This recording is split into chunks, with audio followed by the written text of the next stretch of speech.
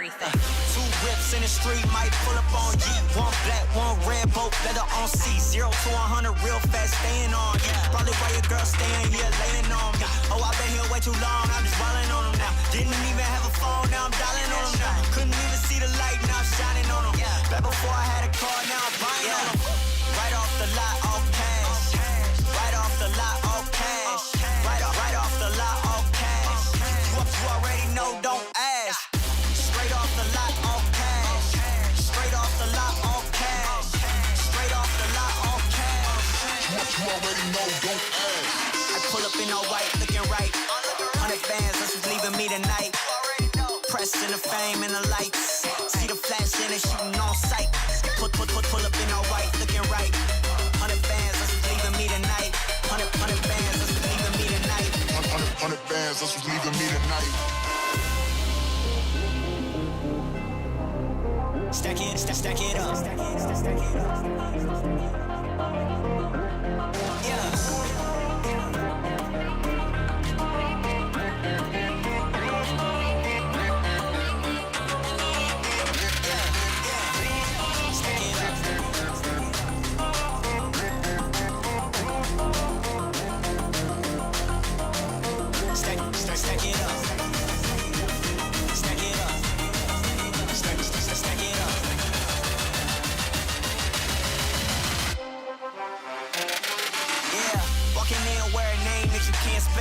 I'm the man, I got bands if you can't tell. Drop a G on a bottle, rap paying well. Popping open champagne, live fairy tale.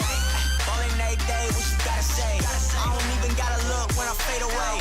Left foot, right hook, that's a lead change. Scoreboard shot clock, no replay. Mill on mill contract, 1 year. All I know is go hard, got 1 gear. I can never take a nail, that's my one fear. Ain't nobody even close, only one here. I can never take a nail, that's my one fear. Ain't nobody even close, only one here. I can never take a nail, that's my one fear. Ain't nobody even close, only one here. Right off the lot, all cash. Right off the lot, all cash. Right off the lot, all cash.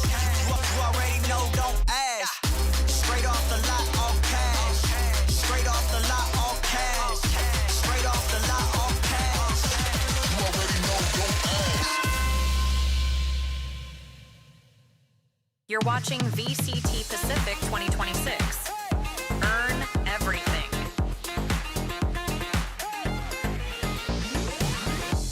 We're doing it right now. Right now. We're doing it right now. Right now. We're doing it right now. This is VCT Pacific 2026. Doing it right now. Right now.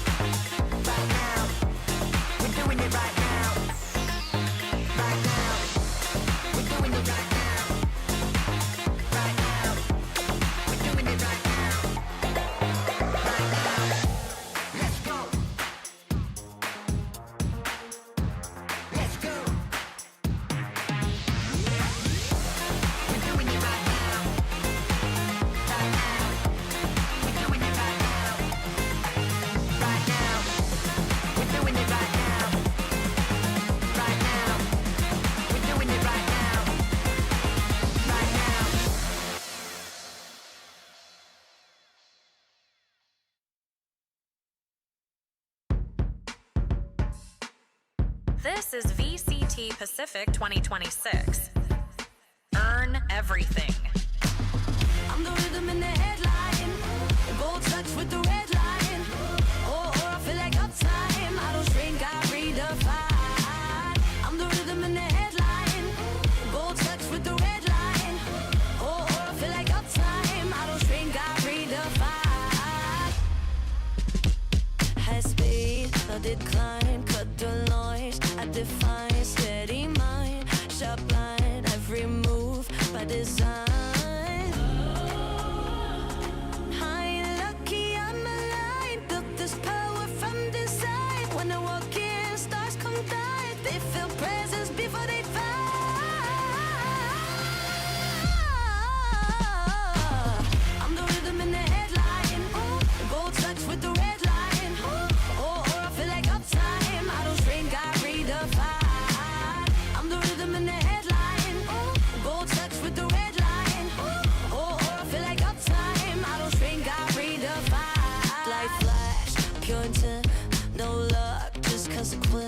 My rise, no accident. Whole wave, ever since. I ain't lucky, I'm alive. Felt this power from design. When I walk in, stars come dive. They feel presence before they fight.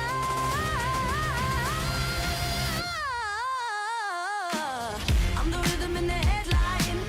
Gold touch with the red line. Oh, I feel like uptime. I don't shrink, I redefine. I'm the rhythm in the headline. Gold touch with the red line. Oh, I feel like uptime. I don't shrink, I redefine.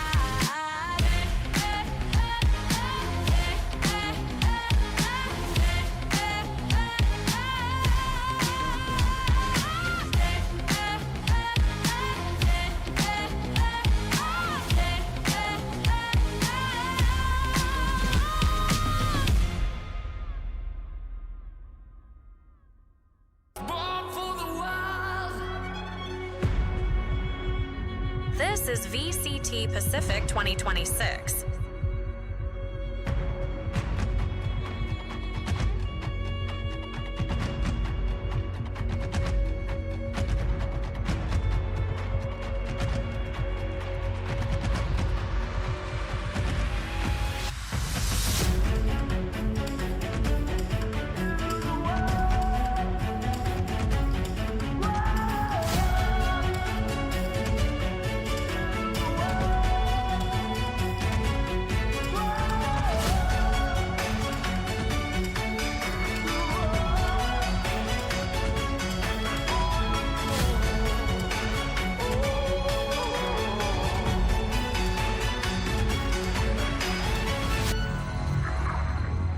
Welcome to VCT Pacific 2026.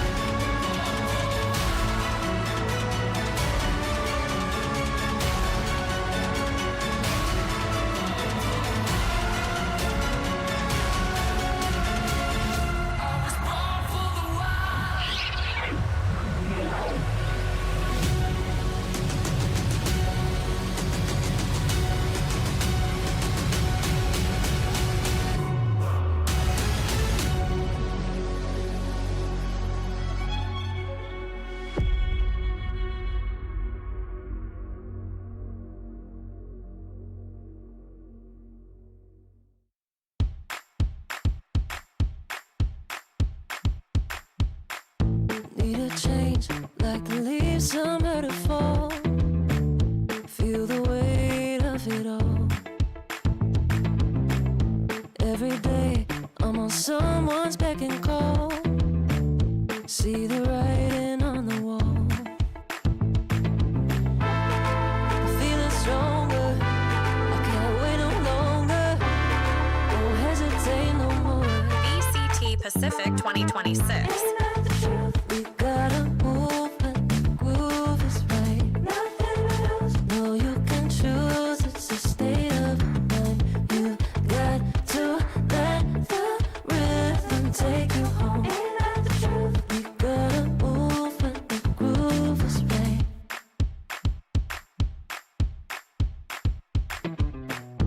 On my way, I'm not holding back this time. It's the past that fuels my drive. And it feels good to see all that we've left behind. Got the rear view on my side.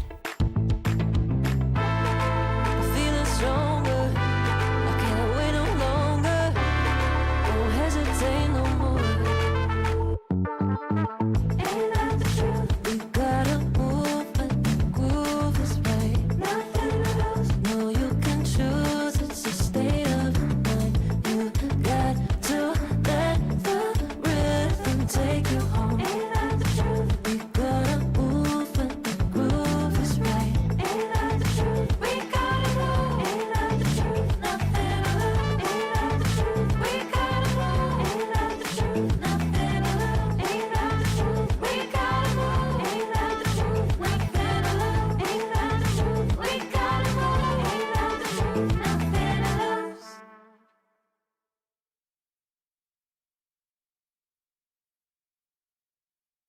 This is VCT Pacific 2026. Earn everything.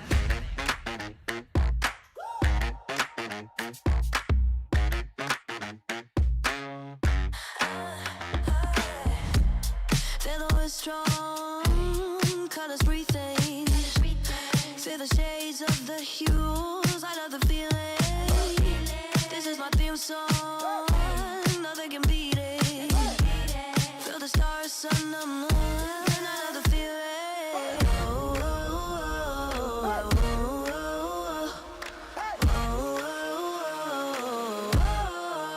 I feel the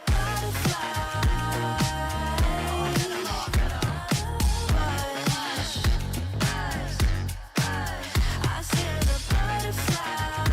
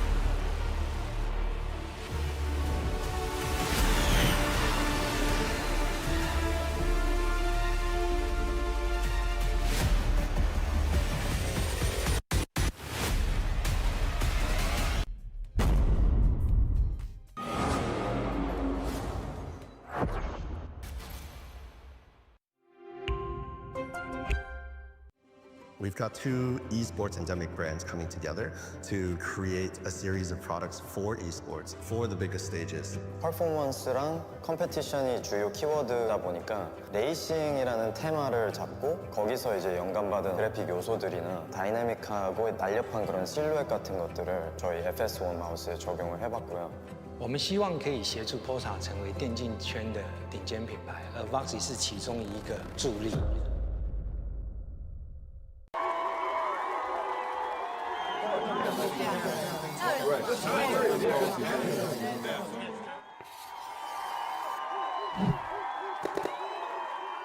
Red Bull gives you wings.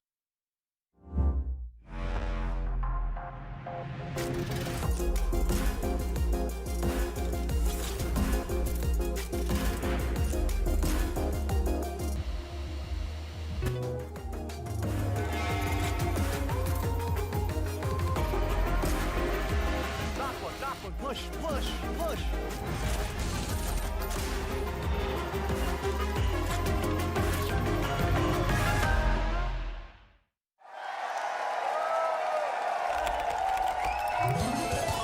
Red Bull gives you wings. Red Bull gives you wings. Do you know why you're here today? I have no idea. 아니요, 너무 꽁꽁 숨기셔가지고 모르고 왔습니다. You two are the team leaders. 오늘 직접 팀원들을 뽑으실 거예요. 저는 너무 무서워요. 아직도 그냥 다바이가 대회에서 만나면 이렇게 주머니에 손 넣고 약간 기선제압을 하거든요. I mean, I'm pretty it's gonna be hard. I mean, we lost to them before, and hopefully it's not the same storyline. Is there any players, like characters you want? I think I like loud players. I like extrovert people. 이거 제가 말하려 했는데 멘탈 좋고 좀 이렇게 긍정적인? So if we both of us wanted the same player, how do we decide then? Just debate? 아니 근데 제가 동생인데 양보해야죠. Oh, isn't it the opposite? He should be letting me. 아니야. 형이니까 양보해야지. 선수 오면은 난 나 뽑을 것 같아. 생각 안 나는데 병철이 정도 그냥 친구는 여기서 뽑고 싶지 않습니다. Probably someone that is older than me. Only need to have one unk, you know, in the team. Are you ready? Yeah. 네. Wait. Hype leader. I'm UB in Pacific. 잠깐만 그러면은 약간 이번에 퍼시픽에 조인을 하신 분인 것 같고 선호 Wait. prefer Yeah, captain. yeah. Wait, he wants to be in your team. 아니 팀장에게 매력 어필 한마디가 통나무 들게 해줄 게면 안 좋은 의미 아니야 이거? Why I feel like I know this person. Who? I think it's Batman. Knowing him, I think he would consider himself a rookie still. 그럼 팬맨은 어깨가 90도인가요? 넓나요? I have no idea. How is 90 degree shoulder look like? Do you want him? 저는 일단 보류. Let's not give Okay, him too easy. next okay? one, next one. Let's make it hard to be in our team, okay? Okay. Okay. The Hunter. Oh, he played so many agents. Let's don't do. Wait, you fight with him? Wait. So there's this note that he wrote for me. Already forgot why. Damn. 오, Damn, I think I fought with everybody in rank, bro. I think it's Jesse Bash. 제시 배시? Because I fought with him last time in rank. 제시 배시. I mean, I'm not a toxic person, you know. So I barely fight with people. If he says that we fought before, then it's probably him. 제시 배시라면 빅 엉클 느낌으로 이제 맏형 느낌으로 저는 뽑고 싶다. 좋아? 뽑아도 돼요? 근데 다바이가 만약에 원하면 Nah, I don't. okay? It's okay. I told you I don't want people that are Okay. older in my team. Oh, this is kind of fun, no? Ben's right hand. in right hand man? Yeah. 아니 랭크 할 때 어떻게 랭크를 했길래 Why, bro? Everyone is. Everyone hate you. Bro, everyone. 아니 랭크 할 때 톡식보이네 톡식보이. What do you mean by things start falling apart? 이거 김구택이네. The agent, bro. It might be good. 구택. I'm the youngest, or maybe not, bro. This is a troller, bro. 구택. People say I have big eyes. It's a liar. Very very small eyes. 구택. And just let me do my thing. 구택. It's 구택. 모든 게 구택을 Okay. 말하네. Okay. Give me good tag. 양보하겠습니다. I take him, okay? 또 다바이 형이 원하면 또 줘야죠. Bro, this guy, man. 다바이가 가져간다. 임마!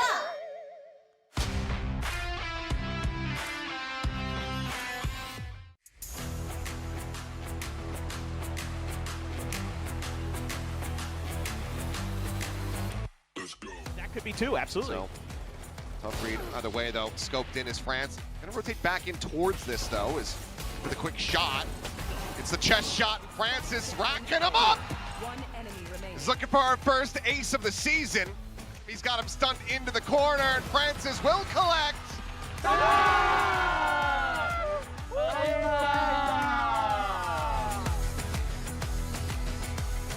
Side, I mean, Frost is just elated. Oh, he's side by his loans himself. Big amounts of effort over in the garden at the moment needs to come out from Jing, and he just doubles on down, looking for the third. It's absolutely that Javi would be able to get back in towards this one. One enemy remaining. Snake Flex just makes it worse. By the way, now that this ace is going to come out. Here we go. No, you know. He's Chispo! I told you, brother, this guy. Everything, you see it. All points all down to the minimum, but they're still fighting, trying to earn it all in this spot. Yudotan denying them their moment. Out from ramp, he spots another head and another! Online for the ace, he taps and taps, hunts it down, Yudotan! My Korean's better! I think he's mid, guys. Get up, bro! Vamos! Lisa and Hjelman on the pivot, wrapping back around. It's time with it though. Mako's gonna go forward into this smoke. This is such a gamble. Classic Mako. Right now, for the moment, they don't have a single clue on this one, but Mako's completely surrounded. The smoke is falling, and Mako has absolutely destroyed them! Mako's completely surrounded. The smoke is falling, and Mako has absolutely...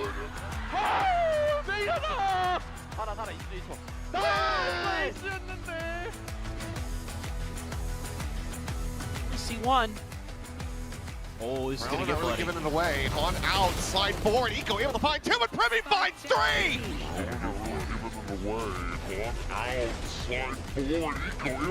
Two, and Privy finds three! Once again here on this side of Corone. Completely and utterly silenced in the blink of an eye. Shota not ready for it. You're watching VCT Pacific 2026. Earn everything.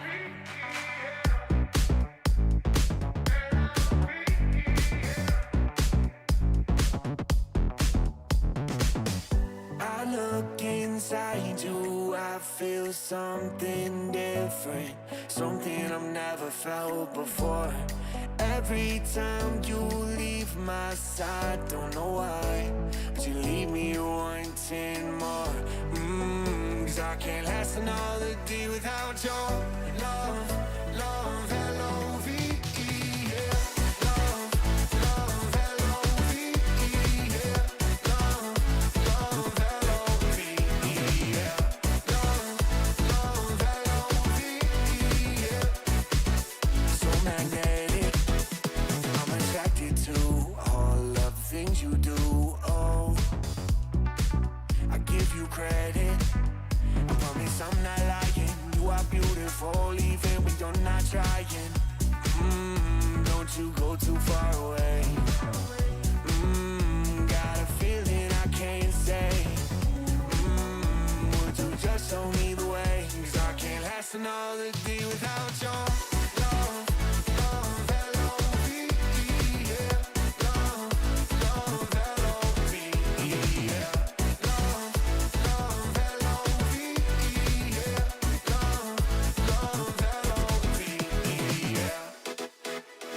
For the first time, it feels like I'm living, oh.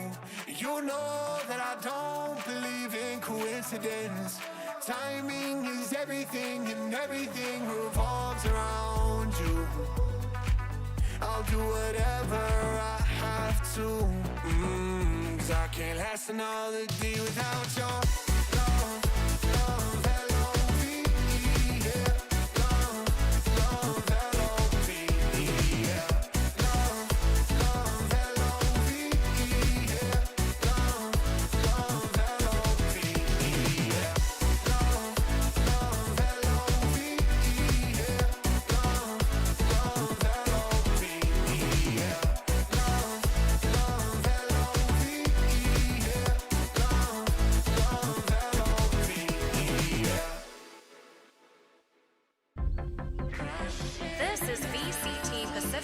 2026.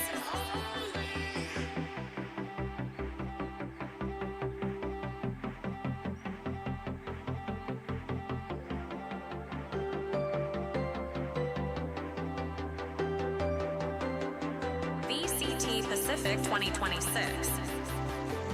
Earn everything.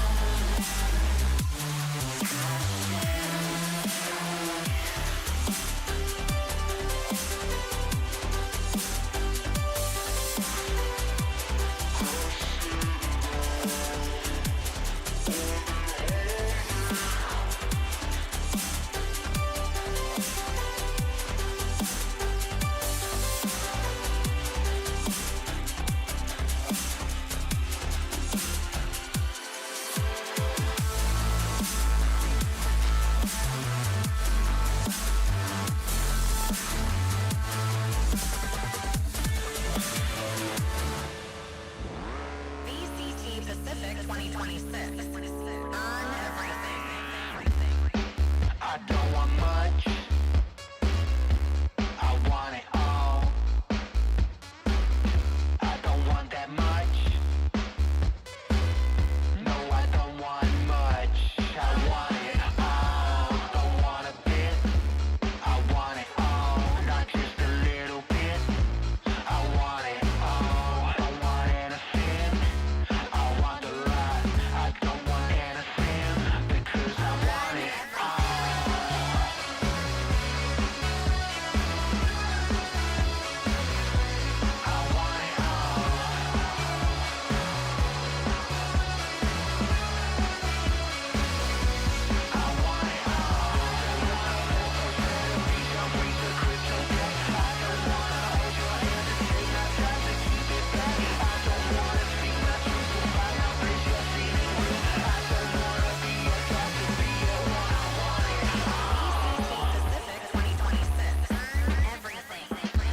Is that too much to ask? Is it really so much to ask? Is that too much to ask? Is it really so much to ask? You got a little something, something. Good for you. Don't want a little something, something. I want it all. You got a little something, something. So good for you. Don't want a little something, something. I want it all.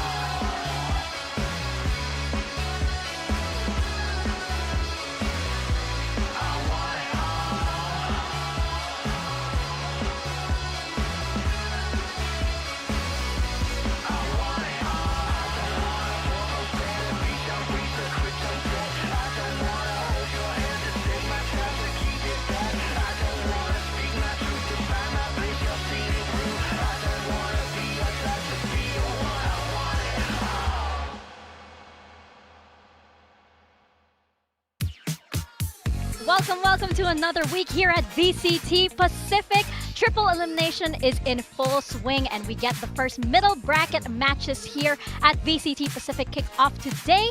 You're on desk with myself, Mika Fabs, and with Pilsky and Morgan, whose snowboarding skills are up on full display if you check out Chubby Ninja's Insta or socials. Don't do that, actually. Look, the only time I highly encourage it.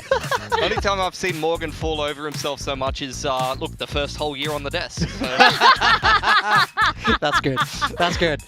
I love that we all got on board that. Of course, not too many falls last week in Pacific. In fact, we actually had some major successes. We see Primi actually topping the global ACS. I said OS. Leaderboard here. Primi and OS, that'll be 400. I mean, there's no surprises. This guy's the top of the global scoreboards right now. He had an absolutely unbelievable week one, picking up right where he left off last year. And I mean, this is the next big kid. Everybody knows to watch out. I can't wait to see this Full Sense team play later on in the week. Yeah, Primi has been in some fine form, but shout out to Gushi, number 3 on the init rolls, had a very nice opening series for RRQ there. Then you've even got Splash in the top 5. He counts as Pacific as well, even though he's a Chinese import. Yeah, absolutely. Lots to be proud of, and congratulations to our very own Primithie Chalamet for topping that leaderboard. Of course, we had some amazing flicks last week, and Primi is among them, but let's take a look at our Pulsar flick of the week, starting with this one. I remember this one. Yatsuka was so cooking on the chamber, So good. I mean, 100%. Got some aimers in Pacific, and look, there you go. You got a little bit of DRX pain as well coming out of the. I mean, you were talking about that the other day, coming out of the Euro ult, just getting absolutely booked. It happens sometimes when the shots are that sharp. What can you do? I mean, week 1 was a great week for everything to do with aim. We know just how sharp everybody is here in Pacific, and they really put on a highlight reel. Yeah, freeing back in good form as well. I mean, you're seeing him. The pure mechanics that were on display in that opening game for DRX is something to definitely be keeping an eye on. Oh, this is Primithie. This is the one. Ooh. This 4K was, it's ludicrous. That was the clip of the week for me. He always does it on that side. He even took out the horn as well. Just gorgeous from Primi. Oh, he's so good. It's nuts. Also similar movements every single time. It's this 1v4, right? Every single time. I bet we're going to get a whole lot more from Primi as we proceed with Kickoff. But of course, looking at our bracket right now, as I said earlier, we're going to be taking a look at our first middle bracket matches today, and I think it's going to be very exciting because this is where we really see the beauty of triple elimination really come into fruition. We're going to see how our teams are able to reset this time around, because we have this very important middle bracket, which is where a lot of the teams will be recalibrating a lot of their stuff. And what luck that we'll get to hear from a few of the brains behind 2 of our teams playing on stage today. We actually have joining with us on the couch right now 2 coaches. I've kicked out the former Tier 1 coaches from yesteryears, and I've decided to have actual Tier 1 coaches on the couch here with me. We have Team Secrets Robotics, and we have Vors from DFM, of course, with a translator to help us. Thank you very much for joining us here on the desk. Robotics, I'll start with you. Nice to meet you, by the way. After so long, we get to meet, and it's in this and full English too, so konti lang ang nosebleed. So Robotics, obviously Team Secret has seen better days, right? They haven't had the smoothest run here in Pacific, so I want to know, because a lot of fans are probably wondering, and just let us know without sharing too much sensitive information, like how the team is really working around and trying to make this year a success for Team Secret. I think this year, I think we're really working, like, we don't have enough time to practice yet. I think we only have like 2 weeks to prepare before the Nongqing game. So I think there's a lot of things to figure out as a team. So, but I feel like we still need more time. But I'm happy for the boys because they're really doing grinding hard. That's all. Yeah. It looks like they're having a lot of fun also. And I was watching the recent voice comms video, and I saw that Berserk's actually in the middle of the match. In between maps, he is really the one who is hyping up the team. He's the one saying, I need this, and this to happen. Let's go, guys. How important is he as that kind of, next to Vash, trying to hype up the team and really making sure that everybody's on the same page? I think having Berserk helped us a lot, because not just Berserk has a really good aim and communication, but I think having him on the team gives the right balance on having 2 Koreans and having 2 Philippines.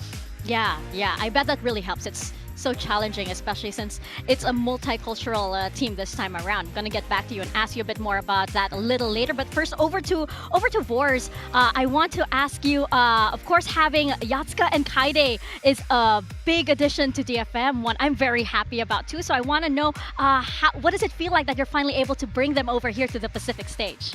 私も本当に嬉しいんですけど、八塚選手と楓選手の、2名の選手を DFM に、ボルさんと共に迎え入れられたことについて、正直にどう思うか、感想というか教えてください。はい。もうずっと一緒に長いことやってるんで、今更なんか新しく何ともないんだけど、一緒にやってきただけあって、なんていうんですか、分かってることも多いと思うので、その流れのまま彼らが活躍できてるのも嬉しいです。So it's not something new for me because, I've been with Yatsuka and Kaide for a long time, but I know what they can do and I know what I can teach to them. So I know that they are going to be a big piece for the DFM. And I'm so excited to have them here, that we get to see them play here in Pacific. Also, we noticed some very unique comps for DFM, Yoru Phoenix, and then we have a bit of the Chamber. This is very exciting. I wonder if this is a player preference or is this a vision that you have for the team because of certain player strengths? Can you tell us more about that? DFM は夜フェニックスなど、結構ユニークな構成を使用されているとは思うんですけども、これっていうのは、選手からの発案なのか、それともコーチ陣からの発案なのかについて、教えられる範囲で教えてください。どっちもどっちぐらいで、ちょっとコーチぐらいで、パシフィックのメタ的には、刺さるかなっていう部分と、僕ら弱いんでいろんなことにチャレンジしていかなきゃいけないかなっていう部分もあって、ああいう構成を使ったりしました。So actually it's like 50-50, maybe more weight on the coach side, but we thought like off-meta comps is like more suitable for the Pacific comps, and we know that we are not on the strong side, so we thought these comps gonna be the way to win against those teams. I see. Well, I don't know. The DFM are looking very, very strong this season. Back to you, Coach Robotics. So I'm wondering, because this is the first time that Team Secret has a very, very multicultural team, what adjustments are you making? This is the first time you're handling, you're handling Koreans now and you're handling an Indonesian too, as well as Vash as well. This is a new time for him to IGL with so many different other nationalities. I think last year we already have a multinational, but I think the difference between this year is we have Koreans. Yeah. And I think one of the challenges was the communication. Because I think for Sylvan and Tenten, especially for Tenten, he speaks little English, and that's why what we did as a team is, I think the adjustment part was we created a lot of keywords. We used team names. For example, we say bingo if we all know the 5 people is already there, that means no lurk. So sometimes we use monkey if we need rotation. So it will help them to communicate faster and quickly. So I think that's the major adjustment also for Bash, because not only the Koreans, but all of them need to get used to it. Yes, it's a big adjustment. Back to you, Coach Vor. So, of course, you've actually been there since the beginning of May's career, all the way back to the Japan Challenger. So I'm wondering, now that you are working with him again here in DFM, how you've seen him change as a player. ボルツコーチはもうメイ選手のキャリアのもう初めの方から一緒にプレーしてきたとは思うんですけども、いざこのパシフィックの舞台で戦うメイ選手を DFM のコーチとして見て、どのような変化があったと思いますか？自信がついたんだなっていう、それだけかな。I think just the thing that he got the confidence. That is the thing like he changed a lot. Lots of confidence for sure on May's side. Finally, to wrap things up, coaches, I want to invite you guys. Is there anything you want to say to each other while we have both of you here on the desk? I think for me, good luck and have fun. お互いにコーチに言いたいことはありますか？Good luck. いい試合しましょう。頑張って。Thank you so much, coaches. We're gonna send you off. We won't take too much of your time. Thank you so much for sharing, and we'll see you on stage. Yes, thank you so much. Yes, you can leave that here po. Dito lang. Thank you guys. And now we're gonna have our couch take a little bit of a few steps backward and bring back our ex-coaches onto the analyst desk with me. But as we heard there from DFM, confidence is a big thing for the team this time around, especially for me. And you can tell that the team is very, very confident if they have, J-pop idols really backing the team. Oh, yeah. This is huge. You have Jotaro from Milk here, retweeting the team and, really getting on board the DFM train. Yeah. Milk. You love milk? Yeah. You got some? Daily. It's good for your bones. Well, I love that for you. I love that for you. And DFM, hey, they got milk too, because as we can see, like they got a lot of support, and it's easy to see why we have to fall into the hype here with DFM. They're just that team that everybody seems to be looking at. But speaking of teams that we are looking at right now, we're looking at our own teams. Guess what, everybody? We are bringing back Build Diff for this 2026 season. Look, If you guys... protested. You tried to say no, we're not playing Build Diff anymore. Miko was trying to cancel it. I really was. I was fighting. I was trying to block production from entering and saying, no, we're not bringing that back. Please don't put me through that again. But they're like, no, Miko, we have to do it. So we have to do it. In case you guys miss how this goes, there are going to be 4 teams stepping on that stage today, and we have to pick 1 player from each team that we think is going to frag the highest, and we have 1 bonus one as well. Yeah. We're going to make our own teams with them, with 1 in each role. So let's bring up your teams first, because we all know what my team is Okay. going to be. It's going to be... We got them on these handy whiteboards. You know what? behind us. Okay, I don't have a white. So- I was looking for mine. You don't have one? I'm not. Well, I don't know if it's- I'm blind. It's because they know how well your team is going to go. It's So, I just want to talk through mine really fast. May, Jesse Vash, Sugar Zero, Yudatan, and Patman. You've gone in a very similar direction as well. But just to remind everybody at home, I won last year. I won stage 2.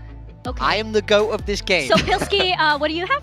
Yeah. I have May, Just cut you off Patman, there. and Yudatan as well. I've got XTL. I think XTL is going to have a bounce back. He had some pretty good games in the off-season, actually. So I think he's due for a better game today. I think he's going to diff Jesse Vash a little bit. I think Berserks is crazy. Berserks is good. Berserks is going to be the best player on Secret again. And he really is the ceiling of Team Secret. So I think Berserk's in the Sentinel role. He's going to get me some sweet, sweet kills. I almost went the same way as you, but I had to get my GOAT Jesse Vash in there. You know, Jesse Vash has never lost to DFM. Yeah, His but whole career. He didn't even play them last year. No, he did. He was in the game. He was in the roster. That was 2024, buddy. No, It's 26. The last... He has never lost. It doesn't matter. It's not about that. It's not about He that. didn't even play last year. Your problem is that you're looking at stats and not vibes. Jesse Vash is having a game today. All right, I'm going to put my Build You Diff know team what? away. Like I was. Put it over I here. don't have a whiteboard. Really, production. They don't believe in you. They don't believe in They don't you. believe in me. Well, talk us but through your guess team what? now, Well, Mika. okay, There's a so lot of my GE. roster, I actually have Echo as duelist. I have Patman and Javi, and I have Kaide Javi. and Berserks. Actually, as well. that's I quite had good. to get both of the GE Filipinos on there. Yeah. I mean, honestly, I kind of back it. I think Yeah. a lot of us have a lot of stock in May, quite clearly. May has been, a standout player for years. But I think if he has a bad day, Mika, I think you could be feeling great about I this. realized, by the way, that my roster was highly at risk. Just because like these guys might swap roles around. If somebody swaps on there, No, we get penalties. I think your roster is pretty good. I think the main issue with it is it really depends upon whether ZETA Global goes 3 maps. And if ZETA Global goes 3 maps and Eco gets enough kills on Duelist compared to May or someone like that, and May only playing 2 maps, I could see, maybe your team winning. Yeah, I could see your team winning. Pretty much, yeah. I like that you are really trying to patronize me here. No, I thought about putting Eco as my duelist, but unfortunately May exists. Yeah, It's okay. I feel like we got to go with May. Production didn't think I was worth a whiteboard, so it's fine. It's fine. I'm not crying. It's fine. If you win today, you can have a whiteboard next time you back, okay? That's what it is. It's because my terrible performance last year that they were like, You no have to whiteboard. earn the whiteboard. No We whiteboard. both Yeah. won a stage. That's You know, why we got have to whiteboards. earn everything here. And for me, it's earn your whiteboard. So Your whiteboard. it is earn my whiteboard. So anyway, we do have 2 matches for you today. We have Team Secret taking on DFM first, and then we have GE versus ZETA. And these are 2 matches that it looks as though it's Philippines versus Japan day today. Yeah. That's what it's looking like. But of course, we have Team Secret up first. As we heard from Coach Robotics earlier, a lot of the adjustment that Team Secret is having is the comps. They were he said how they're using keywords, certain keywords, just because the language barrier is a real thing for this team that hasn't had to adjust this much in so long. Yeah, I mean, that definitely makes sense. Communication is easily probably the most important aspect of professional level Valorant. When you listen to the team comps, you can automatically tell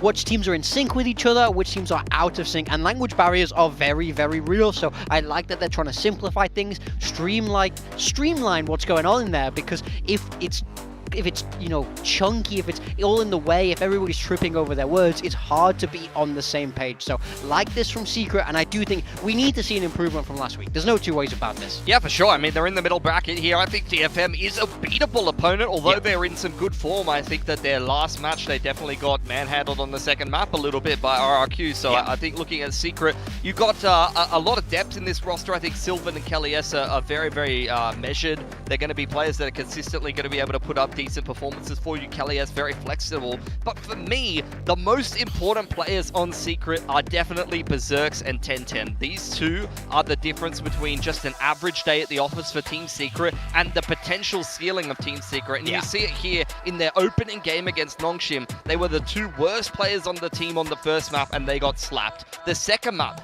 much closer, actually a winnable map for Team Secret, and both 1010 and Berserks turned up. And I think Berserks is multi-fragging, his ability to hold sites is very, very important for Secret, and 1010 needs to go get those openers because I think that they have a lot of passive players and a lot of backline players on Secret. Yeah, no, I think the ceiling for both of these players is really high. It's easy to see why Secret chose them in the offseason. I do think these are people you can expect more out of if you are a Team Secret fan. So those are definitely the ways you want to look. These are the people that we want to see having big performances, putting a stop to DFM today if they want to get their first win on the board. I think one of the things that stands out to me with Berserks also is looking at their recent voice comps video. He is actually the one who was hyping up the team mid-match. In between maps, he's the one who's saying, guys, we have to do this, this, and this. I want this, this, and this. And that's actually really impressive to see from him. Yeah, you got to have a hype man, right? We spoke about this a lot. If you don't have a hype man, your team is in trouble. Vibes are everything when the team's back is against the wall. You need to have someone who's going to drag them out, who's going to go, guys, we can win this. Let's turn this game around. And Berserks is definitely that man for this Team Secret squad. And you see here, I mean, I've highlighted a game from both Berserks as well as 1010 against DFM in Stage 2. Actually, on both Boom as well as ZETA, these two players were the best two performers against DFM in Stage 2 last year. So this is a team that, at least the core of it, they're very comfortable playing against. I think DFM is scarier this year, so they're going to have to step up even a higher level to that. But both of these players coming off a very good series in Stage 2 versus DFM. This is Berserk stats here. We'll see 1010 stats versus DFM, the last series that he played as well. Yeah, I mean, I think, like we say, this is the guy to watch for me. I think I was very impressed with Berserks last year, and I think if he can replicate what he did last year, then they're going to have a good year. And 1010 as well is in a similar position. He came into Zeta mid-season. We didn't know what to expect, and he showed very strong performances. This is his stats against DFM last year, like you just mentioned, Pilski. So he had a big game then, so can he do it again today? That's the question. This was a massive game on Lotus. Like, he went ham. I think they won 13-1 or something like that. Oh, Then they got 13-1 the next. That was that weird day where it was like, okay, what a day. We're seeing this in reverse. Yeah, that was a strange one for ZETA versus DFM. I wonder if we're going to see anything like that today. Yeah, well, it's pretty early on in the season. I mean, you know, if we don't get it today, we're probably going to get it sometime within the year. After all, this is Pacific. But of course, you know, there are many players here that we have our eyes on. And for the side of DFM, come on, you have so many. We saw the flick of the weekend for Pulsar, right? Yeah. It was like, you have Yatsuka here, you have Kaide, you have so many who are just so raring to get on that stage and frag. Yeah, I mean, this is a team that's now full of firepower. You couldn't say that about DFM before. It was the May show, and it kind of always had been. But we were impressed, especially in that opening game against Gen G, where we felt like, wow, they fleshed it out. They have these support players now who are also putting up numbers. Against RRQ, it got a little bit trickier, but we know that this is a team with a high ceiling, and just look at how great the vibes are. Walkout rehearsal right there? that might be. I mean, DFM has been the kings of walkouts right now here in Pacific, but you look at this team, you look at how they're posing too, it's no wonder they're actually turning into one of the favorites here in Pacific, Pilski. Yeah, I don't know if I'm sold yet. Fan favorites. Okay, so fan favorites for sure. Okay. Paperthin is selling tickets on the DFM boat. I'm not buying them yet. Cruise. I'm not buying them yet because that might hit an iceberg very soon. First class is really great, I have to say. Yeah. I'm sure. The thing is, like, DFM for me, you saw the highs and lows. The opening game against Gen G was playing a team that just didn't have hands. Like, Gen G hasn't even warmed up in Pacific yet. That's not the peak Gen G that you're going to see. Against RRQ, fantastic first half on Haven, but it was with a defensive-sided comp. Yeah. Once they moved over to attack, they didn't have anything. So that was extremely concerning for me.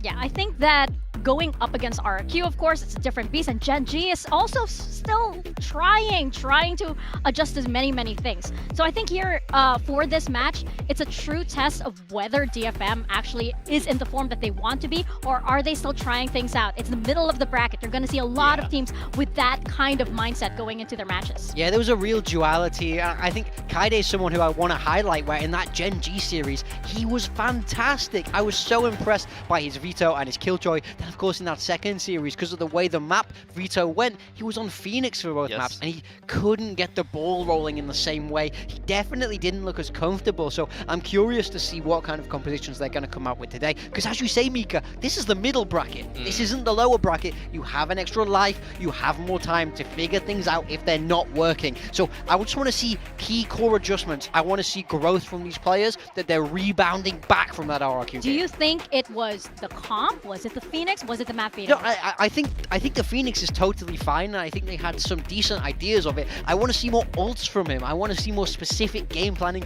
for the Phoenix. It felt like they kind of forgot a little bit of how to play that Phoenix, and he was just kind of left on his own a bit too much. So I think with some refining, that comp can be incredibly effective. So I'm fine if they stick to it. I just want to see them tweak their ideas. I think their attack needs some serious work. That's my big issue. I think their defense can look fantastic. Even their defense setups on Abyss, and when Kaide is frying on the Sentinel, their defense looks fantastic. But I think there's still some issues with their attack. They got a new head coach. They got Cess playing a different role and IGLing in a little bit more comfort territory for him. You can't afford your attack to go by the wayside, because RRQ punished them heavily for that. Yeah, and RQ, of course, that is another team that can be very explosive. But, you know, when we look at this team and you talk a lot about the defense side and everything, I mean, Yatsuka Sentinel is actually really great, and he's pulling up the chamber too. I mean, I think Paperton and I were talking about this recently. It's like when we watch at home, it's like, you know, we're usually just quiet. Yatsuka was like the first time in a really long while where I actually got up and screamed. Yeah. I mean, he knew how to play this role on that defender side. I was very impressed. He was hitting some great shots. He was in all the right places. And I thought, wow, is this the year DFM go global? I was getting excited, getting hyped. And then that side change comes in and it all just kind of falls by the wayside. But he really did show his potential in this first half. I was so impressed, but then it's just when he moves onto that attacker side, things are more complicated naturally for a chamber. So I just want to see him figure that out, because he just wasn't able to get the ball rolling in the same way. Yeah, I think, you know, when you're playing Yoru chamber, you know, you have a potential to be able to find picks, and they seem to be able to do that on defense, but on attack they have a bit tougher of a time. Yeah, speaking of tougher of a time, of course, you see these two teams, and let's talk about the elephant in the room. You have a DFM that actually has gone from the team that didn't win anything at all here in Pacific to that glorious day when they had that one victory. Since then, it's been uphill. They made playoffs last year, and you can kind of feel hopeful for DFM this year. Team Secret, on the other hand, went from being in champions to barely qualifying for champions through the days of LCQ to being in playoffs and then not even making it to playoffs to suddenly just winning one match per event. This is a downward trend. Yeah, I mean, for me, I think the level of Team Secret has kind of always stayed the same. We've just seen other teams grow and surpass them and make better roster moves, and that's how they would overtake it. And I think DFM did exactly that heading into last year. Team Secret, they want to flip this graph back on its head. They want to get back on top to where they were in years past. We can see that head-to-head is perfect for them. They've beat DFM many times. When they were placing 5th, 6th though, since DFM, they haven't played each other last year. You see 2023, 2024 Kickoff and Stage 1. All of those wins come when Team Secret is consistently a mid-table team in the league and DFM is seriously struggling. Since you've seen the uptick in form from DFM, these two teams have not gone head-to-head, and for that reason you're seeing, I mean, you'll see the predictions in a minute. You might have seen it over on socials as well. I don't think many people have got much faith in Team Secret. Yeah. The tables have turned and the turns have tabled in this match. So looking at our map data here, just to refresh everybody's memory, of course, I don't know actually if Team Secret can get that whole rhythm that they need to be in yet for this match. So the only thing I will say, in my mind, something that's going in Team Secret's favor here is, so they lost their first game, dropped them down to the middle bracket. DFM progressed further in that top bracket before falling back down to play this game against Team Secret. So Secret have had a lot more footage to watch of DFM. They've had a lot more time to prep and rework things if they need to. It's just the way the bracket's gone. It's the way the kind of scheduling has gone. So that is a really nice advantage for Team Secret. I want to see them use that, and I want to see them bring in some good answers today. Well, I think you've already seen a little bit of that. Interesting to see Secret take out Corrode. I mean, that wasn't one that looked fantastic for DFM when they played RRQ. You see DFM take out Haven. I believe that was that was their pick, or that was was a map they were very strong on up against RRQ was their choice on defense. Team Secret will pick Split, which is a map that was picked into them and was the better of the two actually up against Nongshim, who seem to be picking Split all the time. And I don't think we've seen either of these teams bind yet. Yeah, no, I think Bind is entirely up in the air, and I think Breeze would be fun if we got to see it, but obviously starting on Split, this is where the kind of history is. I want to see if Team Secret stick with that same comp. They were playing Wailer, Yoru, double duelist, but now you've had time. You've had more than a week to kind of rework things, tweak things, and ultimately try and counter what you think DFM might be bringing. So are they going to stick with that style? Because it didn't work against Nongju. Yes, it was better than their other map, but it wasn't great. I mean, they had a hot start. I think they were up 7-2 or something like that, and then they lost like 11 out of the next 12 rounds. Yeah. So once the side selection stopped and the momentum stopped rolling for them, it very much kind of fell by the wayside. And here we go. We have a full blue across the board here for all of the talents. I'm trying to speak in the third person right now because we actually have Leo over here from the Team Secret side right beside me. And maybe I might get things thrown at me on this side, but we'll see. But it looks as though audience-wise, viewer-wise, everybody's in agreement here. Yeah, I find it hard not to be DFM. Yeah, it's a little difficult. But I think DFM and Team Secret, they did check in with each other a little bit. So let's check in with Bella and find out what they were up to.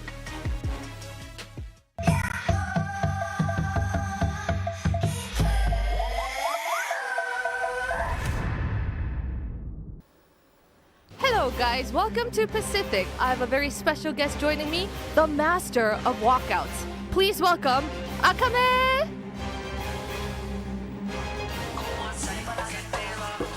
Oh, thank you, Master Akame, for joining me. People have been saying that Boaster has competition, that you're the Boaster of Pacific. What are your thoughts? Did you know that? I don't know. Oh, you didn't know? Do you like it? Yeah? Yeah? Okay, well, you are playing against Team Secret today, not on their game performance. What do you think about their walkouts? Yeah. If given the chance, would you teach them a thing or two? Yeah. Okay, I knew you would say yes. So I have Jessie Vash in the back. Hello, Jessie. Hello, Jessie. You're playing against DFM today. Are you excited? Yes, really excited. Yeah, and did you know that Akame, the master of walkouts, is going to give you a lesson? Really? Yeah. The goat of walkout? Yeah. All right, show us the move. Hand. Here. And 1, 2, 3, 4. Yeah, let's go. 1, 2, 3, 4. Yeah, good. Yeah. Good, my Okay, lady. okay. Oh, shit. All right, So Jessie, good. we have to make a promise that you'll do this later, okay? Okay. Okay, pinky promise. Okay, pinky promise. They're in agreement. He has to do it now. I'm actually a little disappointed here. I know Jessie Vash can do a whole lot more than that. Really? Yeah. I mean, come on, Borkum leaves and suddenly you don't dance anymore? You can do so much more. I hope he's got it cooked up for today. I mean, like, bring some energy. If you want to beat this DFM team, you can't start slow, and that includes the walkouts. 100%. Want to see them bringing the energy in the server as well, because it hasn't been great stuff from Team Secret lately. But look, I think even if they get diffed in the walkouts, you can still show them what's what in the server. Exactly. I mean, you started with that. Akame is saying, okay, I'm going to teach you how to walk out. I actually want Team Secret to maybe, no, let's not do that walkout. And they come in breakdancing. That's just my theory. That's just my theory. If Jessie does that head spin, I'm changing my prediction. Exactly. It's like, oh, I'm back on board. Hey, this is Pacific. It can happen. Will it happen? We'll find out. We have 2 matches for you today. We have ZETA taking on GE, but first, we get to look at Team Secret taking on DFM as we send it to the stage for VCT Pacific Kickoff, which starts right now.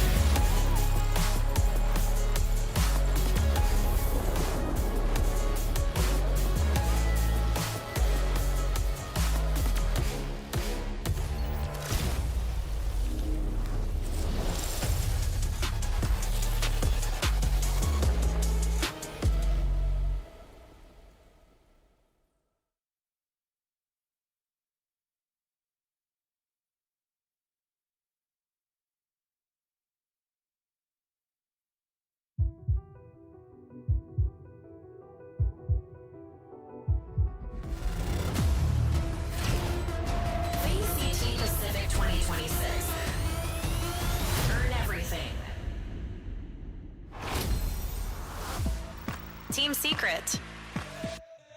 It's another week here at VCT Pacific Kickoff, and both Team Secret and DFM are hoping for fresh starts. Both teams took a tumble down to the middle bracket, but for Team Secret, they need to be sure that's the only tumble they take. This is a team that had a lot of chances in the past to refresh, but what they showed last week, it wasn't impressive at all. So Team Secret, they can't let that happen again if they want to prove that this roster, okay, we got the promise on that, this roster can and should work.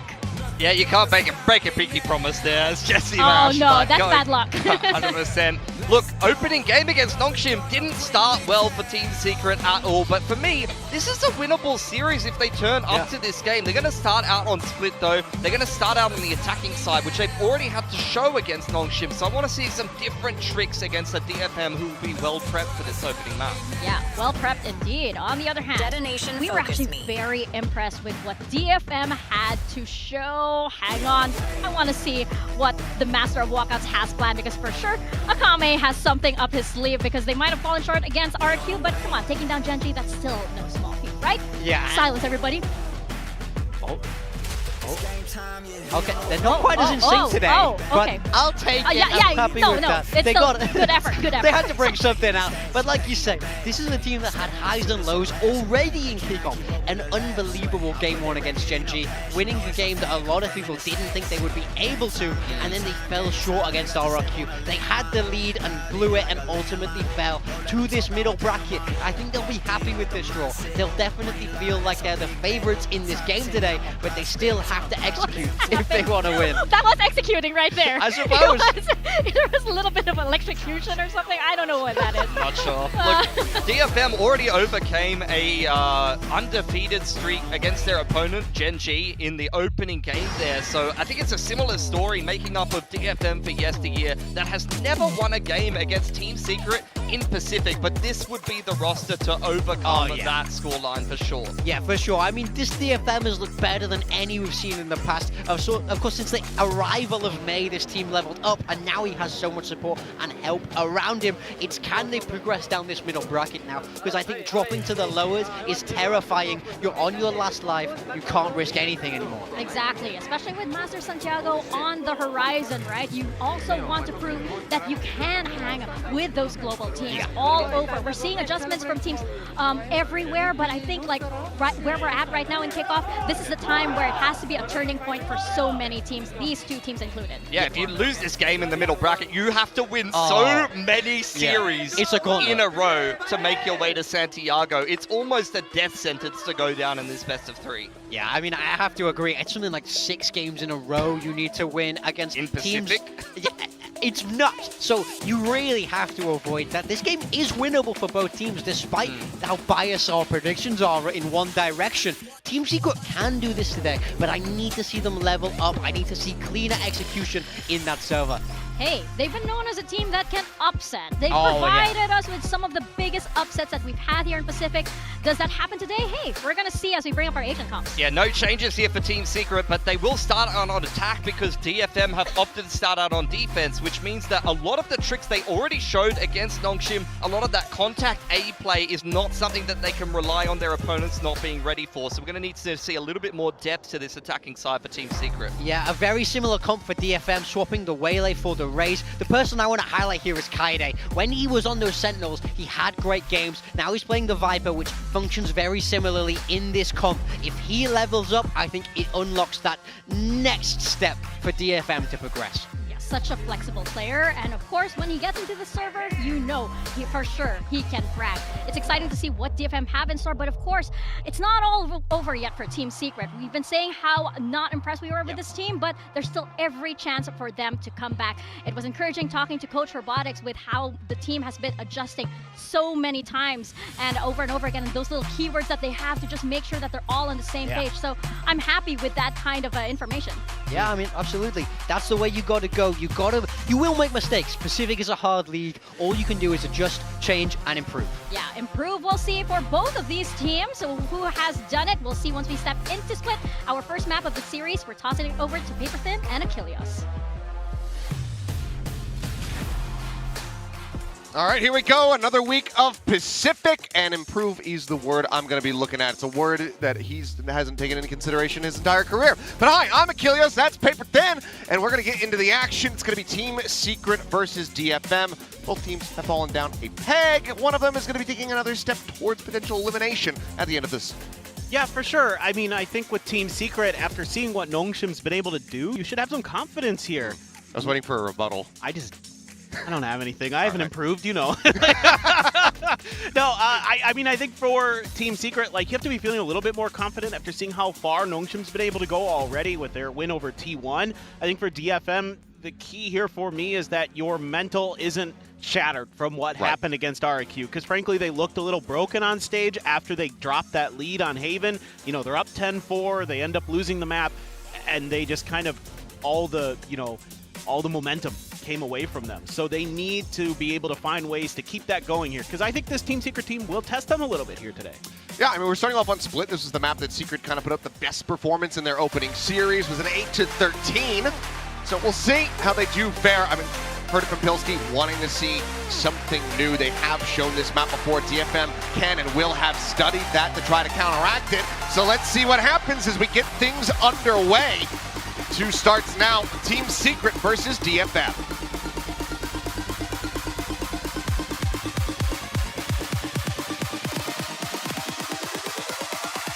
I think another thing that I'm really keyed in on here for DFM, wow, 646 days since the last time these two teams met. That's crazy. 2 years ago. But another thing that I'm really kind of interested in for DFM is May on the Raze. It's not generally one of the agents that you associate with him. He's not that bad at it or anything, but he's had some ups and downs with Raze in the past. So kind of curious if he's been able to work on that. Get things figured out a little bit better in that regard. A deep early smoke there from Cess. Actually, but Kelly S passed it, making noise, trying to sell some attention over at the A site while he TPs back. But honestly, pretty good read so far here from DFM. Yatsuka pushed way up mid early, looking to try to catch that lurking player before they kind of realize that he's there. My first contact about to come through is there's the swing onto the corner, 10-10, up and over the top. Set up with a saturate. The blind had connected, but now immediately has to refract back out the safety. Kade on the re-swing is able to find one, but that's about it. But Akame, swooping forward, ghost in hand, is able to quickly take down 2. So Kellyus and Sylvan both eliminated. The spike now down on the floor. Flank attempt to come through here from Jesse Vash. Out from Heaven, which is being watched. Just about to swing that corner, and Jesse can't get it done. And upgraded the pistol, and 10-10 now, since scrambling, rotating around towards Heaven himself. Yeah, gonna have to come up big. Just the classic there. Throwing on the ZETA dongle on his classic. That's nice, but Endon's got to go pretty huge. This was his better map of the 2. Split for him on the Waylay, but so far, actually, he might get at least 1. Yeah, it's opening up this opportunity. Oh, but right as we say it, the game sense coming through, getting the read, saying, hey, you know what? What if he did just go all the way around from the opposite side of the map? So very well understood here by DFM. Just the 1 casualty, they pick up the opening pistol. The way that they're able to sustain off of this initial hit, you know, with the saturate, with the paranoia, they get caught a little bit by it, but because you get the Yoru there so quickly, you get the Yoru there so quickly that you're kind of able to just hang on a little bit. Nice bailout there. Forward smoke, Cess, but yeah, hearing that. Because he hadn't actually smoked here at Garage. They might not anticipate the judge, but well, now they know about it. Won't be able to find Kelly S, so weapon could potentially be recovered, but Kelly S now under pressure, but managing to persevere, finds himself a second kill. Kade going to be taken down. That gives Secret a nice little advantage, but Akame perfectly poised and ready to go ahead and pick up the kill here on the teleported Yoru. Yeah, none of the guns are able to be recovered, though. So that's good news for DFM. Team Secret wants to try the other side of the map, but already DFM pretty keen to try to thwart this attempt. They only one lingering back towards B, but yeah, long range, just have them absolutely boxed in and outgunned. So Will just be Sylvan now left standing with 28 health to try to see if he can scoop up anything else here. Revealed off the haunt. No use trying to play this one out sneakily, but will just go running straight into May, who had stayed on this side of the map the entire time. Gets his involvement, gets on the board, and DFM get a 2-0 start. Yep, pretty decent there for DFM, but man, Kelly looking sharp with those classic shots. Able to really give some hope here to Team Secret, do some economic damage. Maybe try to make sure that DFM can't get the bonus going. Take a little look there at May. Yep, freebie for him. And they don't manage to carry over the judge, so the one thing that kind of ends up costing them a little bit there. Yeah, I should record. Wait for the orb. It's okay. The other feeling going into the I should anti-bonus. record. Hold on, hold on. Hold on, hold on. Backing my side. Pull up, then we go up. Go up, okay? Okay, okay. I orb also, yeah? Just defaulting around here for now, but full group up. For Team Secret, getting ready to try to push their way forward. Prowler just cleared out, trying to disguise the numbers still. To get this walk down up ramp and Yatsuka. Oh my goodness. Not very often that we see a collat with a Marshall. Especially not when the enemy team has full armor. Or even half for that matter. Just double headshot Marshall collat to just knock the wind right out of Team Secret. He's had some big moments. Yatsuka, since making the step up to Tier 1. That's just another one. Paranoia will force Kade away. Just backpedaling here, but Team Secret still a world away from stepping foot on either side. And you got a couple Buckies in play for DFM as well, so if you kind of guess incorrectly on where the open space is, you might lose another player or two and make this even more challenging. Good news is, slipped the net. Jesse, though, about to potentially be at risk, and that could just be an immediate upgrade over to a Vandal. I think he heard the footsteps. Yep. Pauses it. They had pinged that somebody could go on this lurk, so it's going to be damage dealt, but not the kill. Jesse down to 36. Now the B site open for the taking. 9 seconds remaining as the plant gets ready to come through by Sylvan. 3v3. Oh! Oh! Oh no! Oh okay, my God. point 32. That. I think I would have left. Blast pack out of the smoke. Berserk's able to find one. May gets in on top of Sylvan, finishes the job. And now it is just down to Jesse Fashion, a 1v1 versus Akame. He's got the Vandal. Swap of the weapon. Phantom now in hand, looking to try to hold this 1.5. Jesse playing it patiently, but does he even have an angle for this? I don't think he does. It's not planted for him. It's not planted for him. He's got to swing out wider.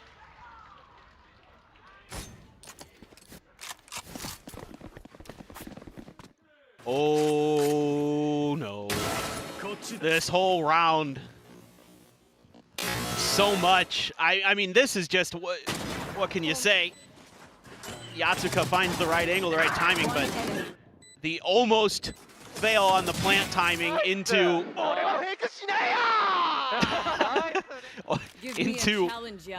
what happened at the end. That was painful to watch, Achilleos. That was painful. Keep talking. Okay. You know what? I got this round. You go ahead and, do your thing. All right. Zest backed off by the Haunt. He's going to spot him, though. Trying to buy some time.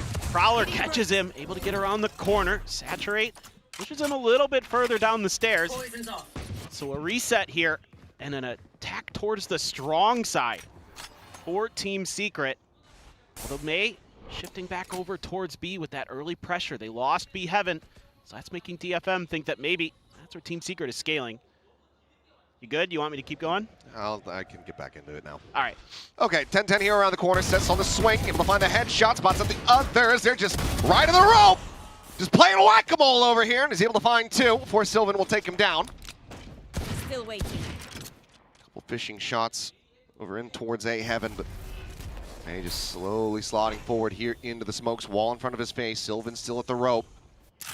No real access here as Team Secret rotating around. They want to try to attack into the B site now. A 100% hears this. Screen down. So he's going to just silently chase them. Get out of my way. Easy kill for Kaide. Knowing that he's still here, Berserk's looking to adjust, finds the shot, but Outlaws here from Yatsuka. Time already away from them. Spike stranded in garage. May will find the final with a backstab, and it's going to be a 4-0 start for DFM. And I think we have to see a pump of the brakes. I would like to see that. We have to see. We have to see a timeout call.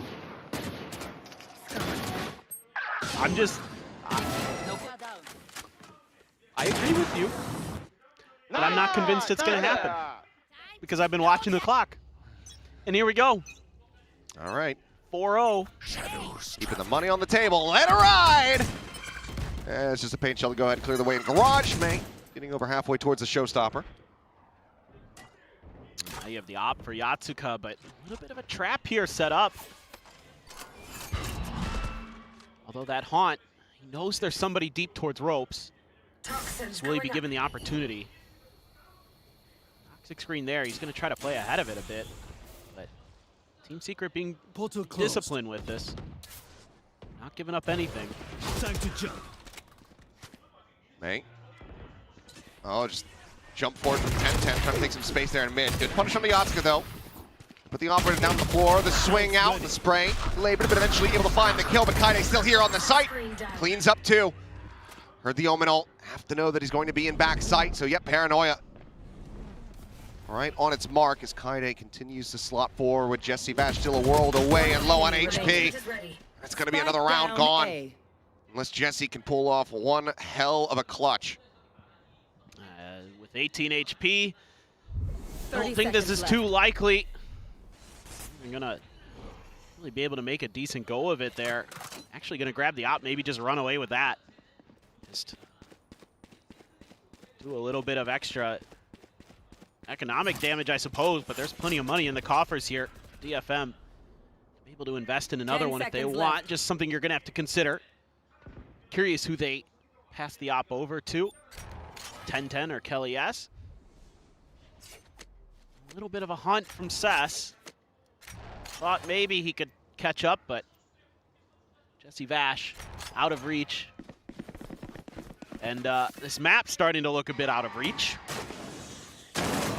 Oh, it's just so a Victorian crime from 10-10 who showed a little bit too much shoulders for the smoke.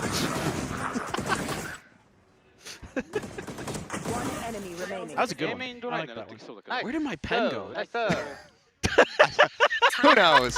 Well, there's the timeout call. I'm as lost as Team Secret. Oh, there it is. All right, so we'll pump the brakes here with a 0-5 start. Try to see if they can start righting the ship. Take a look. I mean, obviously, full loss bonus, so can likely scrape something together to reinforce the carried over operator. How that translates, yet to be seen. Where's our Heretics jersey in our audience? I don't know.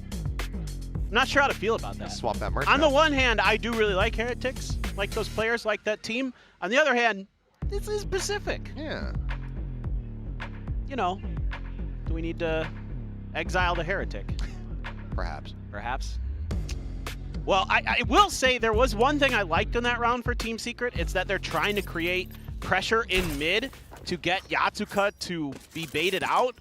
It's just so difficult because when you have a player like May in mid who can just shut that down anyway, that even when you get that advantage, I'll find you. You know, okay, you get the 1-for-1, but then you lose 2 to Kaide on the entry, and then you don't have that extra player maybe that could have potentially made a bit of a difference in that round or created, you know, that little bit of extra mid pressure or something. Poison's off.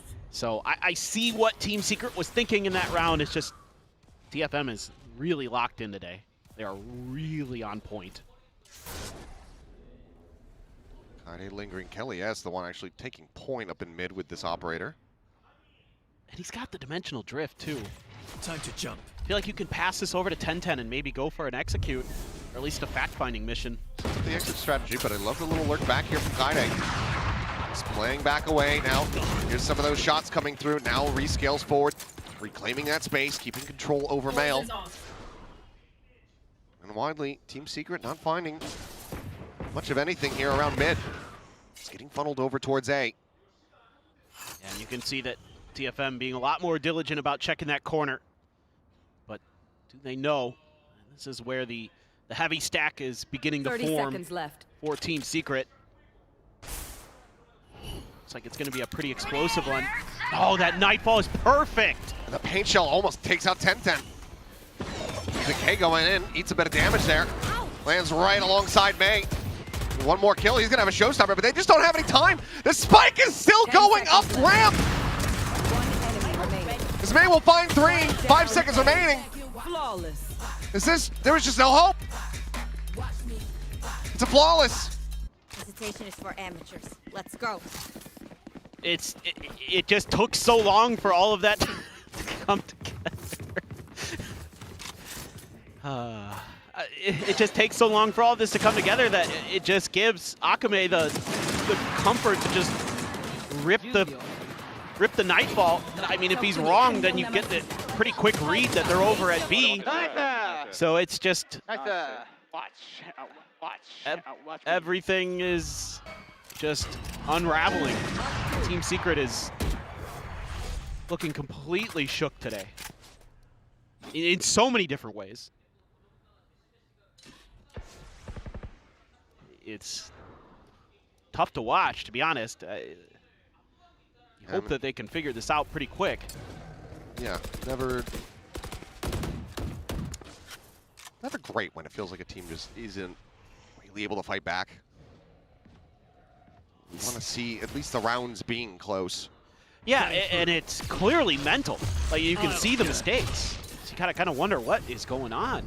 Here's the dimensional drift. Forward, Kelly S able to spot out 2. Don't believe he actually was able to note Natsuka there at Alley. Goes for the exit though, but Seth's able to just mow him down. Falls to 6. They take the Omen low, but can't take him out of the equation. Now they're playing forward into the pit. Finally holding them here at bay. They have that heaven control, which is fairly critical here. Can they actually force their way forward? This is going to be a counter pit. Walks off Alley. Natsuka trying to linger, dancing on the edge here. Jesse Bash going to be taking down Sess, eventually eliminated, but Kaide, I mean, it's just shorties raining down on him. A rocket to boot. May rips out the ultimate. DFM just tear off another round win. It's awkward. And this is, I was literally thinking in the back of my head when Kelly S is in his ultimate, I'm like, all right, you just saw Sess. Where's your shorty? Because you can just get right on top of him and probably take him out that way. Opts for the mid-range fight instead. I mean, it's still close range, but goes for the rifle v rifle, and he gets bested. And that gives, DFM the comfort there to rip their ultimate. Set up a crossfire inside of it. Even though you've got one of your own, it didn't really get that much.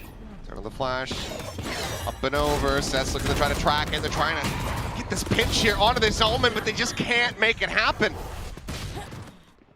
Nice shots out from Sylvan and Jesse Vash, but former will fall. Paranoia. We know exactly where Jesse's at, and those shots do connect, tagging him to 33, just making sure there is no hope in hell. 8-0.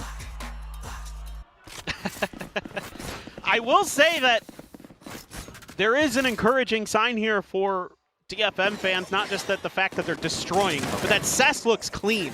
Like, he's winning some 1v1s that aren't like late round, when the round's already over. Against RQ, if you go back and watch it, a lot of his kills were just rounds over, it's a 1v4, and he's just waiting on the outside, to try to steal some extra guns.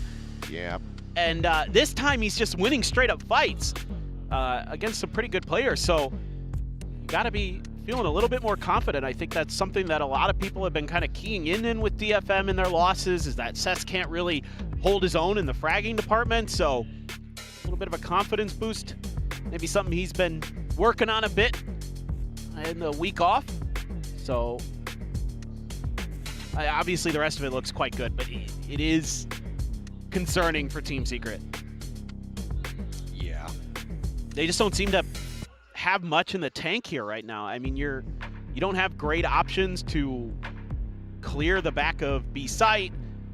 I haven't seen anything other than the pistol round where you almost accomplished it, but DFM had that extra piece there to counter it.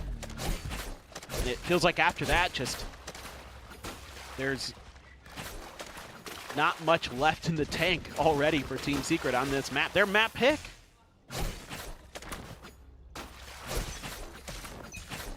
Dimensional drift there for Yatsuka. 10-10 yet to get on the board. That's crazy. 0-8-1 with the waylay. It's just been counteracted at every twist and turn. It's going to go up and over again. No one waiting on that vent side. It's not immediately, but they get the corral. Kaide tries to hit the flick, and 10-10 eventually will get himself finally a kill racked up. A 1-for-1 in mid. Spike still behind the box as it's just going to be a tuck away into Mail for Cess. The peek coming in, and Jesse Bash gets the better of him. He tried to use his own smoke there, I think, to sell that he wasn't in that corner. That's his smoke that's at the top of those stairs in Mail. Did not fool him. The best chance to pick up a round win that we've seen thus far here for Team Secret. And you got big ults. Akame is so far forward. He's completely invested in this angle. He needs to at least find one. Trying to give the rest of the players an opportunity here. He's available for Jesse, but it's going to be the Nightfall to try to lead the way. The push, they don't check for it, and he's able to find two! Looking for the third. Won't be able to take down Sylvan, but that is exactly what he needed to try to salvage this round. Now you've got May lurking here on the site. Sylvan, bring it to the 1v1. Swap of the weapon. Sylvan sees that. A safe exit. Yatsuka makes his way up towards heaven, but see Sylvan considering sending the ultimate. And it looked like there was a full anticipation from Yatsuka, so actually started working his way towards B, but now knows that it is confirmed.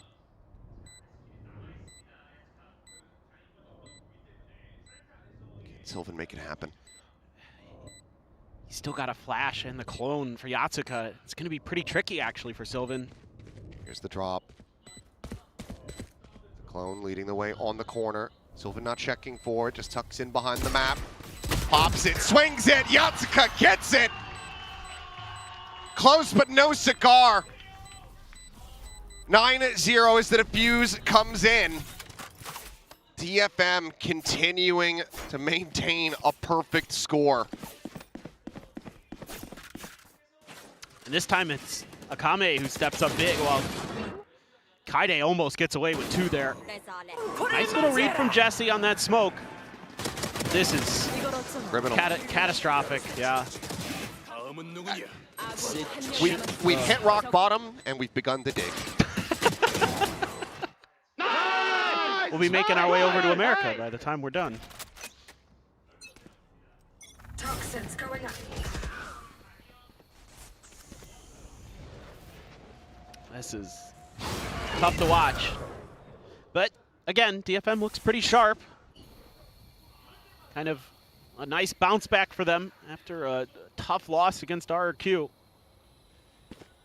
At 10-10's ult. Use that convergent pass to try to open up some space here.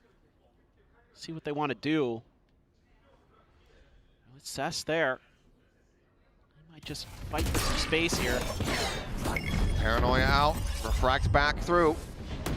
10-10 just never really getting any assistance as Kaide unable to try to drag that spray across. That's ended up being a 1-for-1. One of the ultimates taken out of the equation though is May keeping a hold here of main. Jesse needing to hit some clean one taps, but just silently makes his way back across. And now looks like he's gonna re-peek. Given this double flank, they really want to try to have this end up at A. And with Cess going down at screens, that certainly does help them in their cause. Double stack on elbow. May to recheck over towards main, gets the spot out. Kelly's trying to take that space. Those swing coming through. Akame able to collect them. And now it's Jesse, a 1v2 with the Guardian in hand. Swinging the corner, the timing found. Akame gets the 3K as DFM get to double digits. I will say there is some cool stuff with DFM, with hiding in the smokes, with using those timings. Kaide looks really sharp in terms of understanding how to work around his own utility. And that's a very encouraging sign for DFM long-term this year, to have a Viper player who can be self-sufficient, who can give opponents fits in terms of their initial positioning, and the value he found out of that little tucked in spot right outside of the rope behind his own toxic screen is he found the ultimate. He found the waylay ult, and a huge win con was ripped away from Team Secret. Speaking of the waylay, Bucky in hand, just fishing through the smoke. 10-10 though, unrewarded, just quick double back pedal into B heaven. Same setup. Some safe, but okay, a little bit of a backstab here from Kelly S, and 2 nice shots. Weapons now upgraded for the side of Team Secret in a 2-player advantage. You have to think surely this is the round. Has to be. Oh, the timing though. Oh my god. Kaide able to go ahead and pick off one. So the accelerating path's not to be seen here. Gun here. Ping of the weapon, Seth's re-clearing across towards ramp. If he faces down, got 2 guns angled on this. Now they're just walking out of the smoke, and Sylvan, quick shot with the Sheriff, is able to take him out. Gaining advantages. Full weapons now wrapped up. Yatsuka with the operator, Kaide with that Vandal to try to see if they can make a difference, and Jesse Bash takes that first step. The push coming through, and Jesse will get it done.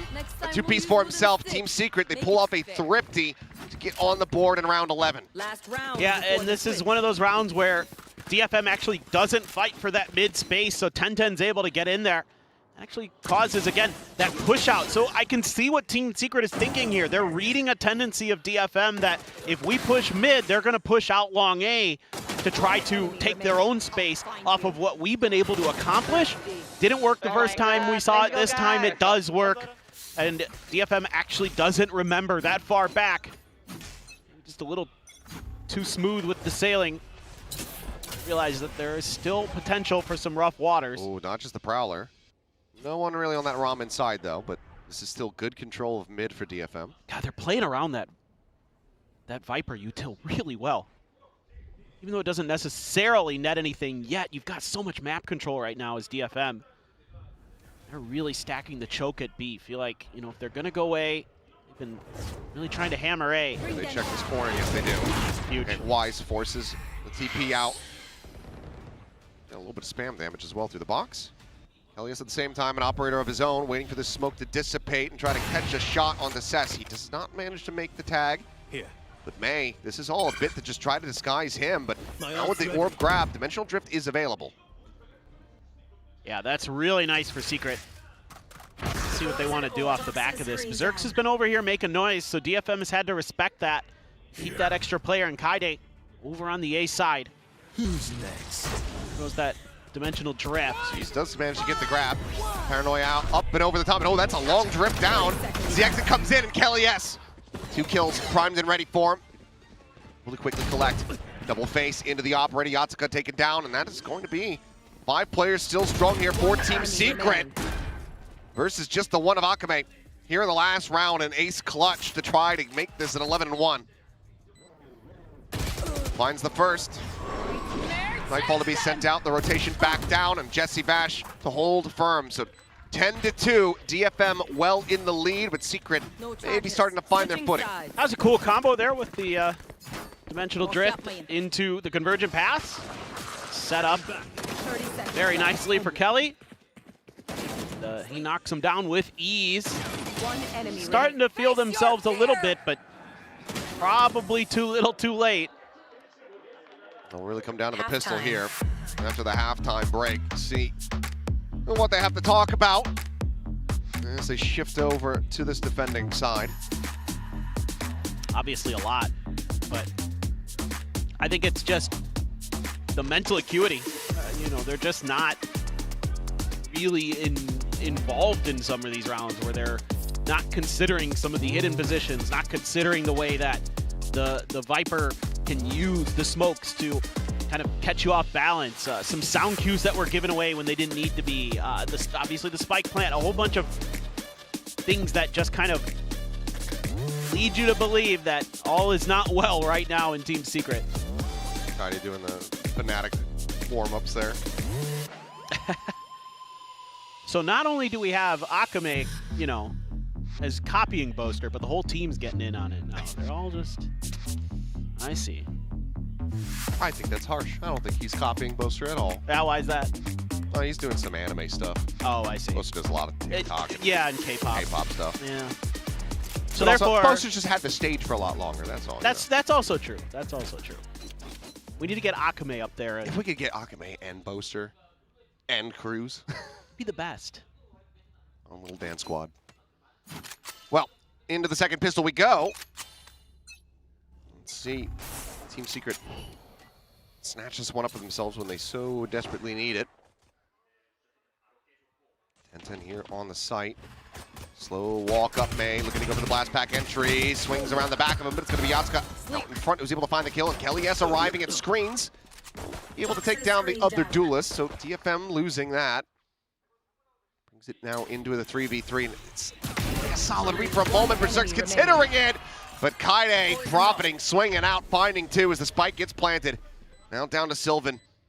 Just a classic in a 1v3.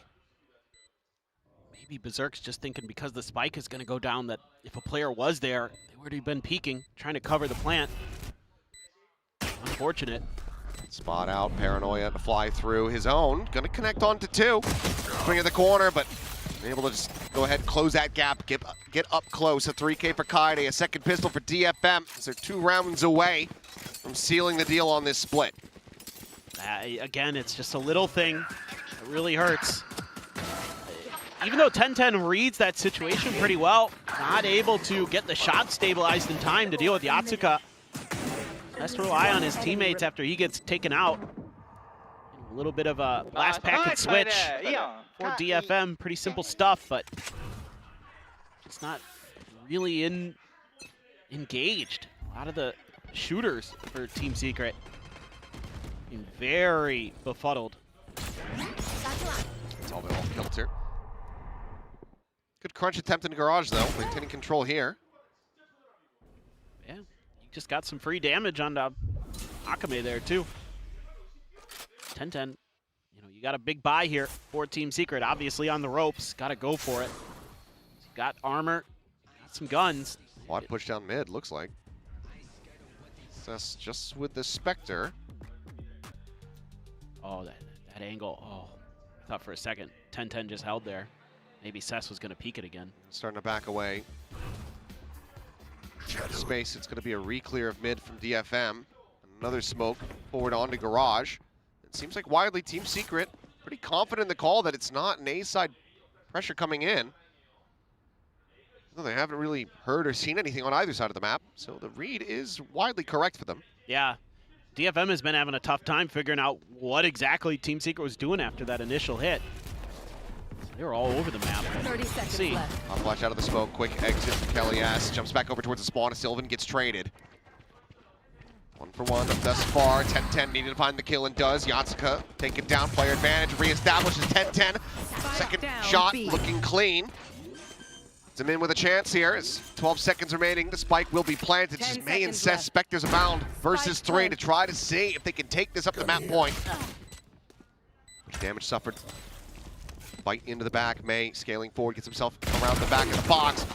Knows that it's not a clone, is able to find one, but does get taken down now. All on to Sets!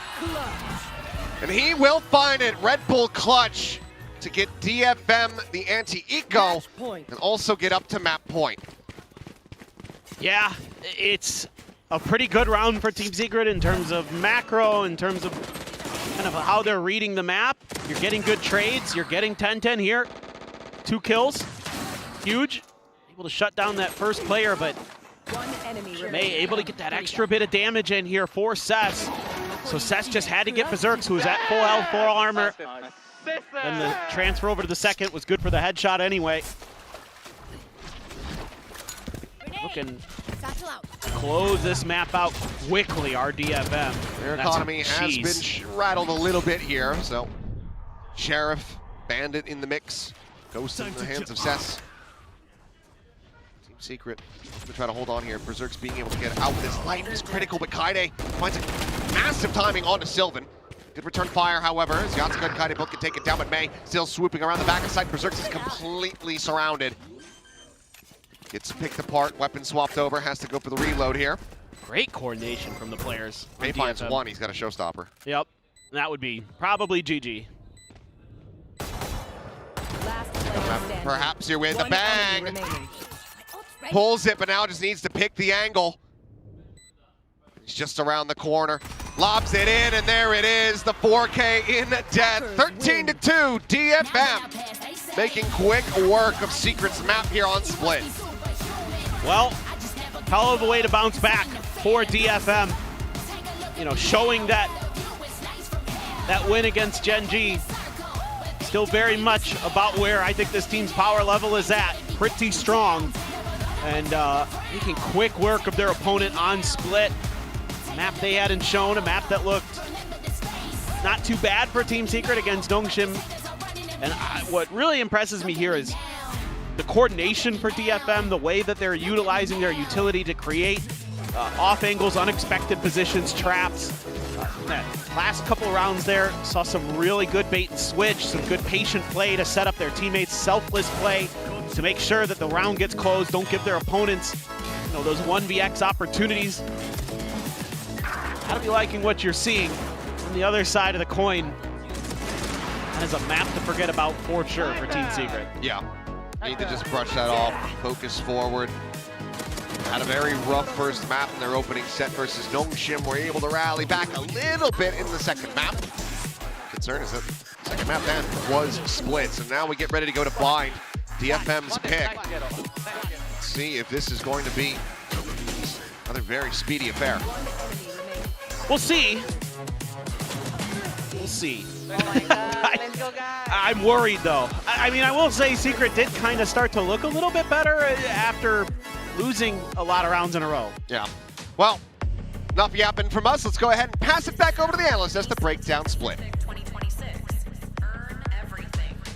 Ooh, a tough map loss by Team Secret there. You see the scoreline, 13-2.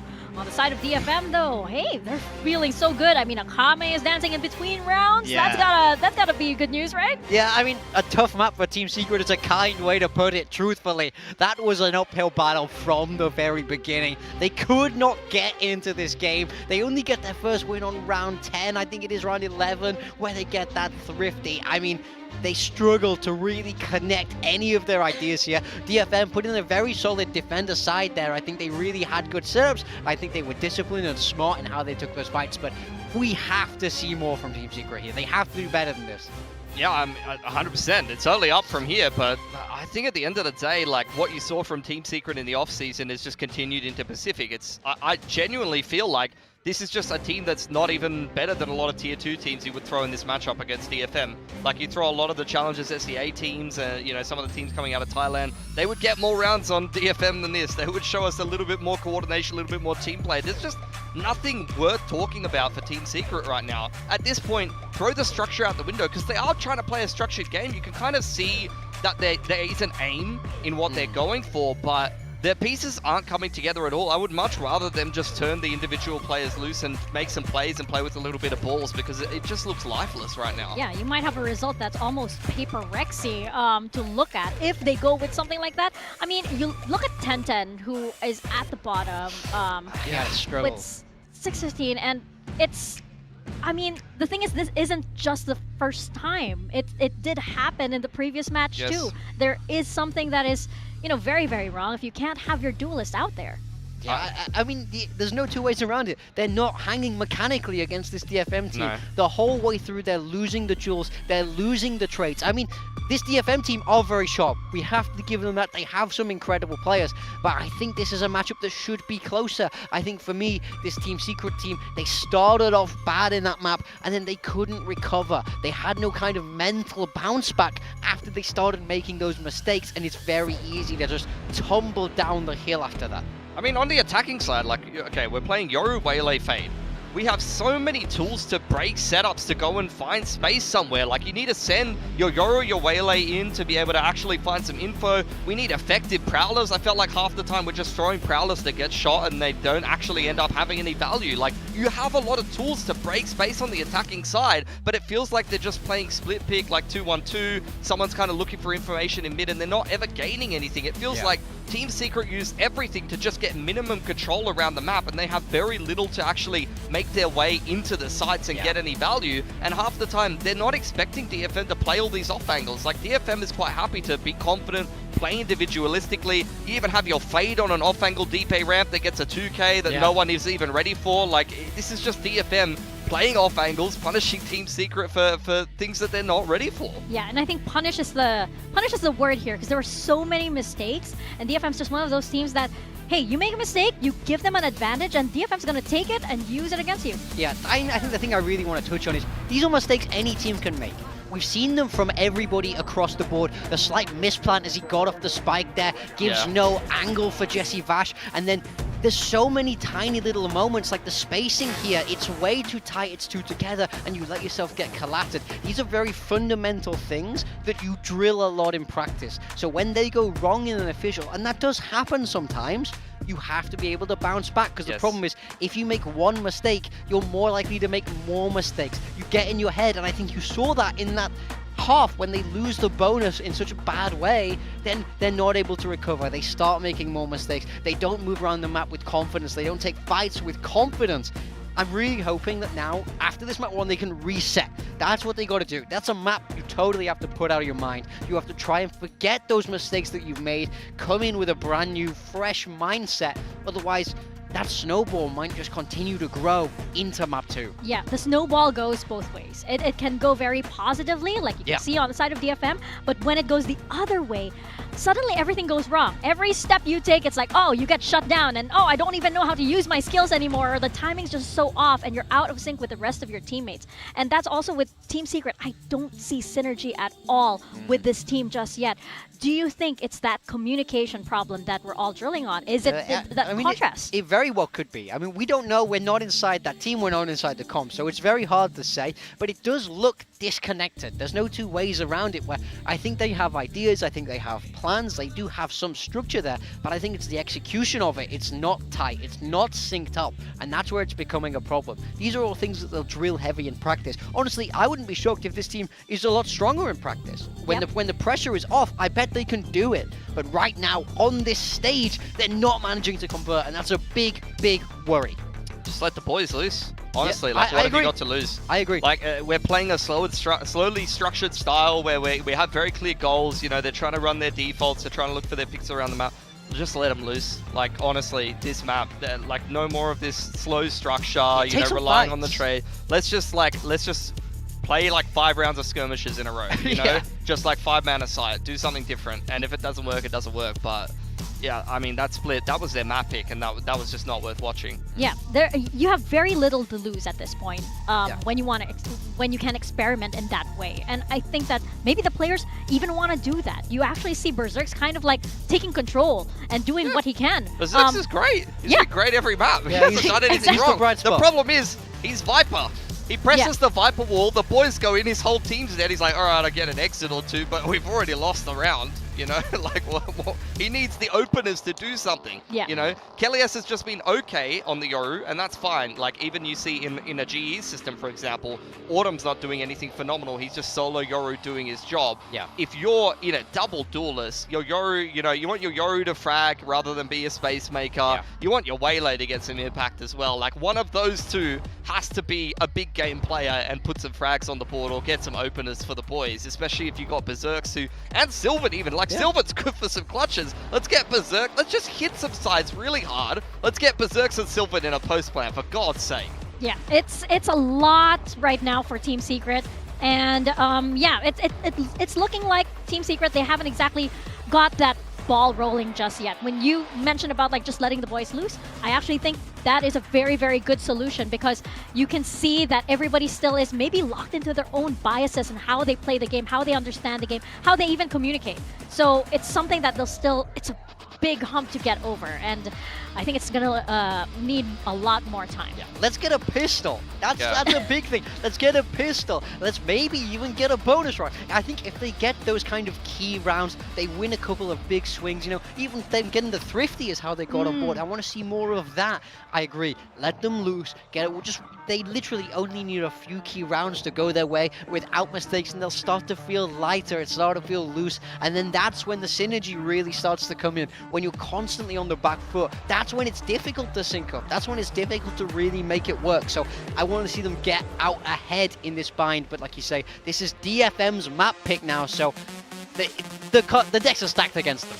For sure, they got to start out on the attacking side again, so I'm mostly interested in what Team Secret has for us. Is it going to be, once again, that double duelist on that attacking side of a similar variety, a similar kind of looking comp to what you're seeing on Bind? Because if so, when they play that slower style where they're just kind of walking up on bathrooms, let's take the orb, let's walk back, okay, let's go test hookah. No, I don't want to see any of that. I want to see them hammer some sides. I want to see Kelly's and 1010 get loose and show us what they got. Yeah, we do have the agent select coming through here. It's actually a very similar story to map 1 with double duelist on both sides, but DFM opting for that raise, May sticking on the raise. He had a very solid performance in map 1, no surprises from him, so I think this is going to be a pretty straight up match. Yeah, I mean, we got some Jesse Vash signs in the crowd there. He's going to be once again on that Fade RGL. Wasn't a super big fan of what I was seeing on Split, especially with the slower style that they were going for. Like, I just like to see him send it in with the boys, couple of prowlers, and just get in there. Really nice, tight pack of boys running at you. Well, hey, maybe things will be different on Bind, or maybe DFM closes out. Let's find out as we step into our second map. Over to Paper Thin and Achilles. Thank you. Here we go. Map number 2, Bind. A map that DFM not really associated with, let's say. Right, Paper Thin? No! This is in an official match. The first time they played it since 2023. Hot damn! So it's been a while. That back in the old OG days, the partnership era, where DFM was the worst team in the league / world. Yes. So, it's been a while since they played it in an official. We will see how they do look. They've had plenty of time to cook on it, and obviously the roster is completely, utterly different. Yeah, for sure. I mean, it is pretty interesting here for DFM, the way they've been managing map drafts. It feels like they're really trying to figure out where their strengths actually lie. Like, they're willing to test the waters a bit. Natsuka into the TP. Berserk's at least considering it there for a moment. And he's actually uses the teleporter out. And jumps back up. Himself back sight over towards that heaven angle, now rotating down. As Jesse Vash looking to try to re-clear this angle, but he's about to swing into potentially 3 around this corner. Has a read on it though, and has the headshot. Takes out Cess, but Akame able to find him in the end, so 1 for 1, but the spike is planted, time ticking in favor of Secret for the moment. Paint shells over the lamps, not gonna find much, but a quick peek and shot. Berserk's belter there with that Sheriff. Kelly S finding Yatsuka, keeps Team Secret in with the player advantage. Swing out from May, just not quite ready for the angle. It all comes down to Akame now. TP set up at the time, pretty much already gone. Tap the double face forward, and Kelly S with 3 will get Team Secret their first pistol win. Yeah, that's exactly what they needed. And Berserks continues to look really solid overall for Team Secret despite their troubles so far in kickoff. Hitting a great shot. Jesse, this is another really nice shot too, right onto Cess's head. He gets traded quickly, but that one right there from Berserks keeps the flanks in check. Keeps this pretty straightforward for Team Secret. Let's go. Yeah, trying to fire up 1010. See, there's still some fire underneath those stoves. Really big investment here from Team Secret. Double Vandal Bulldog, Marshall Sheriff. Wanting to have the double duelists here have as much impact and firepower as they possibly can get. The only one really investing into the round does have that bandit once again. Tap the orb, pop flash and a paint shell, sends him backing away. As Yatsuka just bounding out into the open. Fighting off more than he can chew, but maybe playing in, never mind, I was going to say playing in a potential swing from Akame. Ooh. Quick little hip fire. Berserk's able to find Cess. That breaks the A site wide open. Yeah, he's so sharp right now. Team Secret's gonna need that. It feels like there's another for him. Thank God I put this guy in my build diff. Same. I think most of us did. Yep. To be fair. So we're not really gaining anything, but we're not losing it either. And it looks like Akame may widely fine to go ahead, sit back out of the spike. They might go chasing. But Kelly's does have a Vandal, so might be a little bit risky. Won't lose out on that, but he definitely does want another ult charge. As Jesse Vash is doing some 180s, and well, okay, it's a little bit of a disaster. As the Vandal will get lost. But one Vandal and a Bulldog still going to be carried over. Impressive, however, from May. Back in a flash. Yeah, that's the last thing you want to see as Secret as May really start to come online. I mean, he was pretty good during Split, but we've seen what he's capable of.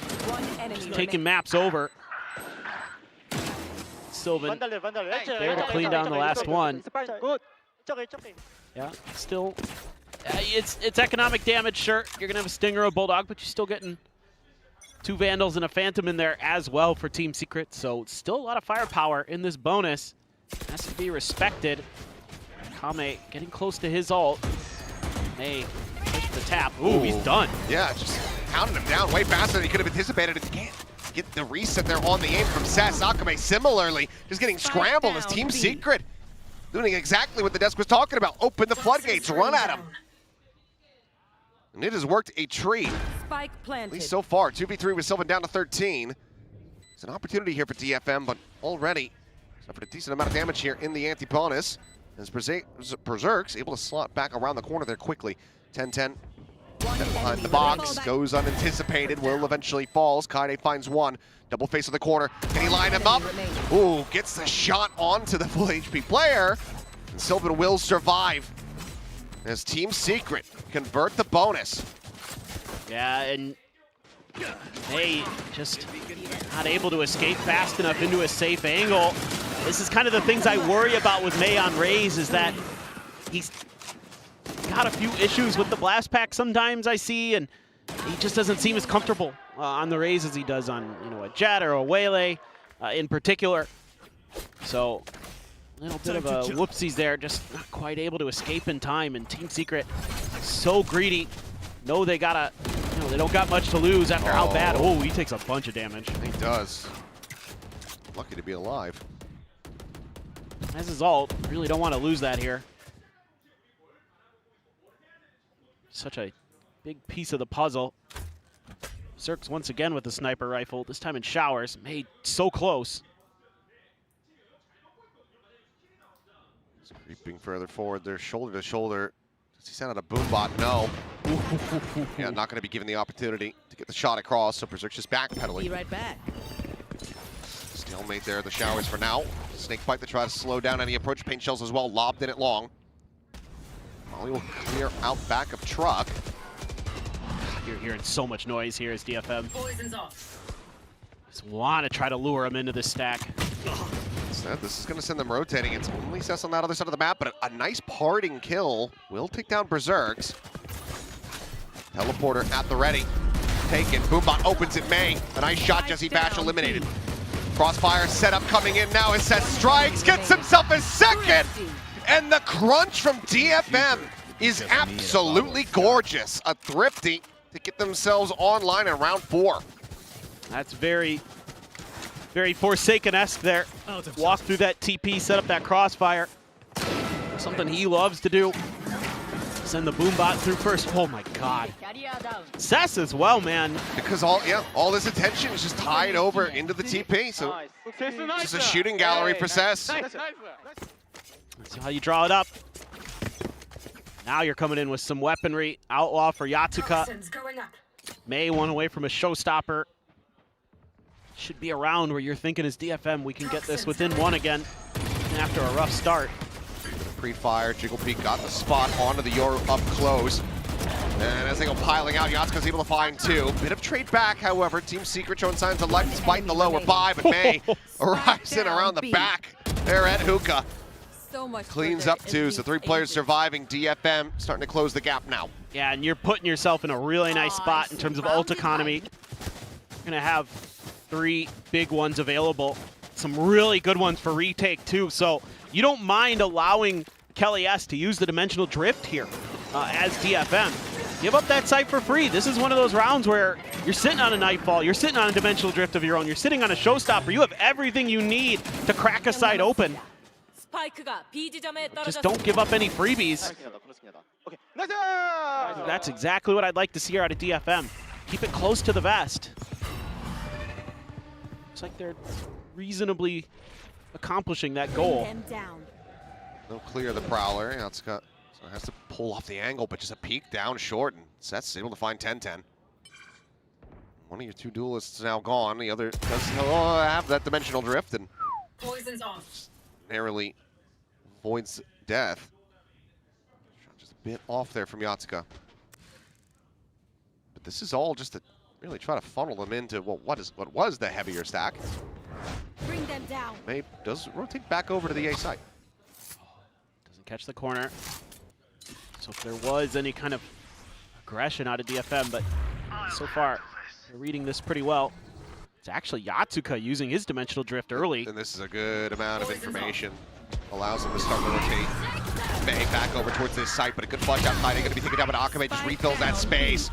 As May, lobs it right into Garden. Slams the door shut on Berserks and Kelly S.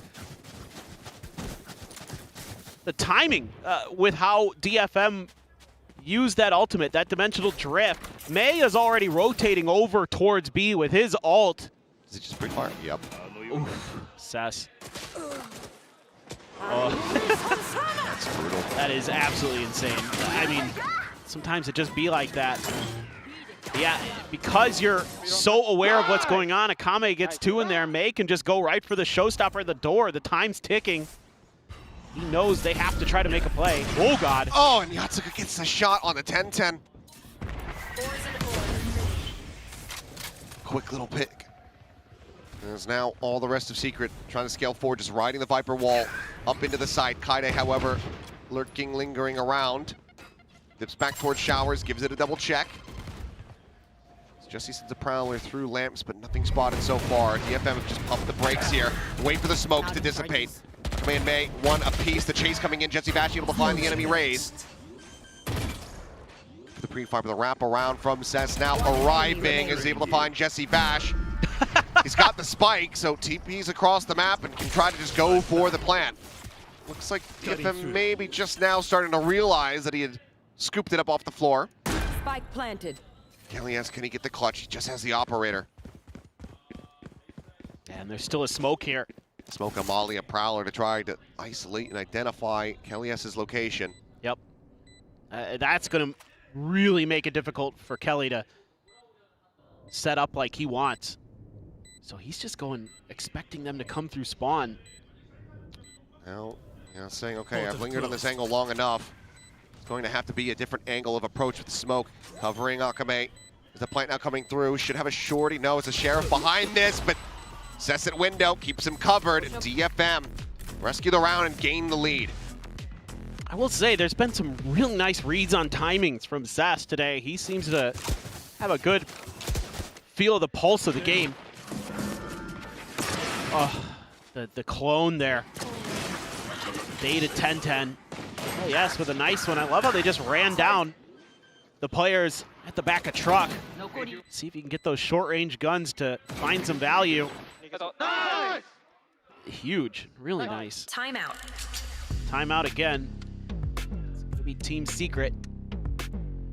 DFM's coaches just twiddling their thumbs.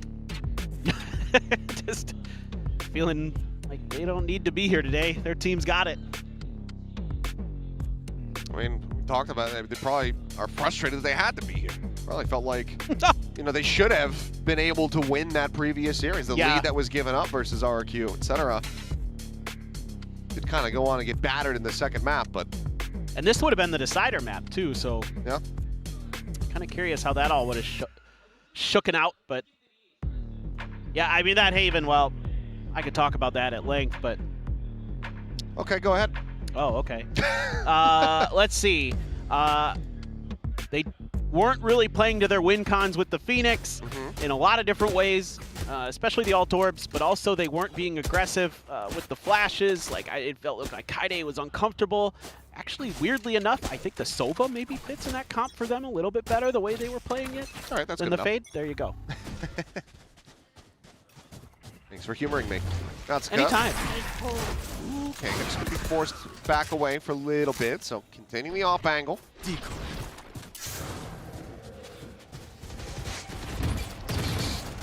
Gonna have to TP back across over towards that A side of the map.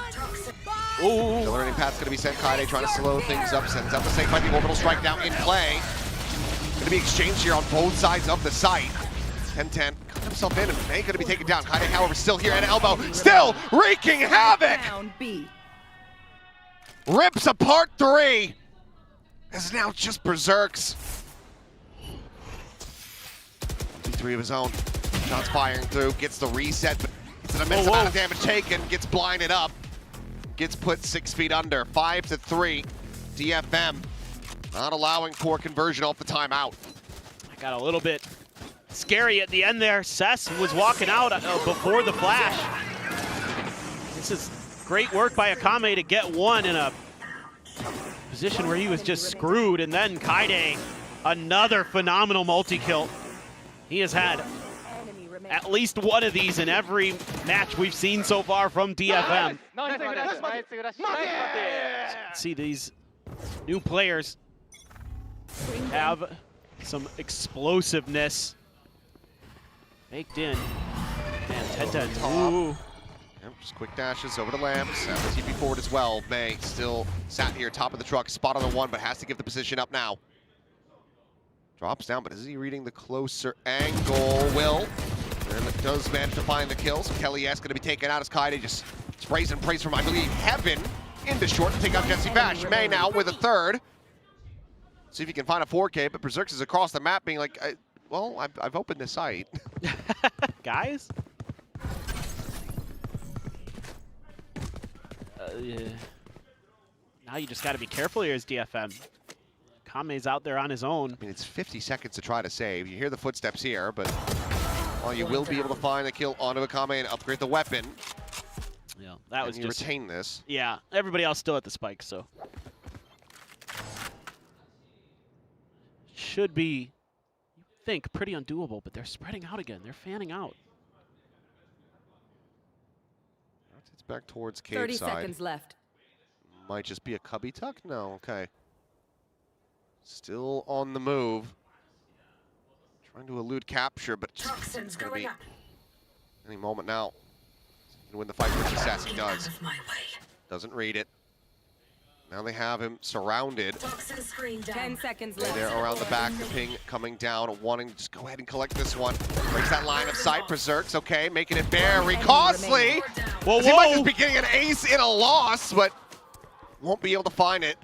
They backpedal, not wanting to leave the operator on the floor despite having cash aplenty. But DFM have the round win all the same, but a little bit of an overheat perhaps in the chase.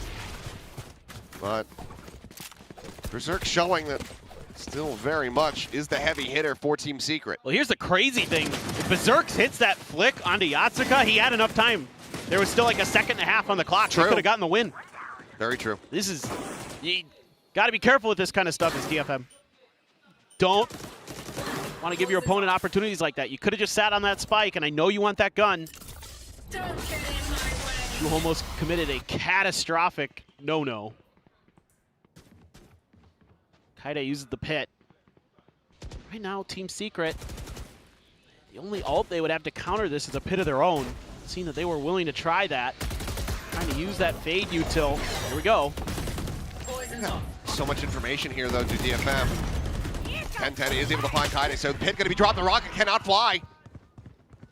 Timing just a bit off there is now a counter pit. Going to be placed up from Berserks. They're going to try to lock them back out of any potential retake. Might fall across the frantic spam. Cess hoping and praying to find a connection as Berserks narrowly does manage to stay alive.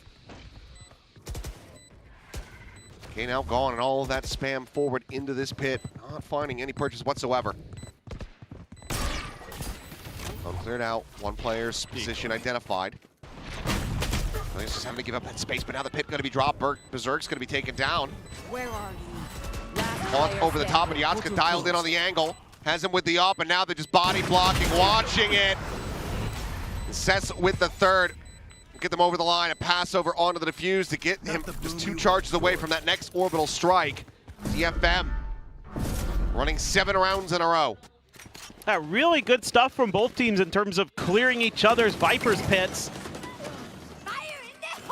Using that waylay to realize that the Viper isn't in the deep corner. You can play for the close angle. They're able to nullify the showstopper, but then DFM does a great job. They push Kelly S out of showers, and that allows them to swing back into the pit, knowing that they've got an extra advantage there. They don't have to worry about the flank. That's really well handled there. 2 more rounds to be played. Just the dimensional drift available to Secret for now. Yes, just a quick clear on the haunt.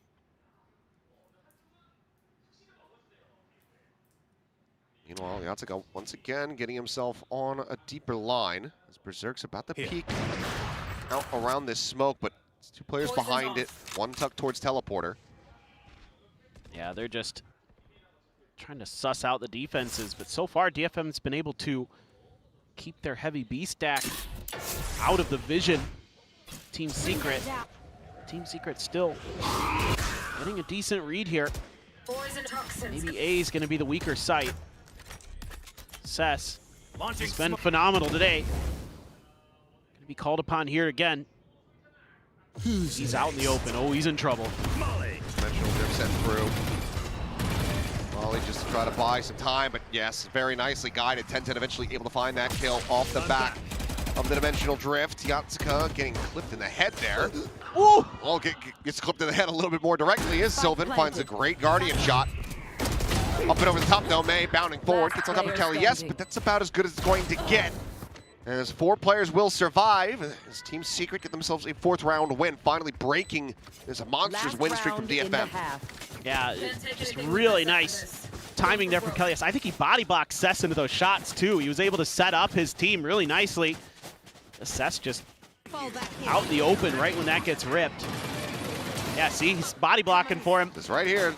He's just shooting in front of you guys. Nice setup. May, okay, you get 1 flying in, but there's no help for him. He's on his own. Nobody else is able to do anything behind it.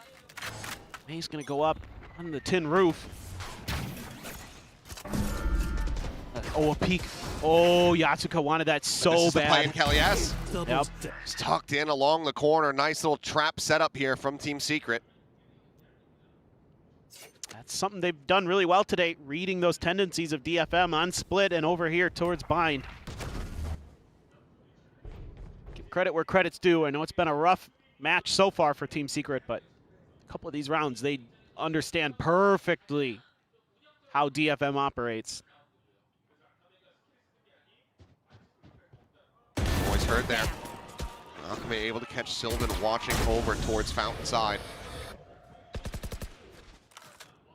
But they know that he abandoned Hookah. Prowler confirmed. So they feel like, let's try short A again. Already killed 1 over here. At worst, it's 2. Here's the Prowler, 10-10. Nearly caught in the setup. He's just clearing his way around the corner, just making sure that he has control of the lamps still established. But as he peeks out, Kelly S. Top box will find him. Gets Team Secret back in with a player advantage. DFM looking to try to pull off a 3v4 retake.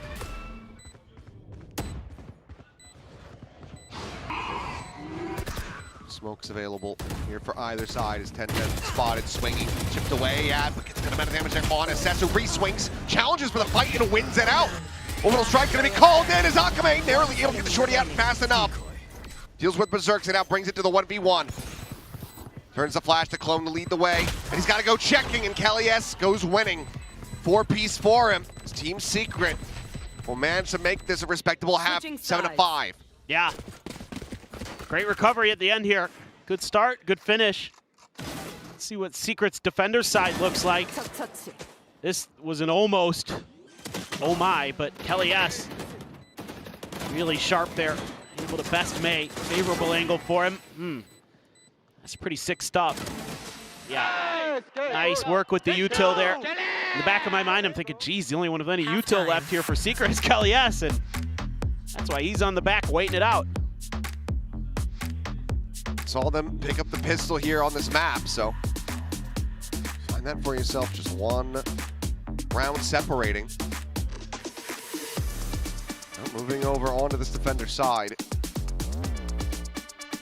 Surely Secret have to have some trap plays. I want to see some creativity coming out here with this Waylay.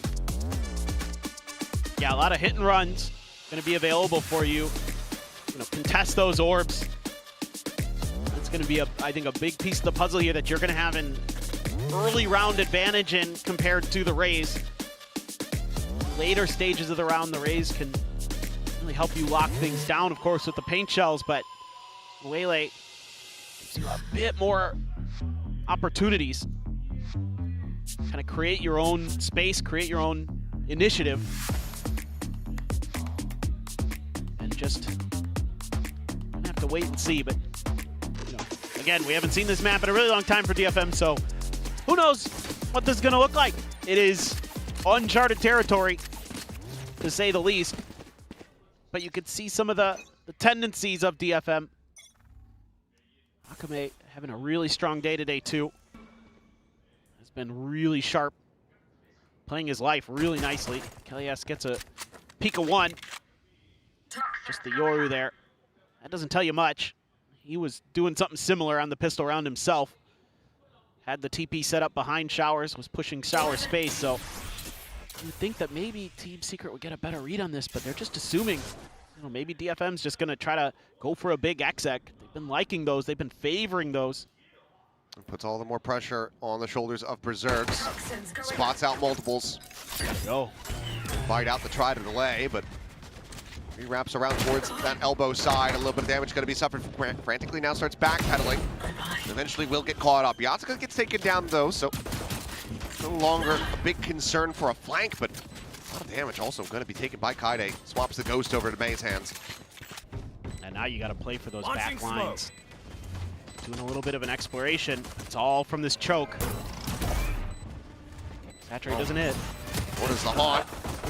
Barreling out of this smoke. May able to find himself a couple kills, but 10-10 looking for an ace, and Jesse Vash will take it away from him, but it's going to be another pistol over to Team Secret. It just gets a little bit scrappy here. DFM still trying to figure out if there's going to be a flank, where that flank is, and it was just never coming. It's just a grouped up push because of this kill. It's actually 10-10 who gets that kill out there, so that makes them think that there's surely going to be a flank. Two freebies, the Haunt gets a peek, but it doesn't see that other player. The timing there from Jesse Vash, so good. He waits until the Haunt expires before he steps out of the smoke.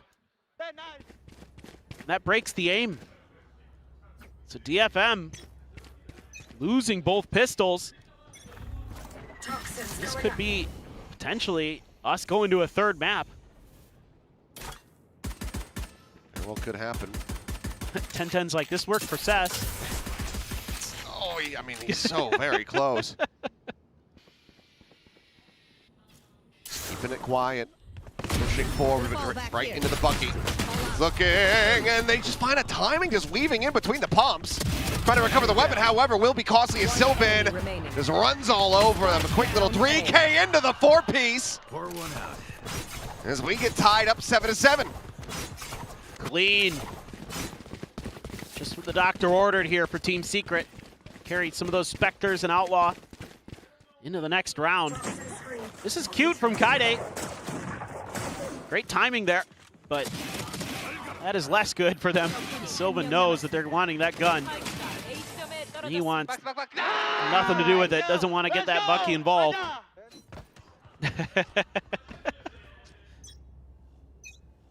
Still 3 Spectres with this Outlaw. Only 2 half armors on DFM. Zakame and Cess, the ones that potential risk to a body shot. TPing back onto the site there, so it just depends on who's leading the charge. Maybe if he's patient, lets the first player go by. Huge. Just get the kill anyway. Yep, just double pump. Yatsuka down. 9-8. Poking and prodding along A, but will back away. A reposition, however, coming in from Kelly S. It's over towards this elbow side. Also a long angle, but also a lot more unpredictable. DFM to try to get the read here, but it is a pixel angle. It almost feels like he's going to get one. Cess still has full smokes. Saw the gun. Portal closed. No TP though. Swing in and, well, does get a good amount of damage there. Obviously made down to 10 HP, but can't quite confirm the kill. 30 seconds left. Bomb buddy out. Well, now it's a tough read, considering there was no lurk last time. DFM are just going to full stack again. Here they go. Ball's up and over the top, as is the Waylay, but Berserk's just strafing across. That snake bite ends up getting caught up by the paint shells. As they're just strafing out one after the other. DFM slated to regain the lead. Deny the bonus conversion. As Jesse Vash can work some wonders with this Spectre. It's going to be Cess to put him down. So, 8-7. DFM find themselves around win of the half. Well, they don't get bonused. So compared to the last half, that's pretty good. He's going to have a showstopper, it looks like. Great stuff from Kelly S. He's really good. Spike planted. And a big boon to this Team Secret squad, but May there, as soon as the Waylay was going, the nade was right there on point at Alley. Nice. Okay, still looks a little bit uncertain for DFM. Still feels like they're trying to feel out this map. You know, again, they haven't been playing it for a very long time. So, looks like there's still some kinks to work out here. Here we go. Showstopper right there at Sylvan's feet, takes him down. And the breakthrough from Yatsuka and completely destroys the players there. Showers. Berserk's again at risk of dying to a paint shell. This time backs away. Whittled down. Spike planted. 70 HP. This is a critical round to be found here for DFM, because now they have to go for the save. Berserk can maybe linger, try to see if he picks something up with that stinger, but he's making his way to B. He's just got no money. Yeah. If he dies, he doesn't really get too much of an upgrade. Yeah. Oh boy. Just an odd feeling. They have to go for that save, but I know. DFM looking to make this flawless here as they move up 9-7. It's even more painful, but yeah, just pretty simple 1-2 punch here from DFM. Showstopper in through short. Long, you send Yatsuka. He hits a great flash, takes down 10-10. Round over. Sometimes simple is the best. You know, if you can do the little things right, then you can build off of that. Curious to see back here on the replay, did they actually ever have confirmation that the operator was in hand? I don't believe they did. Because even with a shot not being fired, that quick of a save call coming through, it kind of just tells you that there was an op. So DFM should be very cognizant of this. Yeah, you might be able to. Did they hear the stinger? Cutting through. I believe so. Because they might be able to work it out based on that. Yeah.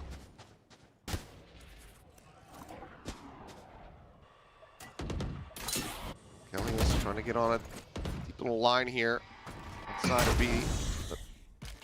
Just to back away. The creep forward continuing. DFM full control of the side extremities. It's Kelly S. It's in onto the angle. Is able to find Kaide. Gets out scot-free. Punishment not to be found. DFM, however, still trying to just go ahead and shoehorn their way forward onto the site. Portal closed. There's May joining up with Yatsuka, looking to try to clear up this elbow angle. Jump spots the corner. They have the op contained back. Can they stem the flood? Still 5 players alive, accelerating the path set, but it's going to be a bit of a whip here, but May's still going to get caught up. That's Akame able to find one apiece. Yatsuka going to be taken down as Berserks. Saves that stinger for damn good reason. Picks apart 2 players, now gets the upgrade. The Secret will get the defuse. Yeah, again, so well played by Kelly S. Found a great little timing there to get the freebie with the op and get out. Hold down that elbow angle. Keep DFM pinned in. DFM gets a little bit whiffy here. Had some opportunities, did some damage. Right there from Akame, he would love to have that one back. He had a window there. Could have taken down Berserks and maybe saved that round, but not to be. So, okay. 8 rounds for Team Secret, 1 behind DFM. Looks like both Brims have the orbital strikes. A little bit of, again, trying to set up for that angle. This time 10-10 is going to be the one tucked in. Berserks, quick little 1-for-1 here. Onto the A site. Alone for the moment is Kelly S. Does have that dimensional drift, so playing that for a potential retake would be good, but well, they lose out on another player, so 4-3 advantage. Out of charges. DFM trying to stave off Team Secret, stop them from tying things up once again. 10-10 went for the ego challenge, just couldn't win it. That's really painful. But face your fear. Nightfall not going to connect with anything. Still that op to watch for. Good smokes though. Good smokes, and then the haunt reveal. That's huge. Just overstaying for that quick little split second, ends up costing him. Akame pushing forward, but now starting to pull away from the angle, not watching in towards Market, but as I say, that shifts back. Seems like they're so well aware. It's going to take so long though. Even at this point, I'm not even sure if you're going to be playing in to try to get the round victory from here. Just playing back, I mean, once again, with the op, and how little space and control you have. You have time. This has to just be the save. So look to see maybe if they can get some damage, some ult charge, I don't know. A timing nearly found, and Akame just, Gun here. turns back, snappy with it, takes out Jesse Vash. Sylvan around the corner, who might yet be able to find something, but they're just not going to be pushing forward, so nothing more to be found. DFM, they hit double digits. This is one of those rounds where, you know, you got to put your trust in your duelist. You can hear the Team Secret players on the few opportunities we've had to listen to their comms where they're bigging up 10-10. They're trying to, you know, get him fired up, get him into the game, and he wants to take that challenge out in the open. But man, Akame is... He's on it today. Dude, he's really on it. And that's one of those pivotal moments. It's already kind of bad in a way because... Is it DFM's timeout? DFM's timeout. Okay. It's already kind of bad in a way because you traded Viper for Viper there in the beginning of the round, and that actually favors the attackers just a little bit. So already you're kind of ceding over those advantages as Team Secret.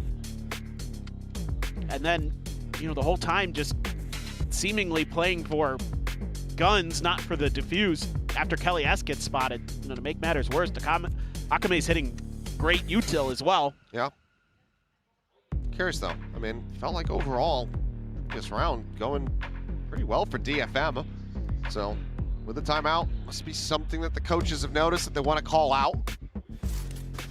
Perhaps it's find the operator, then go the opposite way, kill 2 people, win the round because they'll save. For me, if I'm the coach there, the reason I'm calling that timeout is because of them not really accounting for the lurks properly. Because I've seen that too much. I saw it way too much against RRQ for DFM. Like something that, to be fair, X-Pharaoh is one of the best lurkers you have in Pacific, period, end of story. But something that really hurt them, especially on Haven. So that might have been it. That's what I would have called it for. It would have been like, yo, ease up. That's widely, they have been doing a good job at OK. Caught just trying to shove forward, but there's the punish, this time onto the operators. Yatsuka able to find Kelly S. Pulls the Showers angle for now. Just waiting out the orbital strike. May once again scaling forward, gets up on top of the box here at short. Berserk's just below him. Forward at all, it would be him dead, but May lands right there, pretty much flat in front of his crosshair. Orbital strike, complete and utter whip. Push out the smoke, 10-10, only going to be good for 1. Thus settling, it's a 2v2. The flank coming through, but now, I mean, it's completely opened up. Now they can just sprint across the B. Jesse Vash needing for his teammate to hold the line there.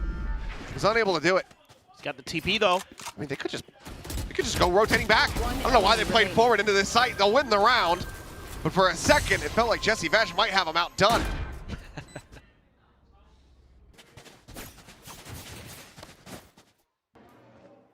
Well, this is a huge win there for Yatsuka.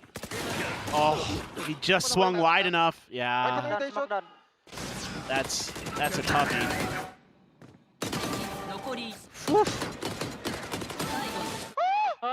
Finally able to get the size of relief there. That was a little bit shaky with the aim. But DFM 2 rounds away, closing out this match. Immediate pit. Now, for Team Secret, their answer to this was throw the waylay in and get it past where the Viper could be, or if they're there, you have a short in your hand. Not as easy an option with a raise. And they do have the dimensional drip. It seems like they're still just going to be favoring playing into the heavier stack on the opposite side. They know that they have Team Secret down economically, so they're going to look to just try to win out on weaponry. Stayed around the back, spot on to Kelly S. On my mind. Well, he just go flying through. As the exit, Yatsuka just going to be hounded down. Swing in the corner, Kelly S instant with it. Kaide dropped as well, but Akame still continuing to frag. Finds himself 2 quick kills. As the lion's share of Secret tries to arrive here onto the site, but it's still going to be 10-10, pretty far off. Trying to buy time when they've got these shotguns. Trying to get the damage through. Fracked back up into Hookah. Berserk's spammed down to 6. On at the ready, does get cleared. Push out, Jesse Vash able to find May at decent range. As Akame on for an ace. Now has to pull it off. Tries to win the round. Has the shorty in hand. It's the up and over the top. 1 pump out, down to 29 health. Redraws the weapon. And Akame will get himself a Predator ace to take DFM up to match point. Match point. It's scrappy, but Akame up to 21 kills, 21 and 11. Having a whale of a day. This initial execute, not the cleanest. You know, you're coming out of the dimensional drift. Kelly S still able to find value, even though he's the one that you're really setting your sights on in the back of that site. There's some things to work on here for DFM. Even though they win this round, it is against an eco. I didn't like this. I didn't think that this was that great of an idea. Oh, that works. Kind of just finding Kelly S. Such a bright start to the map for him, but his last couple rounds have just been struggle street. As Kaide continuing, maybe looking for an ace of his own to round things out in this series, but Yatsuka will make that a non-factor as 10 gets taken down, and DFM just look to close things out flawlessly.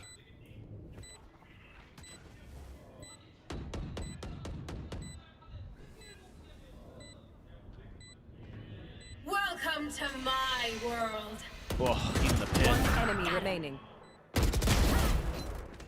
Jesse May Vash, as well. yeah, Jesse Vash gets 1, but 2. Finds himself a third. Still waiting. Bring them Jesse? Nice clutch. Jesse? To keep it going, the time, however, is just really working against him. Flash out around the back. Decay just expiring. Just sat here into the open. Can't even hear the clock anymore as Yatsuka swings to Jesse's demise. 13-8, DFM.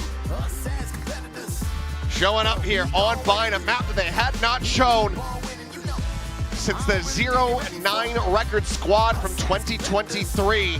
They bring it back here in 2026. They managed to dispatch Team Secret. What's crazy about this DFM team right now is, yeah, they're winning games, but they've played 6 different maps, and they're 4-2. I mean, that's a big deal. They're in the past it was, yeah. We want to play Ascent, and that's Ascent Icebox. Or that's Abyss kind of if you can get it. Yeah, if we're lucky, if Abyss is in the map pool. But I think now I'm starting to see the vision here from Vors. I think he wants to test this team and say, I need you guys to be good at least 6 maps so that we can actually be a team that can make runs this year. So if that is truly the game plan, looks like it's starting to come together. Yeah, Vine was a little shaky, but you haven't played it in forever. So you get the win. All's well that ends well. A lot to learn from still. But overall, you got to be liking what you're seeing from DFM. Yeah, I think pretty good game sense and everything. Great ideas on display here from DFM. They keep themselves afloat, avoid falling down even lower in the bracket. But for now, let's send it down to the stage. We're going to have Bella getting ready to interview one of our winning players here. And I think it's got to be a much better mood and environment compared to the last game versus RRQ. So curious to hear about the week-over-week growth from the DFM.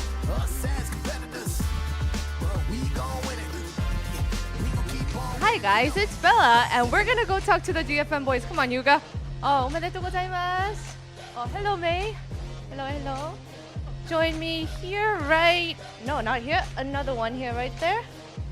All right, I'm gonna be interviewing DFM May, joined by our translator Hyuga. DFM의 메이 선수의 인터뷰 만나보겠습니다. 박수 부탁드리겠습니다. 네, 이번 킥오프의 여정을 계속하기 위해서 필요한 승리를 다시 한번 가져간 DFM입니다. 오늘 팀의 흐름을 정말 잘 가져갈 수 있었던 것 같은데 그 비결은 뭔지 오늘 경기 승리 소감부터 들어보도록 하겠습니다. Well, this was a very important win. Oh wait, 메이 선수 오메데tou gozaimasu. 감사합니다. Well, this was an important win for you to keep your kickoff journey going, and I feel like today's match, you guys were able to keep your pace throughout the entire 2 maps. What was the secret behind it? What are your thoughts on today's win? 今回の今日の試合はキックオフのミドルブラケットのトーナメントの中でも結構重要な試合だったと思うんですけども、2マップ通して結構流れを掴んでいたように見えました。ズバリ今日の勝因は何だったと思いますか？そうですね、この VCT パシフィック2026が始まって1戦目と2戦目は割と僕の調子が戻ってなくて、自分のコールの質とかも大会中本当に悪くて、だけどこのミッドブラケットのこの試合から本当に改めないとやばいってことで、練習からちゃんと気合い入れて練習してきたものをそのまま出せてよかったです。So starting off with VCT Pacific 2026, actually at the match 1 and 2, I was not in the shape, and my call also was not great in game. So I practiced hard, and I think that came out this match today. 이번 시즌을 시작하고 나서 메인 선수가 개인적으로 느끼기에 첫 번째 경기 그리고 두 번째 경기에서 본인의 개인의 기량이 제대로 발휘되지 못했다고 느껴서 연습을 매진했더니 오늘 경기 결과에 되게 크게 기여한 것 같다고 이야기를 해줬습니다. 이번에 좀 단단해진 경기력으로 확실히 DFM 팬들의 많은 응원을 받고 있는데요. 그렇게 좀 단단한 응원이 좀 DFM 선수들에게 그리고 메이 선수에게는 조금 좀 기분 좋은 부담감으로 다가가는지 아니면 조금의 자유로움처럼 느껴지는지도 궁금합니다.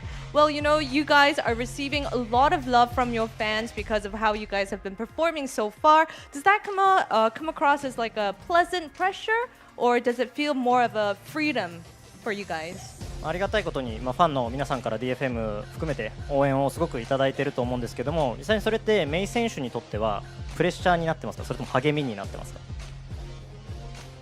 応援自体はめちゃめちゃ励みにしかなってないんですけど、僕が今までこの VCT パシフィックに来てからの個人成績とかを見られると、やっぱり自分自身にすごいプレッシャーというか自分自身への期待感はさすがに自分が一番分かってるので、それに対してのプレッシャーは一番感じてます。So it really cheers me a lot, those fans compliments, and for my own stats, I kind of feeling pressure on myself a lot. 우선 팬분들의 응원을 받게 돼서 기분이 더 좋고요. 설명할 수 없을 정도로 좋지만 개인적인 스탯 같은 그런 점수들을 데이터를 봤을 때 아직은 조금 더 연습이 필요할 것 같다고 느끼고 있다고 얘기를 했습니다. 그리고 다음 상대는 두 번째 경기 ZETA와 글로벌 e스포츠를 만나게 되는데 그 둘 중에 승자 중 누가 왔으면 좋겠는지 메이 선수의 한번 의견을 물어보도록 하겠습니다. Well, you're going to be playing against whoever wins between ZETA and GE. Who do you want to play against? 次の試合がZETAと GE の試合だと思うんですけども、どちらのチームと当たりたいと思いますか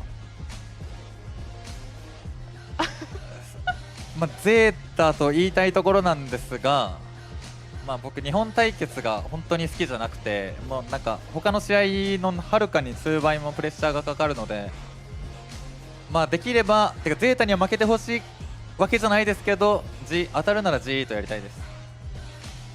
I would like to say ZETA, but you know the Japanese match is kind of like make me feel pressure a lot. So if possible, I want to play against global esports.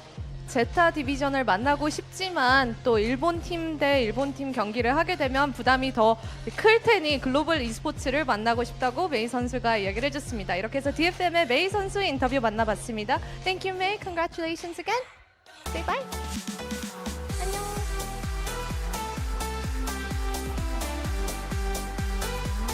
I'm just saying, Pilski, if you buy now, Paperton may give you a really good promo aboard the DFM ship. No, it's all right.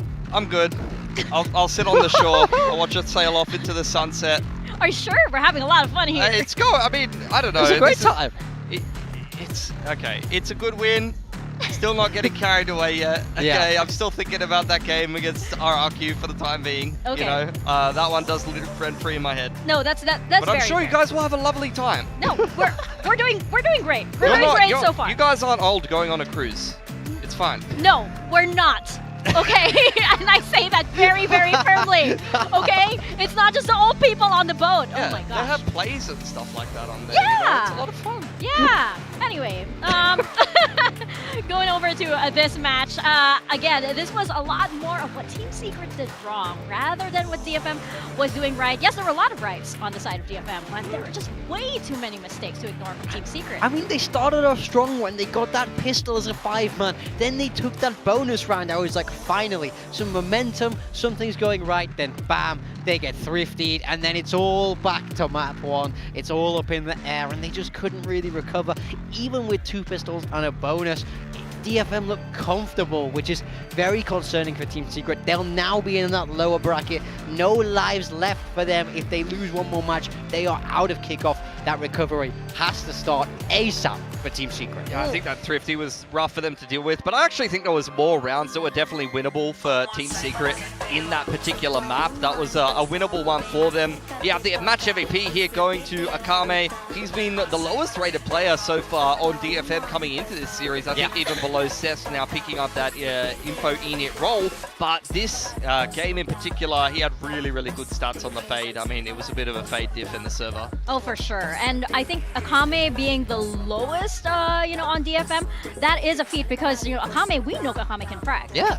He was, he had good performances last year. Nice to see him kind of return to form, take that step up and lead this DFM team to a comfortable win as now they'll progress down that middle bracket. Yeah, and that marks Team Secret as being the first team to go over to the lower bracket.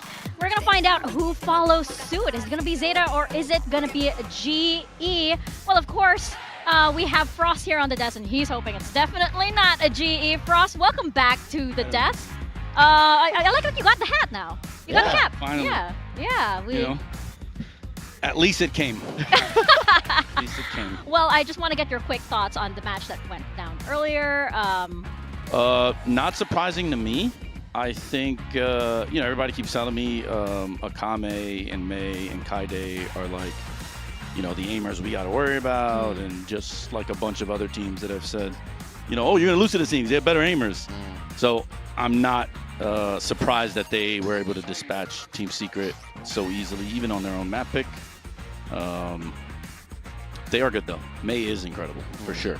Yeah. I think it's going to be exciting if you do go up against them and cross paths. But first, over to this match. I'm really, really curious because you've got quite the team with you now. I think everybody's very interested in this new GE roster. You have so many big brains on the team as well. So how does the team filter through all of the ideas and all of the info that can be put forth? Is this a roster that challenges you creatively? You want the truth or the politically correct response? I mean, that's up to you. A lot of fighting and a lot of arguing, actually. But the good thing is, and the one thing I will say is, this team has no ego. I mean, sorry, everyone has an ego, but this team doesn't have destructive egos. That's important. I even told Javi, I don't think he understands, because I saw it with Cruz year 1 Talon, that he also had a group that didn't have that level of ego, and it helped them. This one is even better than that one, because at least on early Talon, there were some like rocky days and roads and things that we had to get over as a group. Here, I'm so shocked by the quality of people because I keep telling them, you don't realize how special it is that your first time in the league, you get players at the level and without the ego. I think the biggest like honorable mention for this is Crystal. Because Crystal has had a bad reputation of being kind of a douche, and like he's been the exact opposite here. Obviously he's Russian, so he's fiery, but I'm telling you, as soon as Autumn is like, yo, Sava, chill, all right, like, and it's gone, it's done, and it's dusted.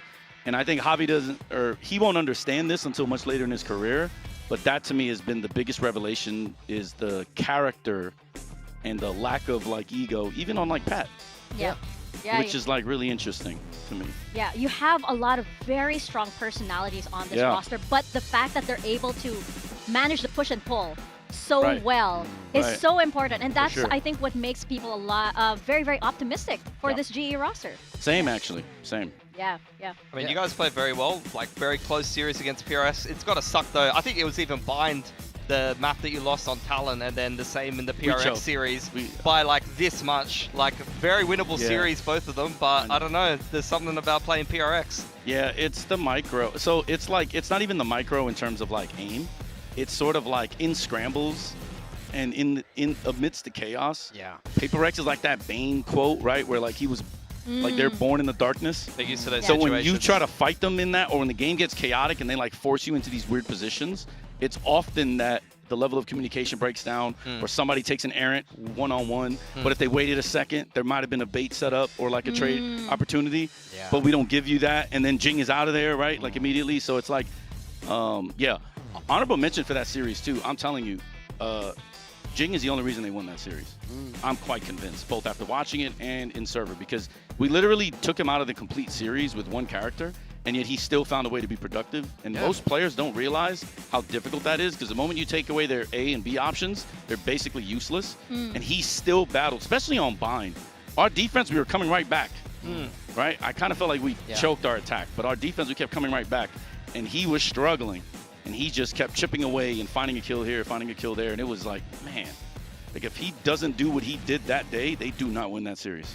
So I want to ask, in that kind of week now, since you've played PRX, what's been the key focus for the team, and how different is this GE that we're going to see today from that GE that you played last week? Has it been big changes, or is it more about refining what was working? No, it's no changes. It's no team is going to put you under this pressure. You should have won a series that you didn't. These other teams aren't at that level.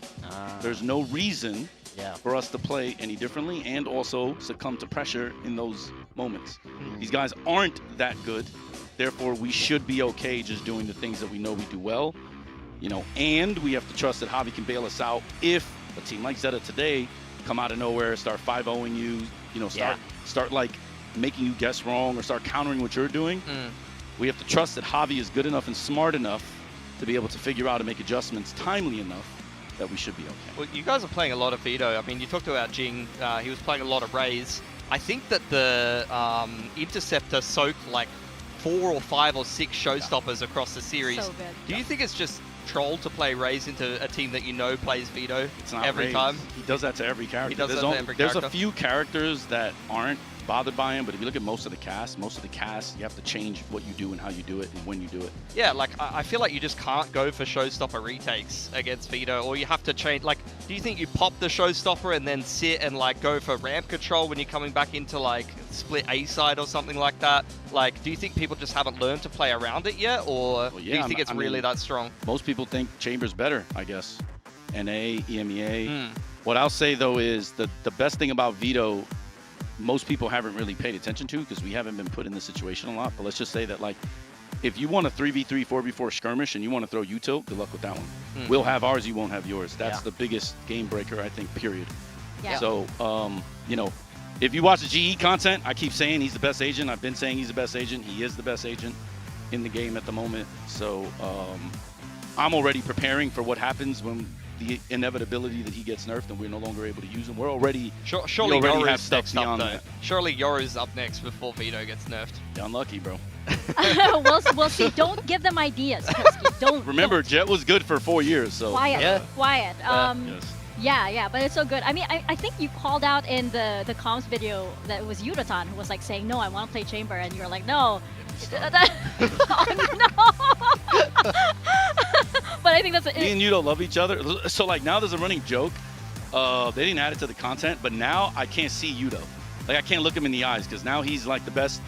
He's the best Vito in the world, right? So everybody's like, yo, Yudo, Yudo, Yudo. So now it's like I'm not at his level, so I can't see him.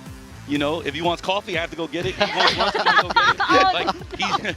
Like he's the best now. So I'm like, yo, Yudo, what's up? But it's just kind of funny because it took me and him a little bit, especially in December. There was a lot of back and forth about like, if this character is good or not. And I think now he no longer believes Chamber is better. Yeah. But it was a real struggle bus. I actually joked about this in the content too. I was literally one day away from just swapping him and Autumn in roles completely and just saying, all right, man, I'm dealing. Yeah, I think that's something we theorycrafted at the start of the season. we didn't They know both who played Senti and Duelist, so yeah, there's a bit of flexibility there. Yeah, that's really But he got it down now. Yep. Yeah. So he's chilling now. So with that veto, we're seeing you guys adopt that pretty much everywhere so far. Yeah. Is this something that you think other teams are behind on? How long until you think everyone's running this veto? I don't even know. I don't even care, bro. Whatever, it doesn't even matter. Well, we were kind of. What do you think we're gonna run on Haven? Because I'm sure I'm gonna blow your mind with Haven. We'll see. I want to see. I mean, we were talking about how good Teo You was. think I'm running Vito on Haven? I mean, you could. We're not. Spoiler. We have A and B comms on every map, so like you'll see sort of what I mean by like we already have stuff without Vito. You'll start to see it today. Yeah, because we were talking about how DRX started using Teo at the start of last year, and it went really well for them. Yeah, and bailed them out actually. And you remember their off season. Yeah, but you guys are playing a lot of Vitos, so I'm wondering if you guys are going to be like the trendsetter with that agent and have a good result here. I mean, we could be, but we don't need Vito to win. You'll see it also. Well, it's looking like that. It's looking like that, especially with what Yudotan is able to do on that agent. Finally, to wrap things up, I actually just want to get your honest thoughts on this. There is a new coach set up in the venue, and you are facing the audience. And I was actually in the audience during the GE match last time, and we can actually hear you quite well. Does this make you more guarded? What do you feel about it? I will just tell you, CS and Dota solve this problem. I can also see the fans, so if I want to receive signals and know where the bomb is, I can. Unlucky, I've warned them. Two-way street? Hey, man, yeah, it's okay. It's baseball. If you guys know, it's baseball. Signal stealing is a thing. And yeah, so I'm surprised by it, because before we didn't have that option, because we were up there on the booth with height.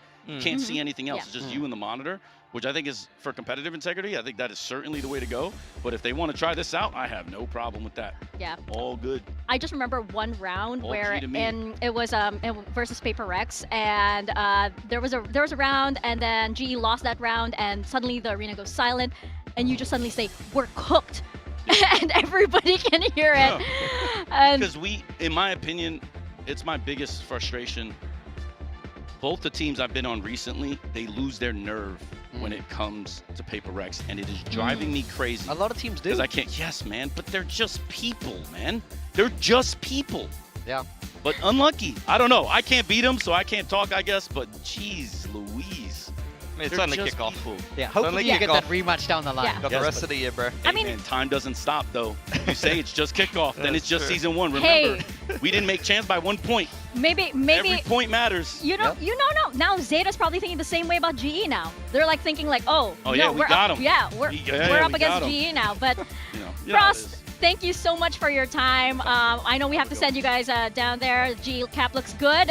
So thank you so much, and yeah, we'll brother. see you down there. Good luck. Aussie, Aussie, Best of Aussie. Oh, no. Steven, take care. Oh, man. All cooked me. right. And thanks so much. What a pleasure.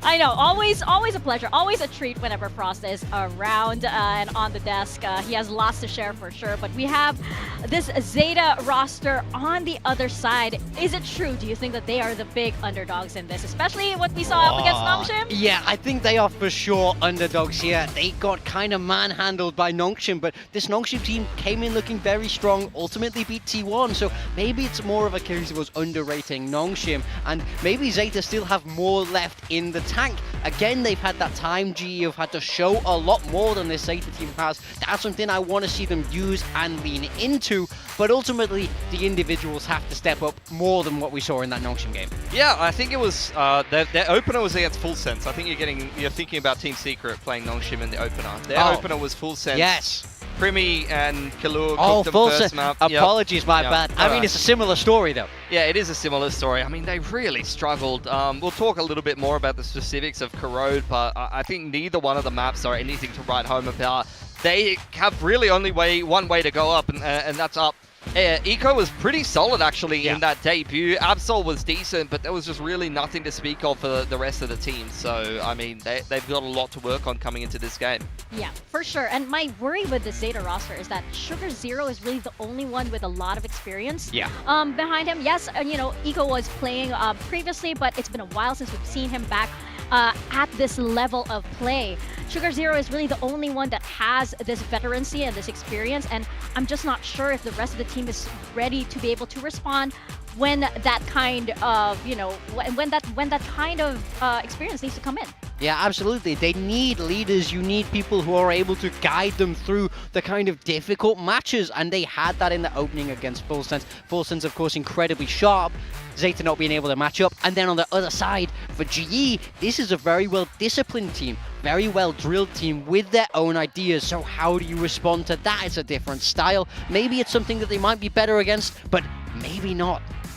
Yeah, I think that it is worth noting that Eco was one of the big players, as you guys mentioned, and that he does have that experience from way back when. But, you know, we still haven't seen him really come into that kind of potential, but I think that it's still there.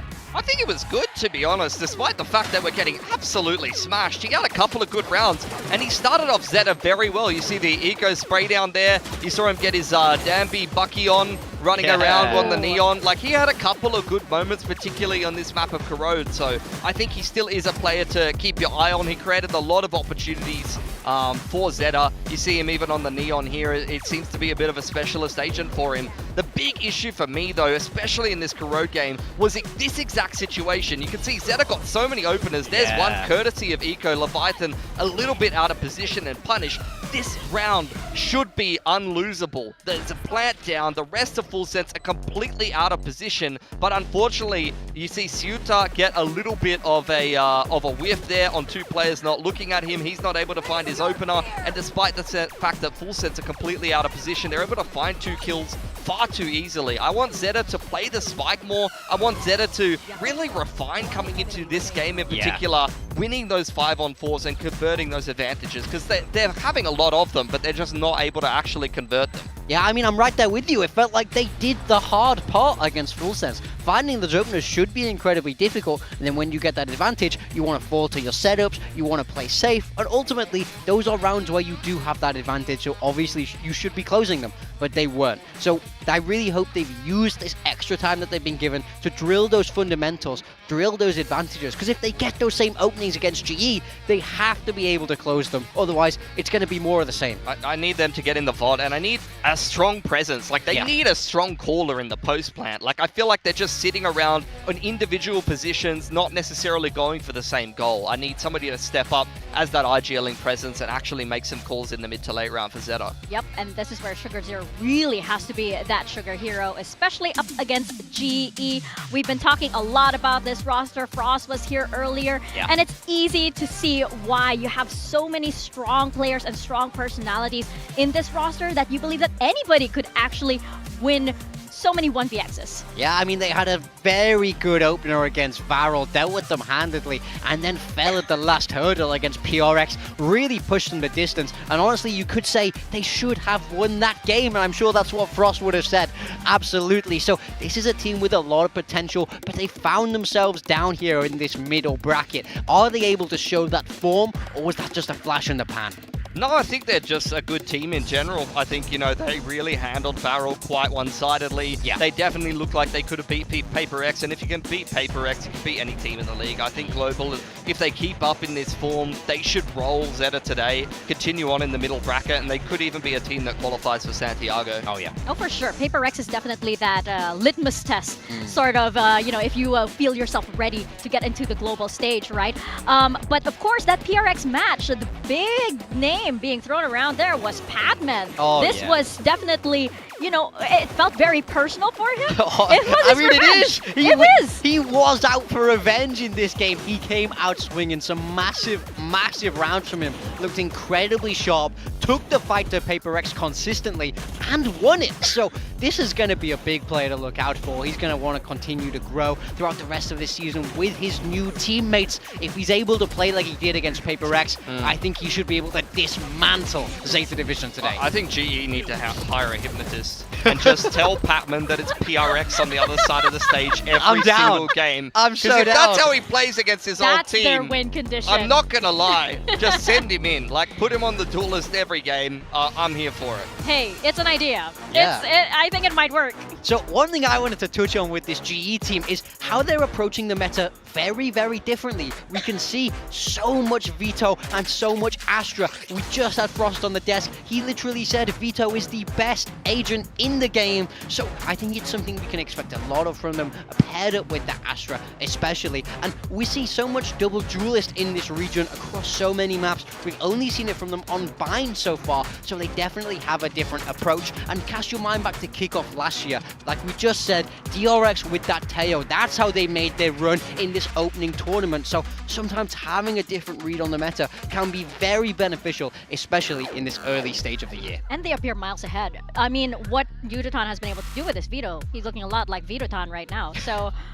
going into our map Vito, we have Haven, we have Abyss, and then potentially we go into Split.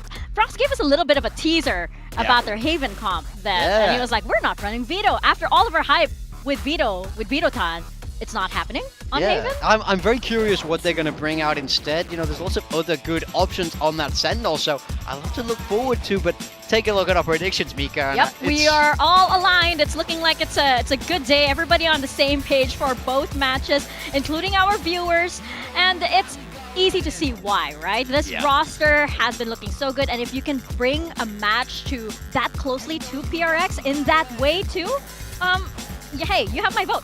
You have my vote, absolutely. I mean, they should just roll over ZETA today. I think it's up to ZETA to really start off Haven very well. If I'm GE and I'm this confident going into a series, I mean, you talked about, you had Frost talking about having A and B comp. I might not even play my main comp on Haven going into this opening map and see how it goes, see if I can win without giving away so much info. And I mean, Split being map 3, that's a map that GE looked great on. So really, I need to see ZETA get it done in 2. I need to see them take this Haven map. Otherwise, they might be in some hot water. Yeah, it seems like all of the, you know, T's are crossed and the I's are dotted. That seems to be the case for GE. We'll see if it's the same for ZETA as well as we head into our second match of the day. It's ZETA Division taking on Global Esports, so let's send it over to the stage.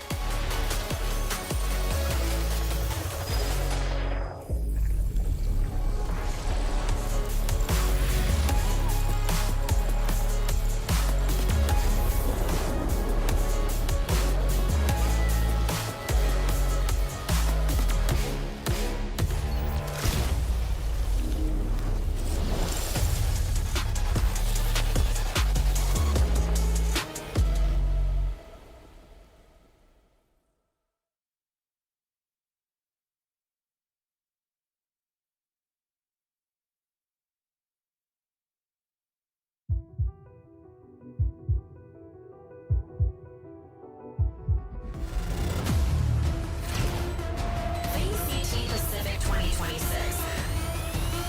Earn everything. ZETA Division. Let's welcome our second set of teams to the stage today. We have ZETA Division taking on Global Esports. That's right, XQQ. ZETA need to take this opportunity for a redo after their match versus Full Sense. This roster still does not feel like they've gelled. The absence of more experienced players is sorely missed. They need to show fans that they've got something in the bag because they're up against GE, who will come out swinging. They've had a very rough draw here in Kickoff. You've got Full Sense and a GE in amazing form back-to-back. So it's really not how you'd want to be kicking off the tournament, but you can't make any excuses for yourself if you're ZETA Division. You've got to pick yourselves up by the bootstraps and show us why you're here in Pacific.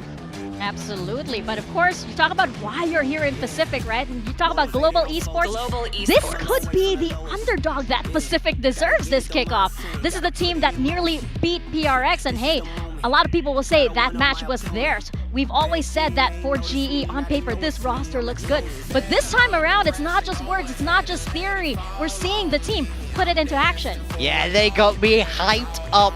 Match 1 against Barrel, dealt with them comfortably. Match 2 against Paper X, it goes down to the wire, which is an incredibly good sign. We all know how strong Paper X are, but they found themselves in this middle bracket. They're hoping to look strong today, carry that momentum through this bracket now, but it starts with a clean win here, hopefully for them, against ZETA Division. Yeah, they can't afford to underestimate ZETA. They're a team that can be hot. I mean, Japanese teams in general can get pretty hot on Haven in the off-season. We've seen it multiple years in a row. Sometimes they just come out with some insane performances on this map, so you definitely can't afford to start slow if you're GE. I'm kind of waiting to see if Frost is going to come out with a handshake for each of the I players. hope so. Right? You can't just have one. It's like, that's clear favoritism. I so, want 5 fully customizable handshakes. Exactly. You know, you can even use like a bit of a hip swing here and there, a bit of the foot. There's lots you can do. They got 14 comps on each map, a handshake per player. Like, there's such thing as overcooked, Mika, okay?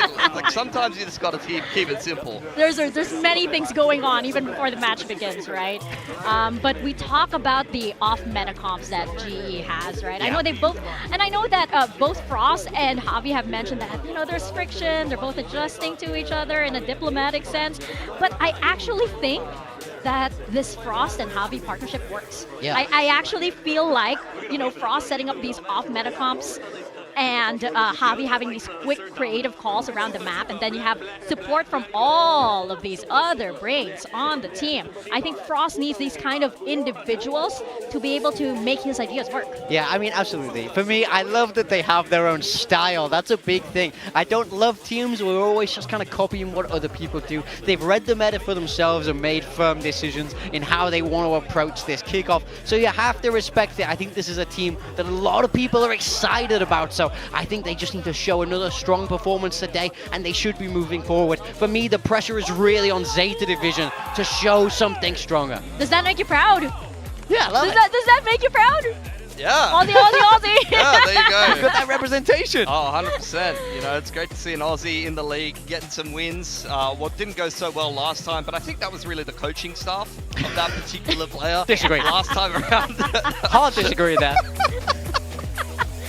Well, you know, despite the skill that we have 2 ex-coaches here on the desk, I think that both of these teams right now, they have, you know, that such amazing brains on the side of the coaching staff. Okay. I was just talking about brains, but wait, hold on. We talk about Global playing an off-meta style, and they're running Sky Sova on this map. They're swapping away from that Veto that's been so good for them to Chamber and Jet as that solo duelist. This looks so old school, but they have so much information, which might be key to stopping this double duelist. It's like a 2022 comp if I've ever seen one before. I think ZETA, they really need to like cast their minds back to playing against this kind of thing. You got to deal with the double drone a lot of the time. You got the Jet Cloud Burst. I honestly think that ZETA's comp is much better built for this meta, and if they can pilot it well, and you see both Eco and Absol getting the openers on defense like they were against Full Sense, I think they've got a pretty good shot here, but it's just about if they can execute in the server. Meta? G doesn't do meta. They're going to toss that out the door. They're going to go for a full Australian representative too. I mean, I'm excited to see this. Let's step into Haven with our casters, Paperthin and Achilles.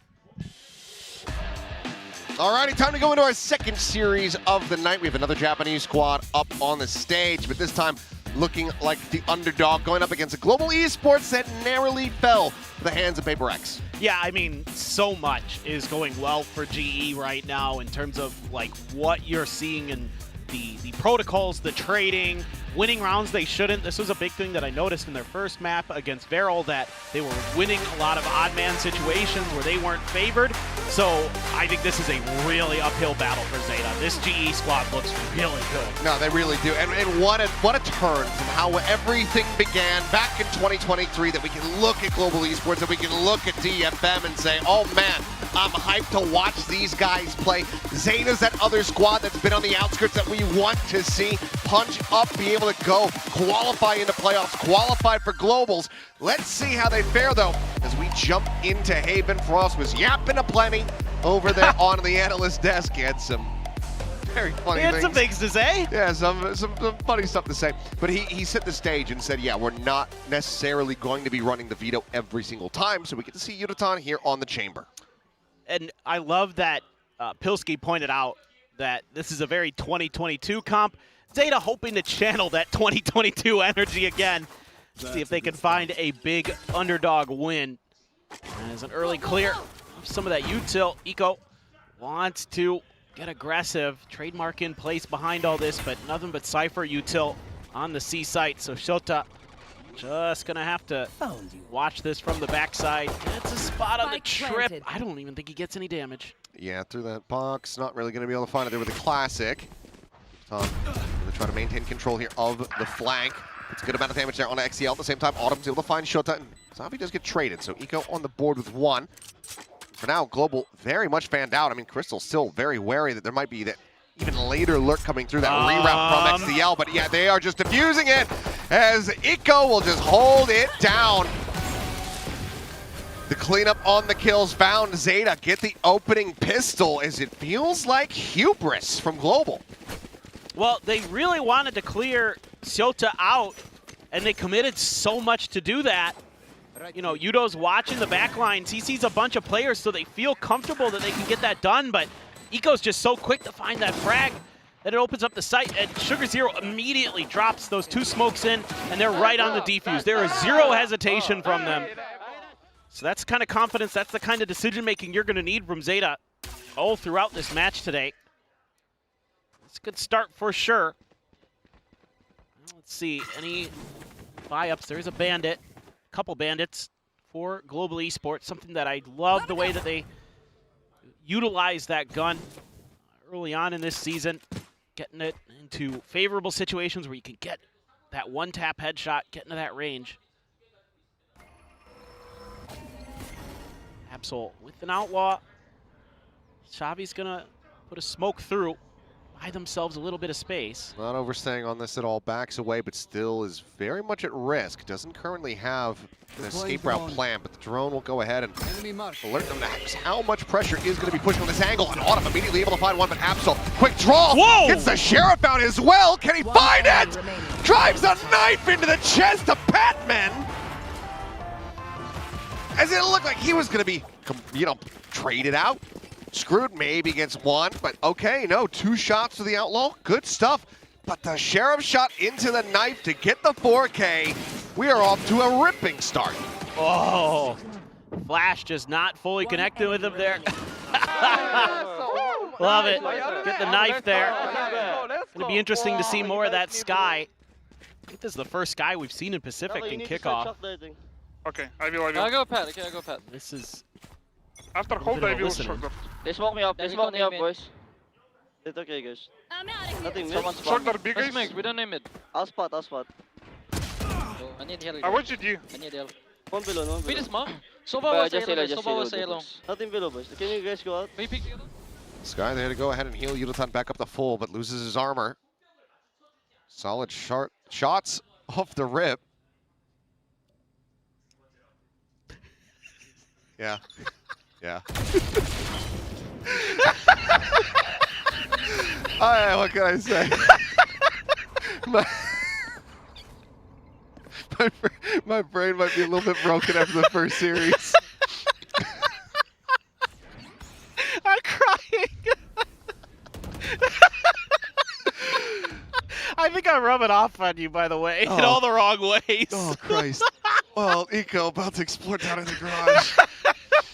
Autumn's tucked away. He does read it for a second, but he can't find the kill. Oh my god. Okay. I'm better. 30 seconds left. Oh, is this how This is how today is going. this is how Pansy feels? Oh gosh. Okay. Well, bounce of the shock, able to go ahead and clear out the trip.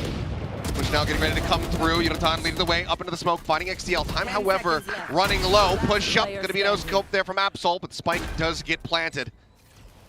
And Sugar Zero, 1v3 from the connector side.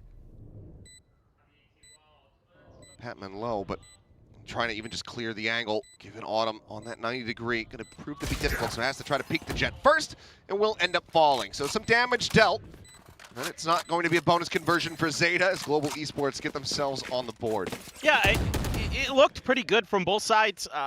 This is just a really nice pickup for Autumn. Able to sneak in there with the jet. Get a big kill, but coming at a couple different angles on the site. That second layer of trip, not going to be dashed into by Autumn. Nice little barrel stuff there from Absol. I know, dude. I have tears in my eyes. It's so rare for me. Yeah, it is actually. I don't usually do that. That's more of a high pocket Mitch thing. It is. But oh boy. All right, try to find some semblance of self-control here. And ZETA don't want to lose theirs. Still the lead for now as we go into the first proper rifle round. And Absol able to find one, but cannot get out. Got a little bit of pen damage there on Azavi, but obviously with the Sky still alive, he'll get back up to full. Yeah, so the Sky providing a little bit extra help here for GE to recover. Trying to take some early aggressive peeks to see what they can get. Yunotan identified. Look at this position, though, from Eco. Oh, if they had gone that way. But he hears the footsteps, so he's there immediately pinging out A. You can see the rotations coming through from Sugar Zero and ZETA. They want to get there. Lickety split. Trademark will identify part of the lurk, so looks like that might be part of Patman's duty. Let's see if they can get through. Oh, got all spotted there, but XDL forces the tailwind. Able to find the kill, just gets himself slotted up against the wall. The pop flash out! He goes for a timing shot, is able to find it, but still the flood forward from Global Esports ends up coming out on top. Zavi down to 8 HP, 4 HP rather. He could buy it? He has, went around the world. Now sliding in, and Zavi surviving 4 health! Managing to find the headshot to tie it up at 2-2. That's crazy. I wonder if we have a replay of how Eco got around. It must have just, yeah, gone up and around the little garden shelf there. Yeah, it's a little tilting. Not expecting that outlaw to be there like that. Good gravy. That is messy. Right there at the choke point. ZETA tries to go for the double swing. See if they can just combine fire to shut down that choke. Ooh, that relay bolt. Yunotan, though, has the rendezvous. Good to escape. Eco can't get that Bucky anywhere in range. Over towards C. It's kind of been the early round ideas for GE quite often. Oh no. The Pacific Twitter just tweeted a clip and tagged me in it. Oh no. Hey. I have some words for the social media team after this one, but Exec onto the C side, getting ready to come through. Pop Flash going to be sent, Shota flushed out. Sugar Zero able to find 2 with that classic. Gets a little bit more damage across. In the end, a big explosion between the 2 squads, and it's a surprising amount of damage dealt here by ZETA, but still Global taking the round win and now taking the lead.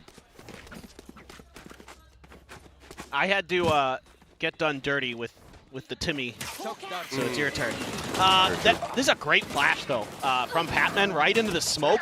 So it forces kind of this trap that ZETA was trying to spring to be revealed. Gives GE that little bit of extra opportunity to react to it, even though they lose some players to those classics. Really like the ideas from Patman. Hitting some nice flashes for his team on that Sky. Ooh, my. All unable to find it there. Patman, okay, on the repeat, will be able to get the kill, but there's been a trade of Sugar Zero as Autumn clipped just through the corner and then spammed down. Overstays on the angle. Punishes, but Eco, he does well to get himself forward in the window, but You are divided. Flushed out, and now suddenly a 3v3. Cosmic Divide going to be called in. As Yudotan sounds out that the A site is free for the taking. Yeah, tough one to read here. ZETA, no idea if that's going to be A or B off that Cosmic Divide. They're going to be coming in late to it. Although there is no trip there, so you have to put a player in place. Crystal going to be the one watching sewers. Sliding his way forward. Conventional drift. Maybe deceiving them, but no, they continue to swing in. Neural Depth now looking to get the reveal. All the info gathered coming through the exit. Their back sight. Zavi immediately finding the punish. Absol taken out of the equation. Now down to Shota. As they will just wide swing out. Yudotan playing in his IGL. And his Global Esports string together 4 in a row. I mean, Zavi has been an absolute godsend for GE here. He is winning some big rounds. Trade there early. Nice pickup for XDL, but he's just all over the place. He's reading everything. Nico, yeah, that's a head scratcher. Zavi's just got that huge brain. I love that from you, buddy. Timeout. Early timeout. ZETA needs to regroup on this defender side. They're trying a lot of different looks. They're giving GE quite an offering in terms of the variety of what kind of defense they're showing. Kind of curious what the coaching staff wants to relay over to them. It's just GE's done a great job of reading a lot of the scenarios, hit some shots when they absolutely needed to. Frost is, as always, very vocal. Want to see GE win here. A lot of fans, especially with Yudotan in the mix from Korea, want to see them get over the line. And I'm sure every match they play this year probably going to be garnering some more fans. You know, Xavi starting to give some hope as this new IGL for this squad who could frag out of his mind. We already know Patman is great. He's won a Masters trophy. Autumn 8-5, a great start for him on this jet. So just bounding forward, no response. But again, the Bucky and GE so ready for that. They saw what happened last week with ZETA. Don't want to really give those opportunities over, of course. A lot of these Neons are going to just be grabbing those shotguns in those eco rounds, trying to see if they can catch somebody a bit off guard. Quick clear of the drone. The re-swing in. It's going to be Absol take it down. And it seems like Global very wise to be suspicious. I've got your trail. But they really just send the one player. Now they know, as the Seekers will go flying. Plenty of damage dealt to Sugar Zero, looking for the wall bang, but not able to find it there. XCL will still fall, so it's just Shota, closest one towards this C site, as the spike gets ushered across. Sheriff here for Shota. Clear that trip. Swing out of the smoke, and it takes a while to steady it, but eventually Zavi's able to find the headshot. It's just Sugar Zero with a recovered Phantom to try to see maybe if he can get some more damage, if not go for the save.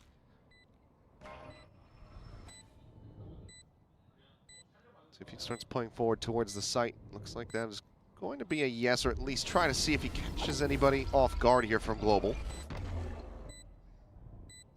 Should just be, yep, fate sealed. As the second kill is found, timeout not going to be leading to the Thrifty. Global get up to 5 on the attack. Yeah, it's, again, really good big picture ideas being built in.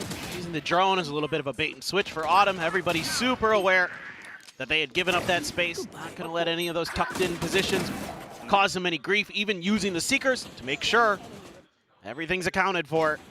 Again, this is another thing that I really liked about Global Esports, especially in their first match against Vero, was that they were using ultimates to secure rounds just in case. Like, a lot of teams will try to save them to try to see if they can eke out that little extra advantage. And that costs a lot of teams ecos, I feel like. GE's done a really nice job with being proactive with their ultimate usage. And you can't always just sit there and wait until you get a royal flush. Right. Sometimes, you know, 2 pair of trips, something like that's going to be good enough to get you over the line. Unless it's you. That then is you're true. just getting cooked on the river. Yeah. That is fair. Nothing too much going to be spotted here, but plenty of suspicions from ZETA, but Global are able to just have the operator back away. But now they know there's two. Because of that little dog dash, they know it's more than just the op, but they still want to go for this. Maybe thinking that they've had some push and pull here from ZETA.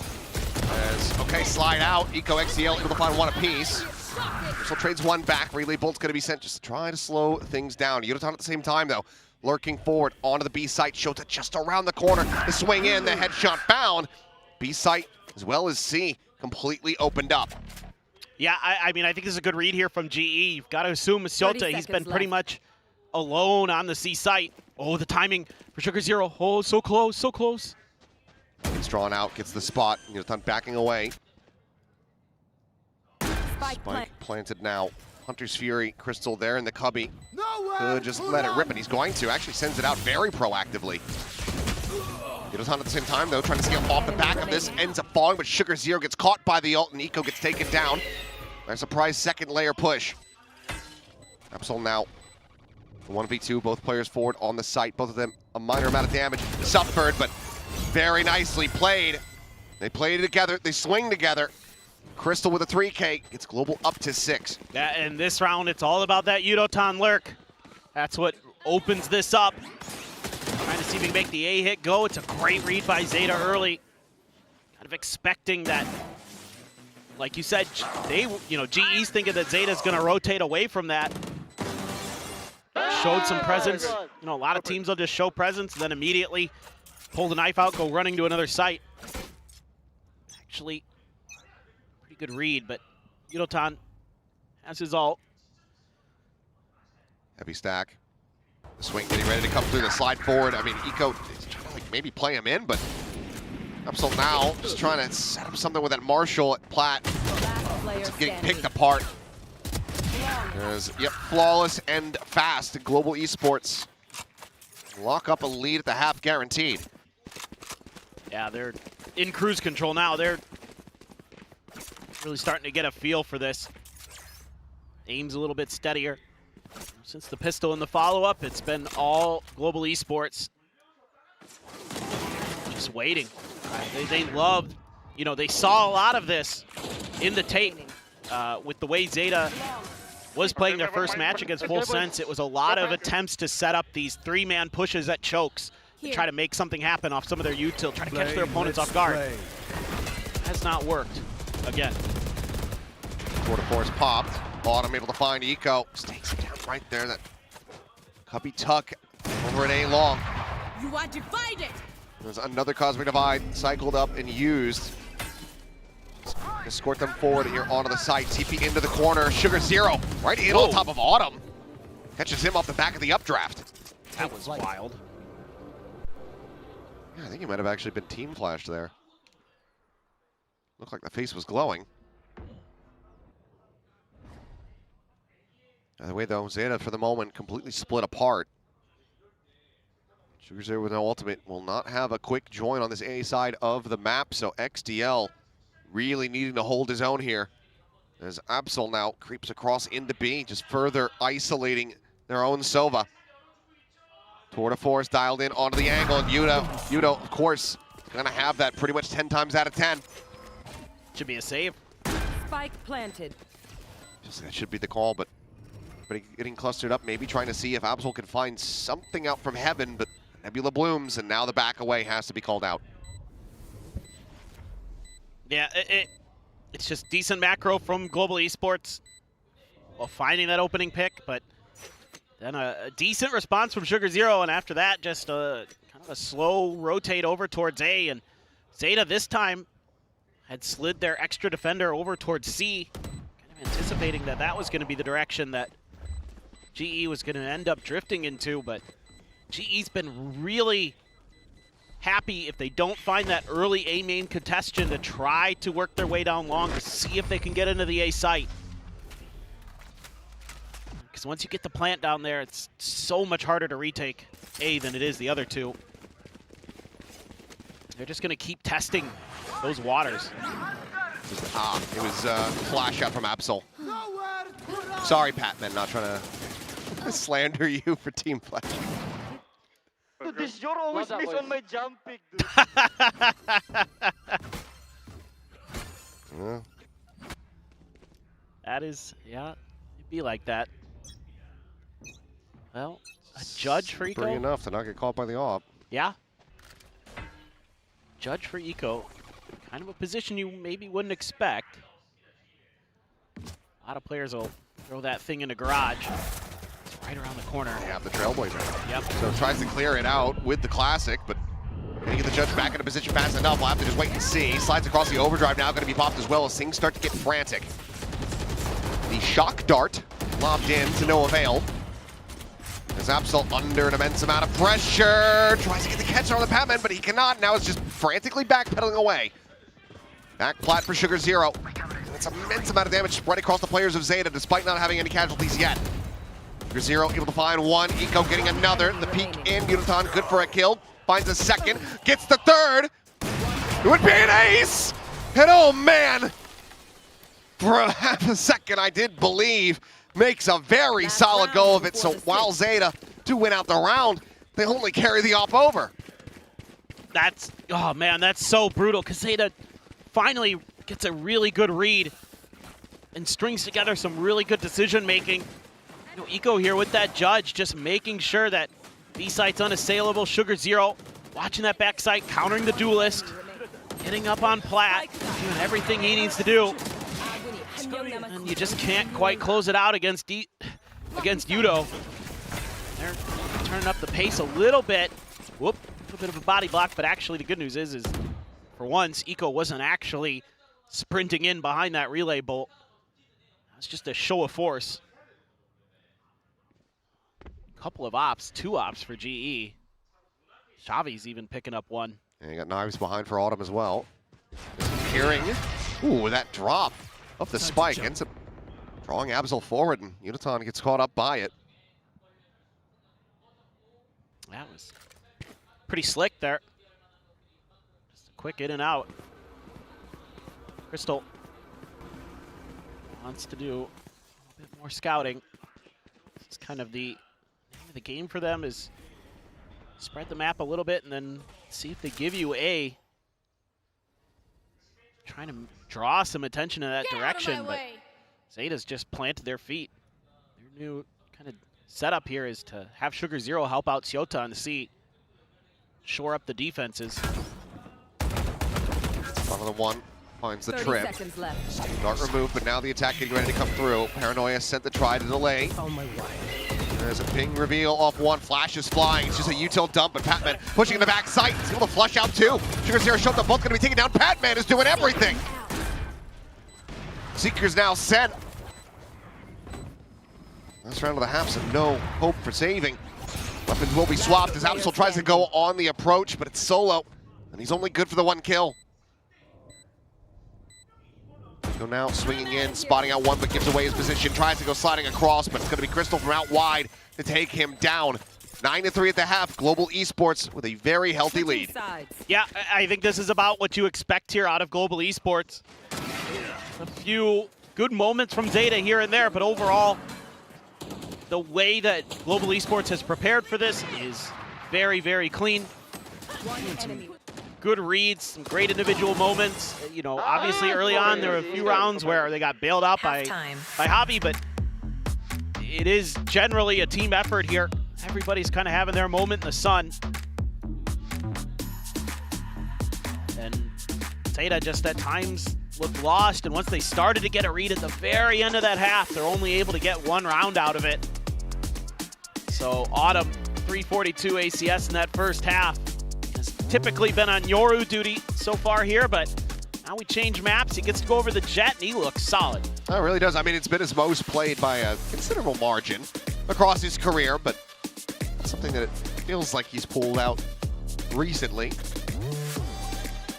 Fans, of course, here trying to spur on ZETA Division. It's off to such a good start. Being able to get the pistol, get that anti-eco. See if they can find another. Get themselves back into the action here on Haven, because it is their map pick.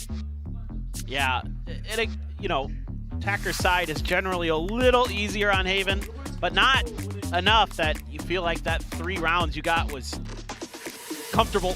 by any stretch of the imagination. Have to really turn up the pace. Huge pistol round coming up for ZETA. Got to get themselves back into this map. Early start, deep start for GE. ZETA's got a decent little stack here. See what it looks like. Yudo wants to push sewers. Shock not getting the bounce on top of them. There's ZETA time. Some shots, swings in, finds a headshot immediately, gets some collat damage as well into Sugar Zero. It can't escape, but still damn solid effort as Crystal lingering nearby. 3-player high-low in sewer. As the double swing will come through. Sugar finding one, Crystal whittled away at down to 18 health.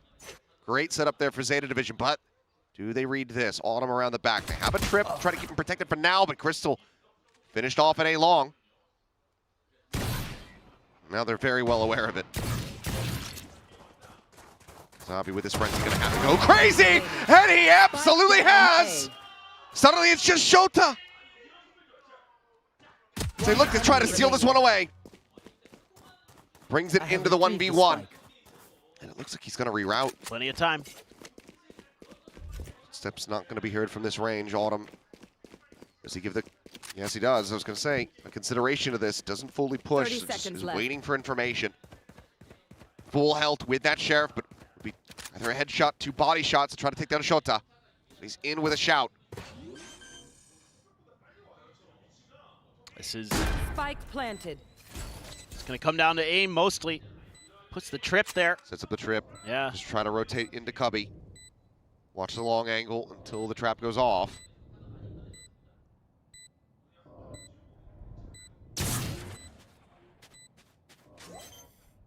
Autumn holding it to half. Shota not going for the peak. Pulls off the angle. Here's the footsteps. Shota just checking around as Autumn, just trying to assess this, trying to figure out he should have it very well narrowed, very well isolated, and he's got it. The Red Bull clutch for Shota. Always play high. 3K to get ZETA another pistol win. This is a wild one. But again, it's actually a really nice read from ZETA Division. Even though they have Absol pushing space, he's all the way into garage, almost in the garage window. The TP's there in the bottom of sewers the whole time. And they set up that stack just anticipating that Global Esports was going to get over aggressive. This is... The triple stack got him a kill, and then it got them all killed. Right. It giveth and it taketh. Just what a... No! Oh! Show us! Show me the watch party! Bring back Manny. Oh, I want to see ZETA guy. Yep. GE's going to go with a 4-1 stack. Are there any guns bought? Nope, it's all classics. No bandits this time. They're just going to have to chill and hope that ZETA overthinks things. Which, with the way the spike is going, it's just a question of... Jones not going to see anything. Doesn't see anything. But they're still leaning in towards A. However, spike still in hand for XTL, but okay. No further advancement here from Global Esports. They just stay at the Cubby for now. And you got the safety of the Cypher util, so this makes a lot of sense. You know, you don't see anything, you don't have any idea. Vision. This is definitely more of what you are going to feel comfortable with.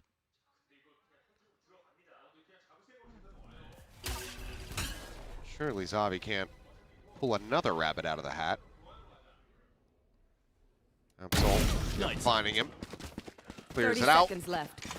Opens things up for Sugar Zero.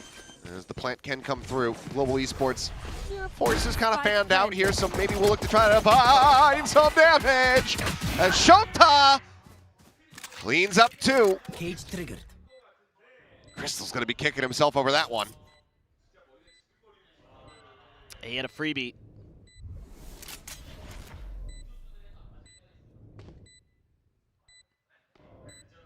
Just want to die to the spike at this point. Not much to be done. Going out. Maybe Yudo could go for a headhunter exit if he wanted or something, but even that's risky knowing that that outlaw is in play. Want to give up anything extra. Shota goes with just that ghost. I thought maybe he'd just go in there and see if he could root him out, but they're not. And ZETA comes through, able to avoid the trap. good macro reads, good negative information reads, in terms of not having any idea of where exactly the pieces were going to be. No, no! Why are we showing it again? Okay, it was worth it for the reaction cam. And thank you, production. Yeah!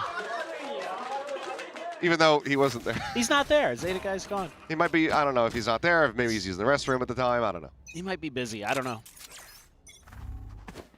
Too busy to watch ZETA. That would be a shocker. Oh, well, Autumn eventually finds his target. Looks like Eco might just be try swinging into this smoke, but Patman has backed out of it. Now filling the space, ping reveal, and Patman playing off that gorgeously. Eco's able to slide in for one. Crystal tagged down the 10. They need to swing him now. Will be able to do so, but Autumn is there. Get the punish. Go ahead and get the round win. 3K from him. Global Esports not allowing for a bonus conversion. Yeah, pretty steady stuff, and this is in the last half where Global Esports just started taking over the map. ZETA needs to get a lot more going. It's the spam there. Great timing on that util from Crystal. Nice relay bolt. Able to get at least one out of that as Eco. He scoops up the Phantom, but yep, they like what they were able to accomplish in that round, and I agree. Huge stuff from Autumn. Top flash play? Seemingly. I mean, you got Autumn at the ready. Tailwind's there. And now the peak coming through. Patman going to be traded out, but now traded up as XCL will get taken down. Autumn tagged low, but same could be said for Shota. So in the end, the fight very much goes the way of Global Esports. It's just a great pre-round read. They had 4 guns in place. They were so ready for this courtyard push. Continuing the walk down. Shota just not realizing that they've gotten out of the garage. So now, the 2v4. Losing out on the one ultimate that they had ready to go. Should be figuring out that this is not C here pretty quick. But it's taken a while for them to guess, so... Yeah, due diligence being done here, so... With all this map control. The members, they can afford to try to just take their time on this one, make sure that everybody's grouped up before they go for it. Before the push, the re-swing, and Absol, a decent readjustment. They will find Zavi at the end. 2v3 now. Crystal sending out the recon, gets it cleared. Shock dart follow, looking for that damage, but won't be able to find it. Absol quickly backpedaling, sending out the pop flash, and he's got him lined up at long. Player standing. A 1v1, Sugar Zero versus Crystal.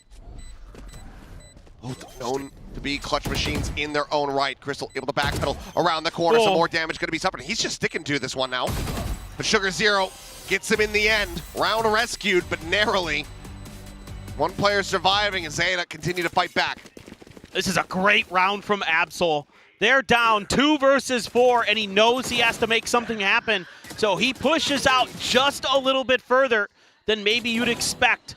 And he catches Global a little bit off guard right ahead of that drone. Knows he has to make a big play. And that's just a beautiful flash to tee himself up, and time was getting pretty low there for Crystal. Sugar Zero seems to be in pretty good shape today, 13 and 11. What? No, Autumn, I mean, he's just rushed forward out of sewers, and he's absolutely destroyed 2 players. The one rifle brought forward into the round, and it finds maximum value. Ooh. Shock dart, yeah, they're at the feet. Sugar Zero tagged to 75. And this has certainly got ZETA scratching their heads now. Oh, yeah. You got the corpse just around the corner, could just send out that neural depth, and I think they absolutely should, but it seems they're going to try to just push this one forward. Cutting through. Here. Clear onto the Trailblazer. Patman quickly backpedaling some cover, but able to get the shot on a Crystal and get out scot-free. Absol continuing to find impact round over round. Great read from Absol, knowing that if you're going to have a Sky in that position, there's going to be backup. Go for that player instead. Player that's going to be holding that angle. Here goes that info you wanted.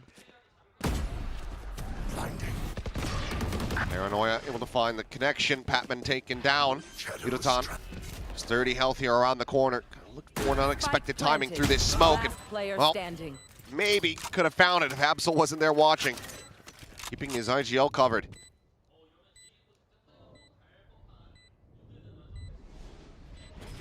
Zavi now the last one standing, the 1v3. Portal closed. This would be a backbreaker if he could pull it off, but the Cages just have him locked in position, not wanting to make a single noise.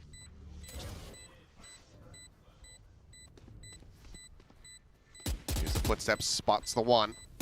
Still swinging for the challenge and wins it, a 4K for him. ZETA now 3 rounds away from tying things up, and it's a wonder if Global are considering calling their first time out. I would have thought that this would be a good moment for Frost to get involved here. I think things are starting to get a little bit out of control.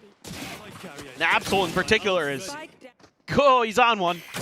And you'd like to, at the very least, just, you know, try to ice Absol down, you know, keep him from starting to take over this game. He's a player who has hit some peaks that are quite stellar. A little bit of inconsistency still from the new player for ZETA, but he is sharp as hell today. I mean, he's matching the exact scoreline of Autumn outside of the assists. As Eco spotted there, flash forward into the garage to the C site, widely opened up. Yudotan trying to scale forward, stunned up, however, and XCL will be able to collect the kill. Pushing the backside, Absol going to be taken down, but Patman quickly overwhelmed, blinded up. As Eco finds himself 2. Spike planted. Should With be. Crystal still a world away. Yeah. Just have to back off and save. Yeah. It's not much you can do. A little bit of an aggressive challenge there. Oh my God. A little bit of ring around the rosy here on the B site. So it seems like Autumn should be in the clear to escape. He's out, he's out.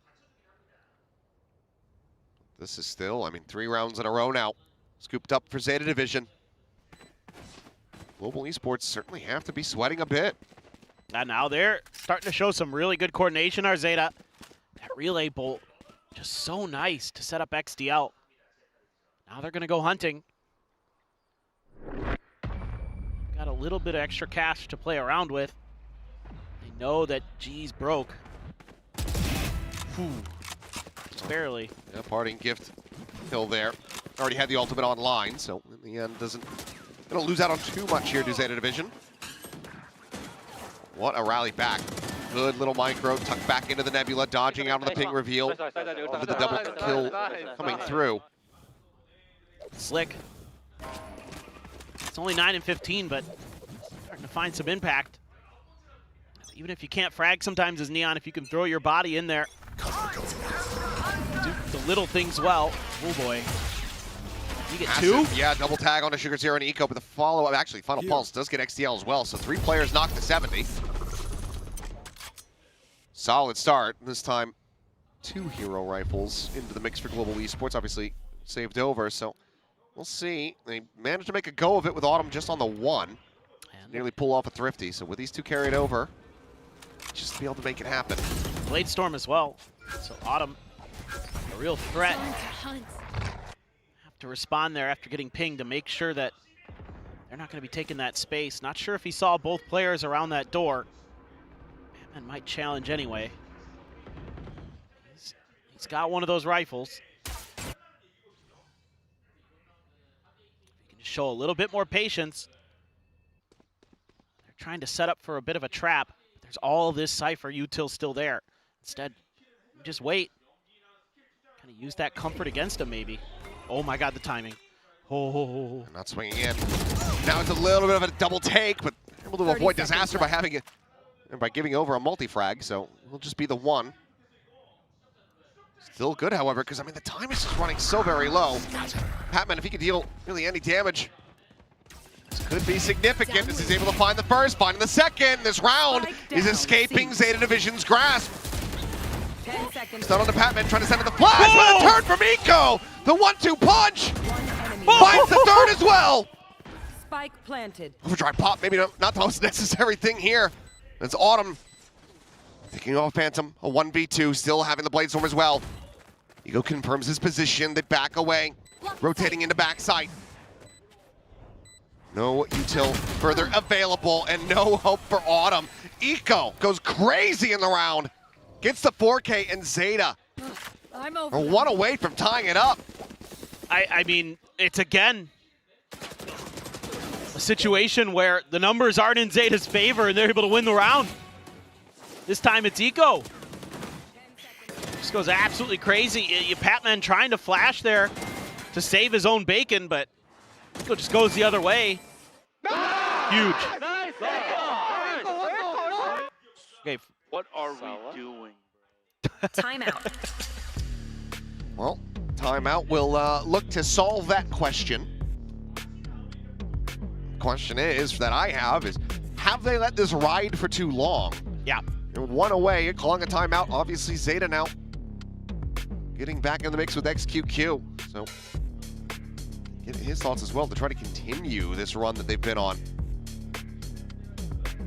Yeah, I mean, I think probably part of the discussion here is just, you know, don't give over those early advantages to GE. If you can avoid that, you're going to be even more comfortable with how you've been able to play post-plant. Some really good decision-making from the duelists to get aggressive when they need to. Turn up the tempo, take that extra bit of space, catch GE off guard. It has been stellar. Absol, 20 kills. Him and Autumn topping the charts. Got those Seekers for Patman here. XDL, Hunter's Fury. Cosmic Divide as well for Davi. So far, stack call from ZETA looking good, is completely avoiding this operator. Fast lane going to be set up. Absol working forward. Front line, Tavi able to find two. He eventually does get flushed out. Autumn ping revealed, spam down. Sugar Zero going crazy. Finds himself 3 and suddenly the dust settling. We have a 2v2. Shock Dart getting the hit. Crystal gets the wall bang, and now it's down to XDL to try to get the clutch. Seems like no confirmation of both players being in the position. Yeah, he's already used it. Yuton gonna look to try to provide that covering fire as everything is just whipping from both squads, but eventually Yuto gets the headshot. Maybe not exactly how Frosted cooked it up in the timeout, but still going to be Global breaking this run back from ZETA. Well, it seems to me that the timeout might have been just a little bit, hey, let's find our timing to make sure that if we're gonna challenge these executes, it's a little bit better. He just uses that fast lane against his opponent there, gets right up in it. Sugar Zero is tracking. Oh, and he steps into the smoke to go for the flash. Patman just a little bit too far forward with that, or maybe he just thought they would stay behind it. Sugar challenged it. Still though, having that op in the end and having that Hunter's Fury already out of the hands of XDL made that a much easier post plant. And they've got double op because it's been passed over to Autumn and Tour de Force is in play. And once again, looking to just try to out-pressure Xavi. Maybe a little bit more cleanly this time as he does not retreat over to Plat, so don't worry about that angle. They found the one site, didn't have an op. Too true. And now you've got both of these to try to make a retake going. However, Xavi repositioning into garage, able to find one. Autumn on the peak, finding another. So 2v2. So dust starts to settle. As Eco's just trying to take the time to clear out these Seekers, but doesn't realize, no one credence to the idea that there could just be so many players behind it. So it gets caught unawares. But XCL peeking out. Yuto would have had to have been a hospital flick to get that one done. It is done. So ZETA continue to just trade blow for blow. Wow. It's just a read here from Sugar Zero. He's like, just keep going C. They're having a tough time with it. I know it got stopped in the previous round. But I think they're going to assume we're going to try something different. So let's double down. And man, oh man, did he make a great read. No op presence makes that retake so much more difficult. Try to guess where they're coming from. Absol and Autumn, they're still just neck and neck, 21-15 on both of these guys. Yeah, great battle between the two. This is going to be a big walk down mid, the pop flash. Just go ahead and shove them back. Patman contained here into the corner of the slide forward, but able to sidestep and guns down too. Sugar Zero, XCL both falling to his sheriff. I want to see those shots back. What a smoke from Xavi there to bail him out too. Got it right in time. Neural Theft, however, undoing this potential flank in from Autumn. He does have that Guardian in hand. Yuton needing to hit these shots. Two more Headhunter bullets and just can't quite make it happen. Eco just flying at him. Offsets the aim. Plant now in play. Crystal and Autumn worlds apart.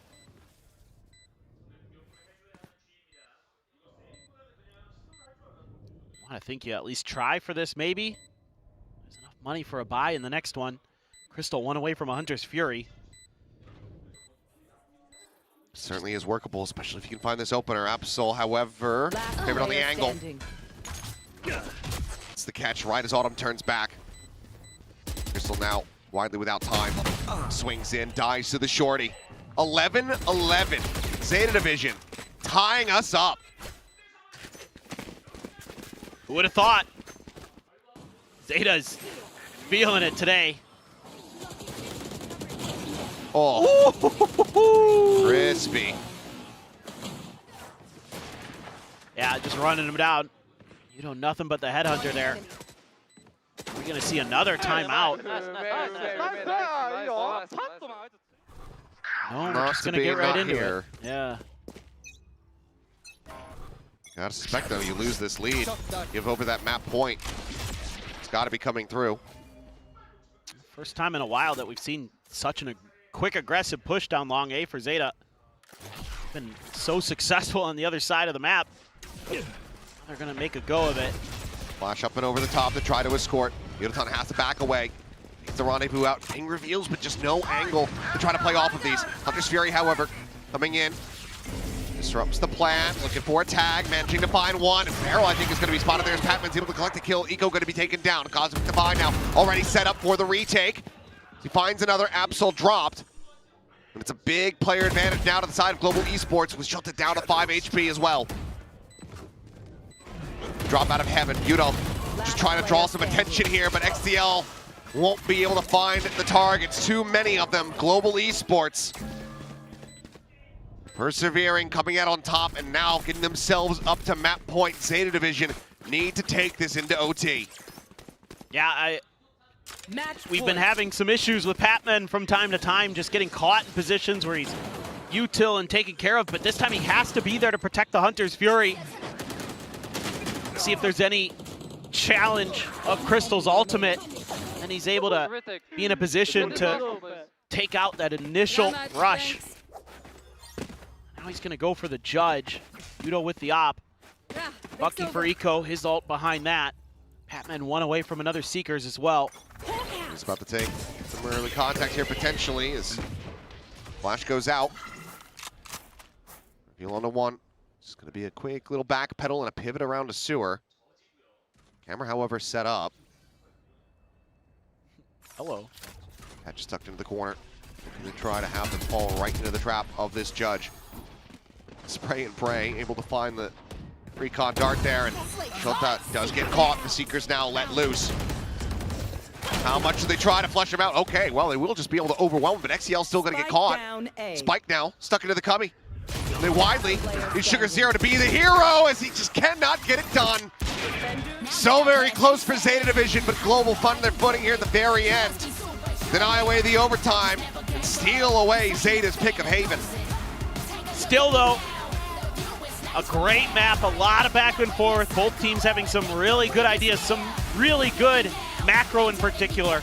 With the way that I saw both of these squads working across the map, trying to find those weaknesses, trying to draw the other teams off sides so they could get into those favorable post plants. And a lot of good stuff there.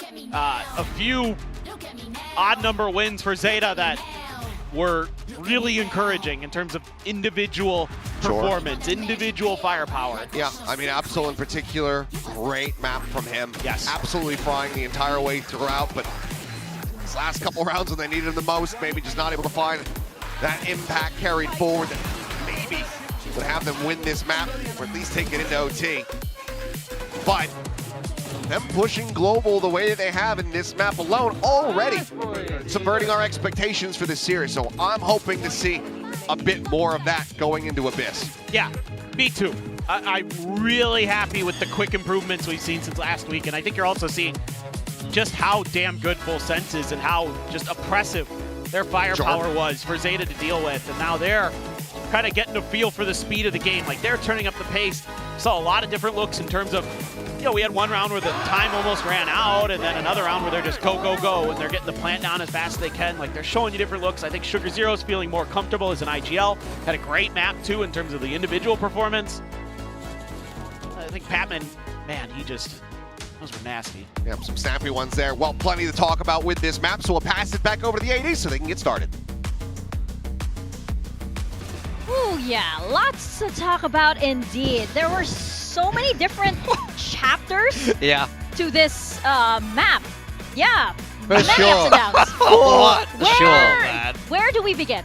Let's actually start at the very, very beginning. We saw that Absol was performing wonderfully on the side of ZETA. ZETA managed to get the ball rolling pretty early on. Yeah, I liked it. They get that pistol, they get the anti-eco. Absol starts firing. He slows down a little bit, then heats back up in that second half. I mean, to be fair, he did a very good job. He's farming the ecos when he can. And he's getting that all online. Pilsky's face is like... I mean, yeah, he farms a lot of eco kills, but he's playing Yoru. He's playing Yoru, to be fair. That's who you want getting the ecos. Exactly. But, yeah, I mean, Absol, insane eco fragger, this guy. He had a couple of, like, gun rounds where he was pretty decent as well. Yeah. But yeah, I think a little inflated there. I mean, I don't know, man.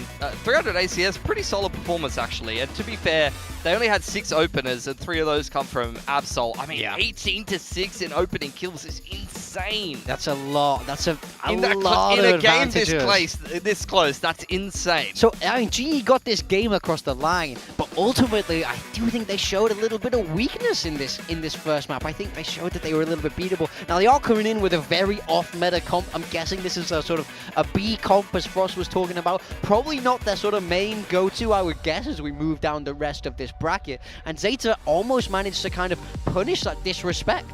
I'm not a fan of this comp at all, to be honest. I think ZETA, if they had tightened up a couple of rounds and tightened up a couple of things, this was definitely their map of haven for the taking. I think GE, they had a couple of big plays individually that got them across the line. Patman and Autumn in particular were really working overtime.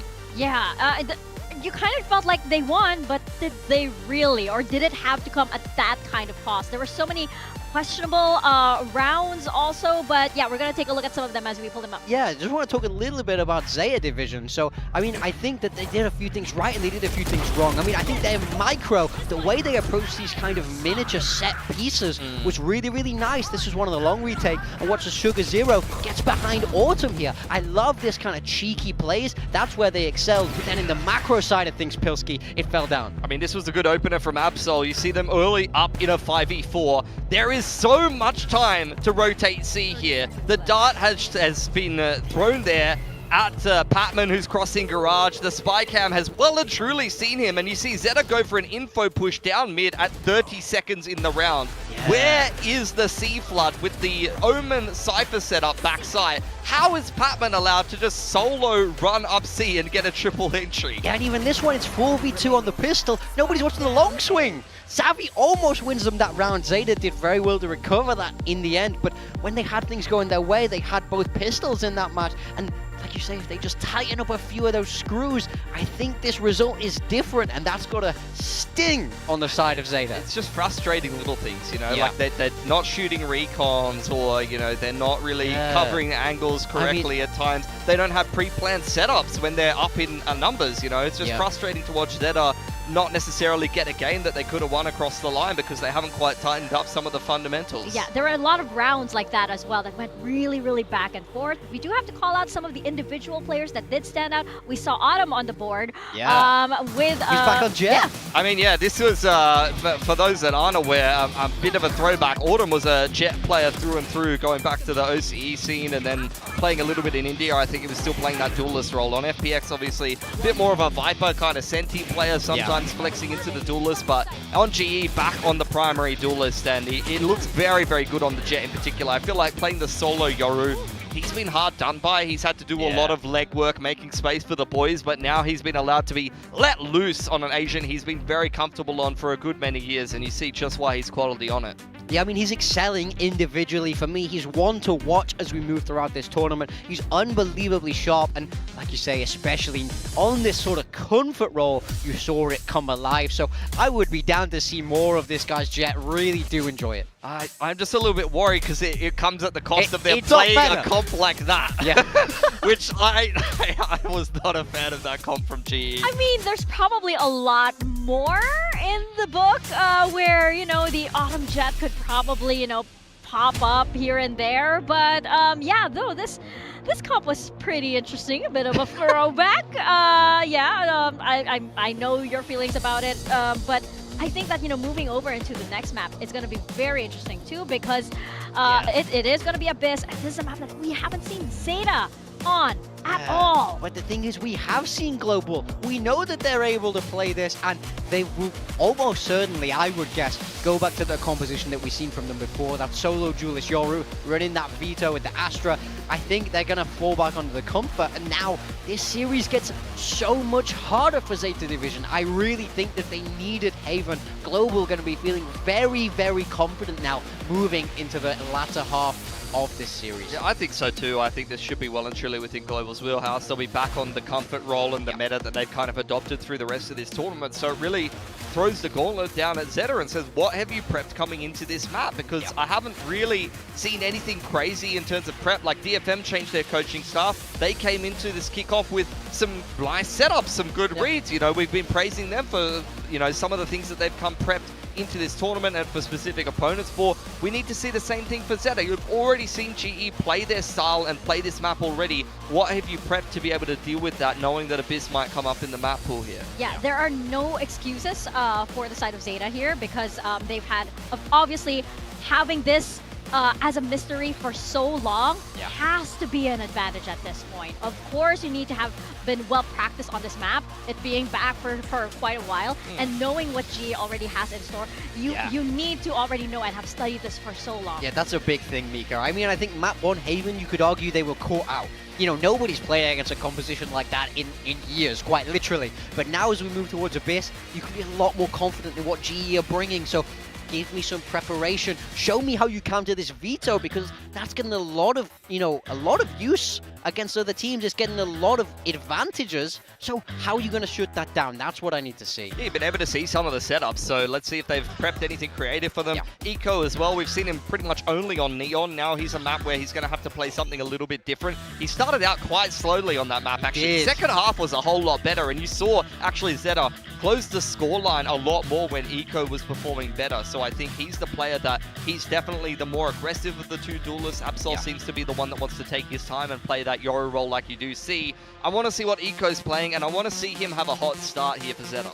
Yeah, we're going to see if those kind of moments can indeed pick up momentum on the side of ZETA as we head into GE's map pick of Abyss. What are we thinking as we bring out the Asian comp? So ZETA, I mean, they're playing the very popular comp. This is pretty much the meta of Yoru Waylay, popularized by DRX, except instead of a Cypher, you're going to play double controller, at the Astra being kind of that pseudo-sentinel on defense. Yeah, I mean, I like Astra Omen. I think it's a nice approach to the map. Global sticking with what they know, also running that Astra Omen, but solo duelist Yoru and Yudatan back on that Veto.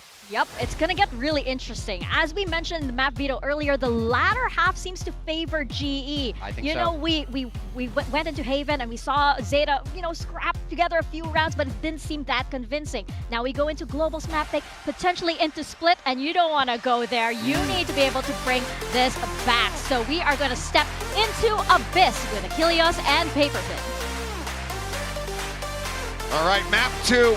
The Abyss to come through here for Global Esports, narrowly able to avoid going into overtime on that opener of Haven, but the desk's talking about it. ZETA Division, you haven't shown this map, you have seen it from Global Esports. Can you counteract it? Yeah, I think the good news here for ZETA is your comp should be pretty good at avoiding a lot of the Veto shenanigans, potentially. There's a lot of util that just isn't going to be intercepted by the interceptor. With what you're running here, there is some for sure, you know, with the Sova and a few other things, but overall, you can kind of toy with the map a little bit more, but looks like both teams want to go for this B main fight pretty early. Revealing area. Recon quickly cleared out. This is the spike. So ZETA have to be particularly careful here as the swing out. Eco going to be taken down. XDL frantically trying to recover that. Goes off the floor, but loses his life. Loses the gun. Now it's on the rest of ZETA. Open up with a very nice volley of shots. Autumn, however, on this reposition. Does it go red? Shota seemingly suspicious of this and will be able to find him as Crystal does get rid of Absol. So in the end, a 2v2. Damage suffered on both sides. Long rotate here from Sabi. Shota, if he can find this kill, prevent the flank. It would be monstrous, but it's going to be Sabi to take him down and once again put the spike down on the floor. Sugar Zero, no utility to speak of aside from this smoke. Good awareness from Shota, just guessed wrong on which angle Sabi would already have gotten to. Out wide, spots him, but cannot kill him. Brought them both to within a single shot to kill, but it's going to be Global Esports finding their first pistol of this series. Yeah, just a big early win for Yudo. Swinging out with the rest of his team. They get that confirmation early. Fired him. Jeez. It's all about that confirmation early off that recon. The quick clear of it. One enemy remaining. They want to keep going. Fantastic work. I put my stars all the way down. Let's anti-eco. Eyes on you. That's the hope here. If you're Global Esports, this time push out going to be over towards A main. A little bit of space given up. Meanwhile, ZETA, full stack in towards mid. Couple of smokes there as you have the double layer for ZETA in their comp. Yudo, though. Spot of the one. Negating. Immediately turns around, pops that intercept to Crystal. Hell of a shot. It's rid of Sugar Zero. Push the corner. Avoids taking damage as well, and Zombie will get into the mix. Not going to be flawless, but pretty damn close. One casualty. As the weapon will get scooped up, juggled around. It's a 2-0 start. Huge. Just a great read. No overstay. A nice little outplay from Yudo. Take down the Waylay. Looked like a shorty to me. Just right on point. That's what you're gonna need. The mosquito caught there. Calling it out. Well, so far the mosquito's getting swatted, so. That's where mosquitoes belong. Here.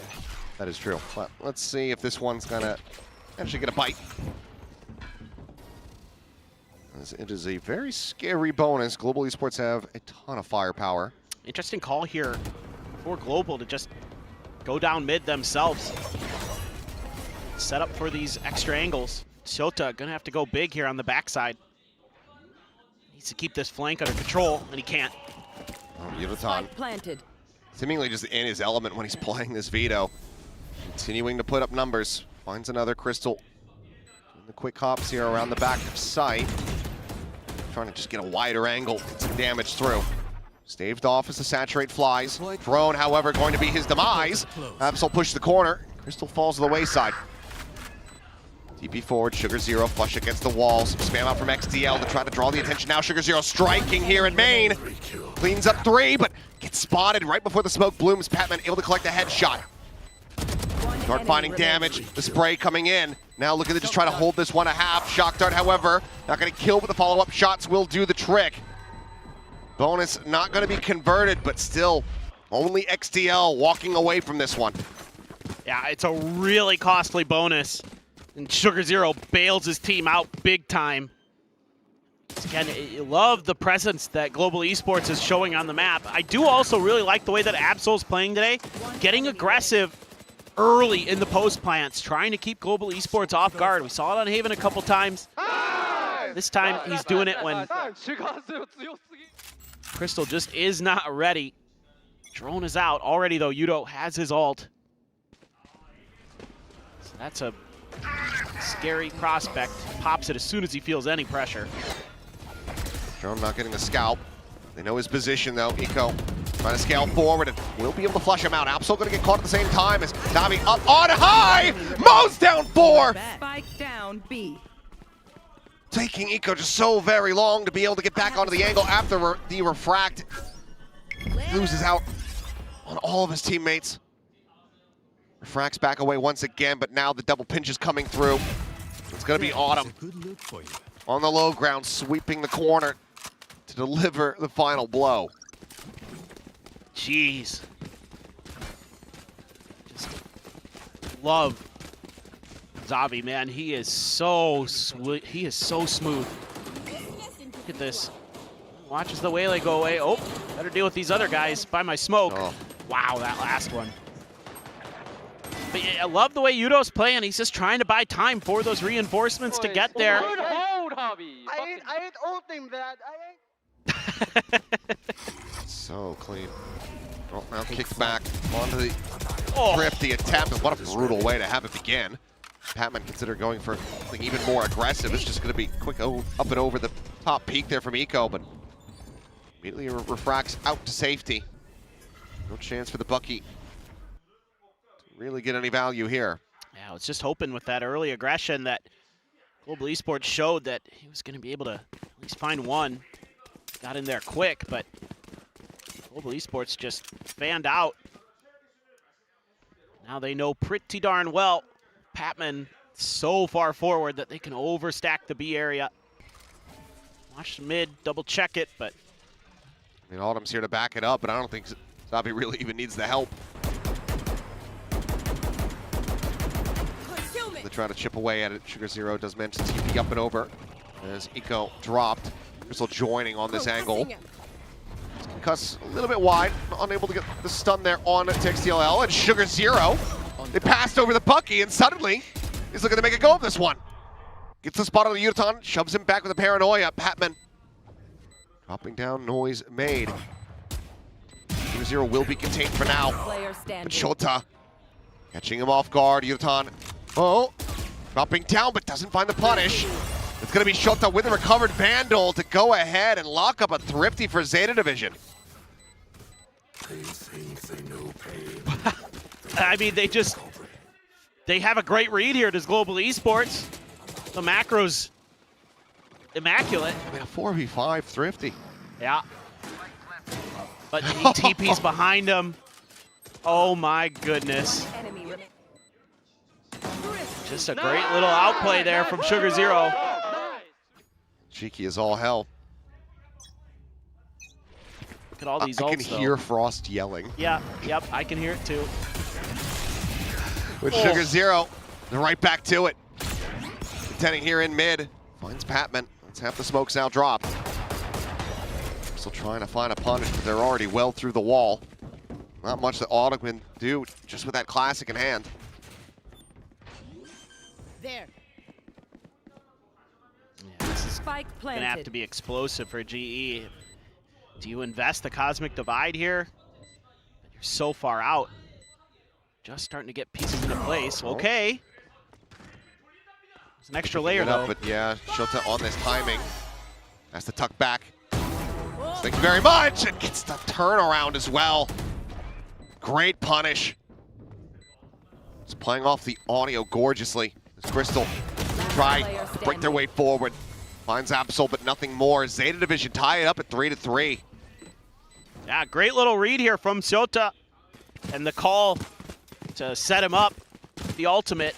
If you want to find any silver lining in that round for Global Esports, it's that you've got the convergent paths out of Zeta, but again, Sugar Zero aggressive with the TPs. Seeing a lot of new looks from Zeta. They're willing to take some risks, take some chances. Don't say the guy's not there, but the energy certainly is. That's right. That's what we're talking about. More of that, please. Time to jump. TP. I'll actually TP into it to set up the dimensional He drift. spotted 3. Yeah. Cosmic Divine now fully bloomed. Just up and over, looking for the push, and okay. Narrow margins is, things are starting to get a little bit frantic. Absol's gonna be caught with util in hand. Zabi able to find that kill. His own Cosmic Divide now. Called in as the spike gets planted. Sugar Zero, paranoia at the ready. Patman already lurking within the smoke. Seems like they have no idea whatsoever.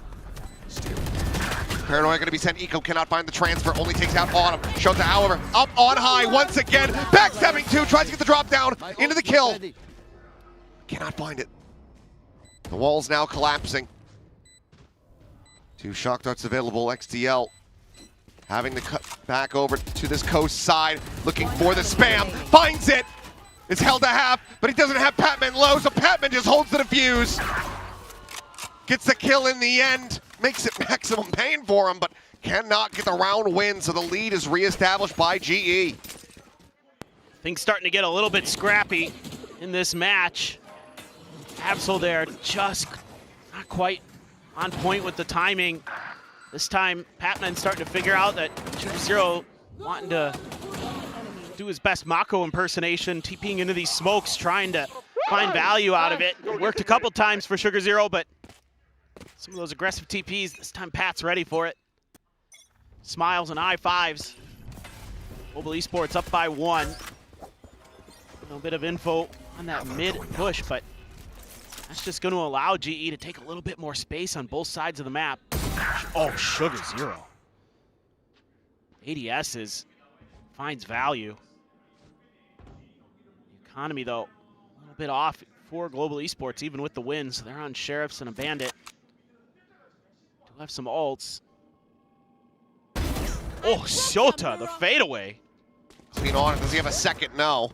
It's going to be good for it. Sugar taken down here, so 2v3, but the Vandal recovered. Yudotan quickly trying to go on this flank, and Crystal holding his own. An immediate shot between the eyes. So eliminated now, this flank continuing to get closer and closer. And right now, Zeta Division, no idea about this whatsoever. Attention completely paid forward here into the site towards Crystal. Revealing area.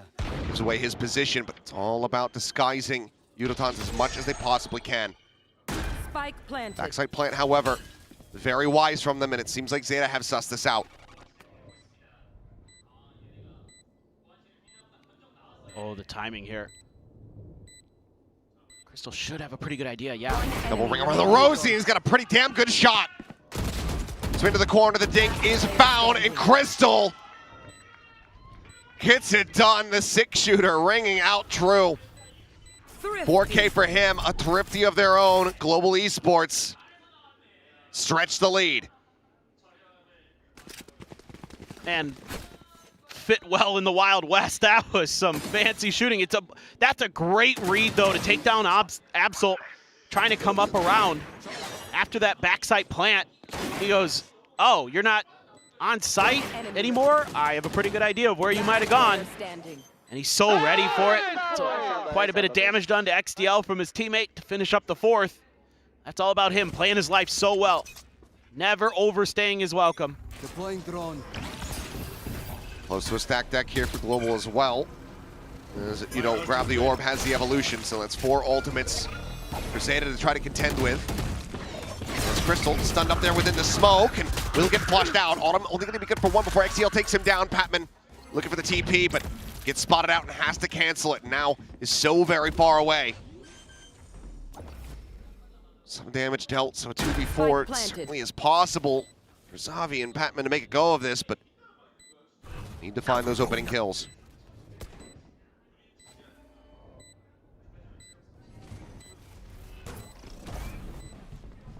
Sugar0 just lingering there within the smoke. Shrugs off the paranoia and swings. Eventually will get traded out.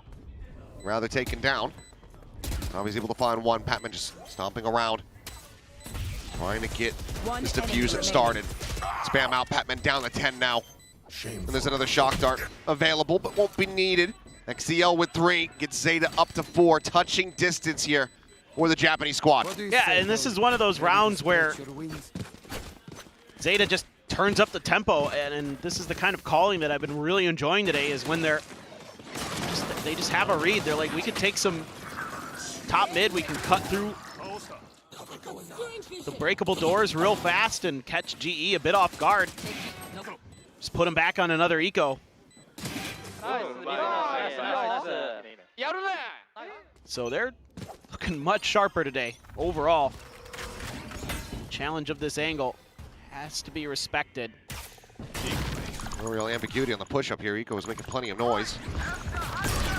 From the flash, swinging the corner, Yudotan able to find one, finds himself a second, and Crystal crunching with that Hunter's Fury, takes out Shota. Fantastic early advantages here for the side of Global Esports. They look to pull off another thrifty. Take flight. Was Sugar Zero in the gravity well when he hit that? Might have been. Jeez. Cover going out. Smoke sent to try to block the drone, but did get spotted. Will retreat. Double flank coming through. Sabi and Patman make their way around. Back through this attacker's side spawn. Vandal now recovered. They're focused forward after the tap. Starting to cheat up. Okay, Sugar Zero turns back at the last little moment there, but Crystal again with that Sheriff. Deadly. Takes out Eco off cam. Global Esports, once again, just continuing to stop ZETA from tying it up. The individual decision-making from Crystal is so good right now. He has such a good read on the game. Obviously, the beginning of the round is setting him up. Having that contact at A main to set him up for the Hunter's Fury here. They're just going to challenge it anyway. Gonna throw everything in the kitchen sink there to try to slow it down. ZETA gets caught way in the back of it, too. Yeah, here it is. What is that? Right as he gets pulled in. One enemy remaining. And then just good timings from Crystal. It's very close from ZETA, but I mean, suffering another Thrifty. Start whittling away at the morale. See if they can pull off one of their own. Hero rifle in the hands of Absol. Otherwise, just Sheriffs are in a stinger across everyone other than Shota. Shoulder spotted. Ooh. Ultimately not the biggest punish though, and Eco is the one to clear the dart. Sugar Zero on the face forward, gets taken down. Eco now dead. Absol trying to collect this kill. Will eventually be able to do so. Needs a hell of a lot more. Cutting through. I was kind of curious if the Autumn thought about ulting there to... Yeah, here he goes. I was going to say, he needs this info. He needs to re-clear the space. Yeah, we'll go for it. Spawning out the two here, top mid. Backs away to safety, goes for the exit. Weapon to be recovered around the corner, though, if they make their way towards the A site. They're just getting further and further away from Shota, who's been put on a bit of an island. Kind of going to be interesting with Yudostan still sitting on his ult. You think about that Hunter's Fury and post-plant, but... It's pray that he undercuts into right in front of you. 30 seconds exactly. left. He's on the outskirts of it, so can't use it for the moment. Plant the backside. Spike planted. Crosscut going to be destroyed. Oh, Shota, so patient. Scanning ahead. Push out. Wow. That is a must-win fight for XDL. Finds one, but Absol falls to the wayside. Shota now needing to be activated as XDL comes up with a kill, and he's got himself into a position where he might just be able to use his Hunter's Fury as well. One enemy remaining. Finds himself a third. Yudotan just looking to try to hold this one down. Standing. Jumps off of it. Shota, the footsteps heard, but Yudotan, the guided missile himself. Two quick shots for a Red Bull clutch. Global Esports lock up the lead. Looking for an 8-4 at the half. Yeah, and this is kind of one of those moments where a lot of people ask, why not just rip the Veto ult like right at the beginning of the round, right? It's because in this case, there's a Hunter's Fury there. So what Yudotan can do is wait to use his ult until he's in a situation where he's in a spot to defuse. He can rip his ult. That means that that Hunter's Fury can't find value the way you want it to. Those deep post-plant positions that ZETA's established become a hindrance to them. And so they have to push him, and that's in Yudo's favor. So well played.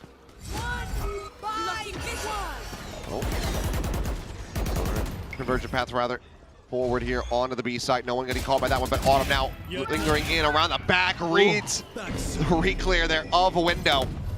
Shota and XDL both destroyed. Hunter's Fury to never be seen. Zika will fall, and it's all Sugar Zero finding one, looking for a hell of a lot more. Running out of bullets, though, and Yudotan will get the knife. So 8-4 at the half. Global Esports looking like they're finding their footing here as this half went on.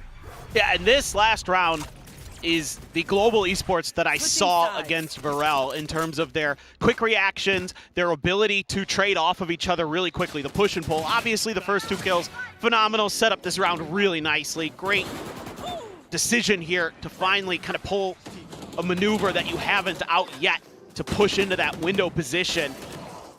But the way they're playing on site there, using each other as a little bit of bait to get those kills, that was something they were doing really well.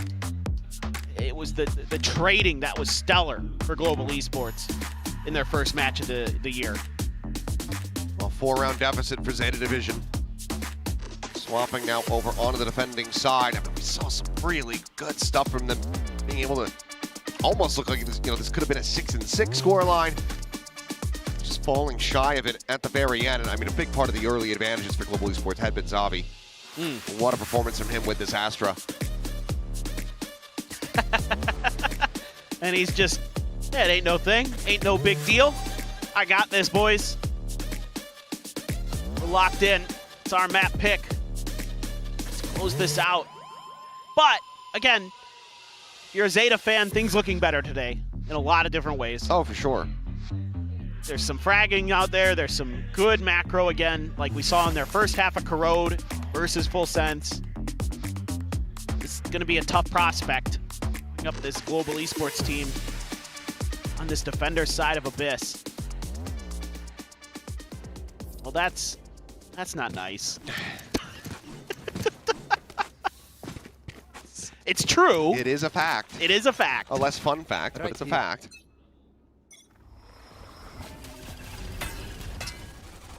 Look at this. Oh, Axel spotted. Oh my God, he just gets out.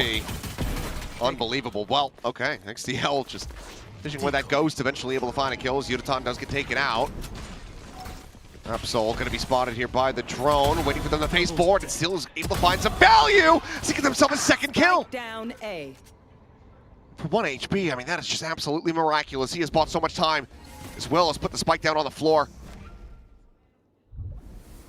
Patman doesn't have a smoke. Has to get across to grab this spike. I have the spike. So will be found. Could just end up being a triple face forward here from the side of ZETA Division. Is Patman going to be taken down in transit, trying to make his way to backside. Xavi is now asked to do the borderline unthinkable. Smoke to fall, and he too shall go down. ZETA Division, 3-1 in pistols across the 2 maps played. Looking to try to get themselves right back into the driver's seat here on Abyss. Down to 1 HP. It's all just a bait. Yeah, I was wondering what happened there. Just spam through the smokes. Also, I'm not sure if somebody just didn't clear that recon in time for Absol, or if the player wasn't quite in place. But anyway, all's well that ends well. Just went crazy. He's a berserker. Lower his HP, the more damage he does. Nico posted up on top. Put it back up from Shota, but will just quickly make his exit. Dashing across.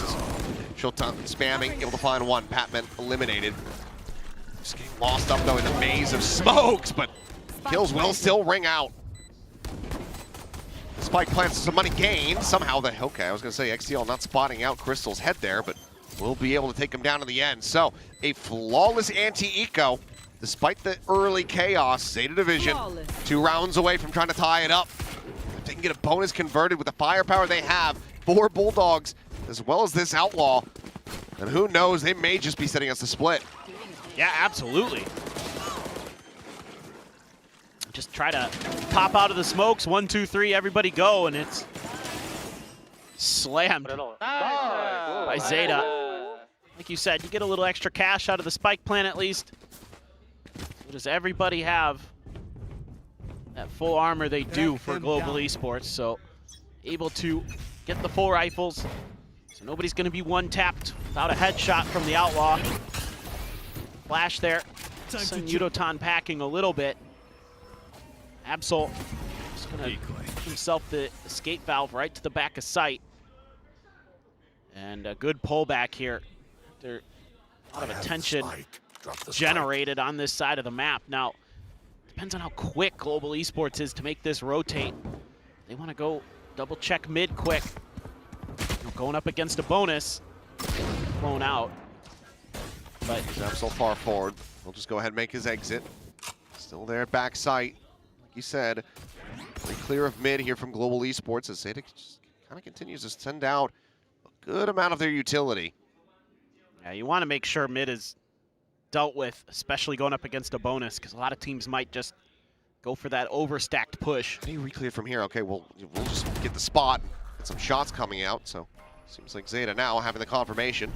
Start getting set up, the paranoia going to be sent out, and Patman gets taken down. Spike still in the hands of Zombie, but just doesn't expect this re-peek. As Sugar Zero nearly finds himself a third. Shot to spotting one, Yuta trying to run him down, but just gets caught out as ZETA convert the bonus. One away from tying it up. Oh boy. What nice layering of the smokes there by Shota. I mean, obviously this is just that little bit of contact in mid. Sugar Zero's prepared with the paranoia. Puts it to good use. We're so worried about a top mid counter swing. On the re-peek, Sugar Zero just able to completely outdo Zabi. Thrifties, however, have been favorable to the side of Global Esports, so nothing is gained for free here for ZETA Division. They're going to still fight tooth and nail for this. Yeah, you got a Stinger in there, a couple Sheriffs and a Bandit. Definitely a little bit of extra cash to throw at this with those lost bonuses. Grabwell slows it up momentarily. Omen's up and over the top as Absol. 3 quick kills. Flat into the follow-up onto Crystal. Autumn now going to be taken down. Patman by himself. Able to find some damage. Swaps the weapon though and can't get it drawn out in time. Sugar Zero has him dead. That's 4 now. Consecutive for ZETA Division as they tie it 8-8. Timeout? Looks like it. Should be. Need to rally the troops a bit more here. Oh, there's just chaos on the front of the site. Everybody's just trying to break through. Everybody's looking Absol's way, especially after he gets the 2 for 1. Timeout. Good times over at the hub.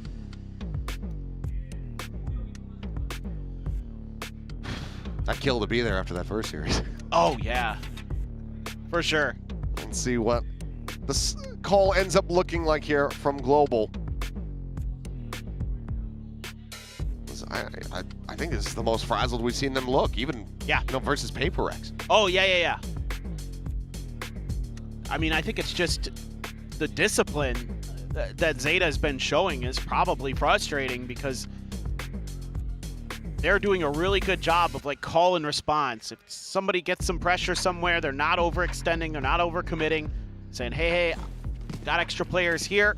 Let's kind of form a concave around this. Let's see what they have to say. I need drone here, yeah? Yeah. Udo, you're gonna need to trap the... Yo, guys, you need plant spikes this round. I have ult. I'll plant. Go, boys. Let's go, guys. Recon? They're streaming. The Recon AV, don't break. Amen, save Yoru. Let's go down. I smoke heaven. I'm ready. Already tape it up. Getting everything set up and ready for the exec onto the B site, but widely left empty from ZETA Division. Eco, however, storming down mid, is able to get the catch on the Crystal, who had mentioned that he has that ult, but no longer.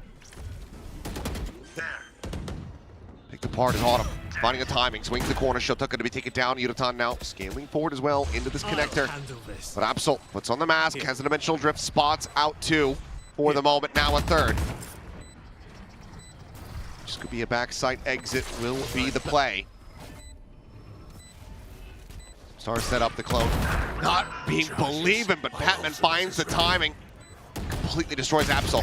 TP forward, however, into the smoke. Sugar Zero going to start trying to go for the defuse, but Gravwell interrupts. Yuta storms up. And now it's just Sugar Zero to try to see if he can make a go of this. He's holding it for dear life, but eventually gets flushed out. 3 players left alive, Global Esports. Break the run back from ZETA and reestablish a 1-round lead. Yeah, and it's that quick decision there that we heard in the comms to just step on the gas pedal, get going. Even though there is a bit of a punish from Eco, it's still going to open up that ability to get in towards elbow, to get to top site, to set up that crunch.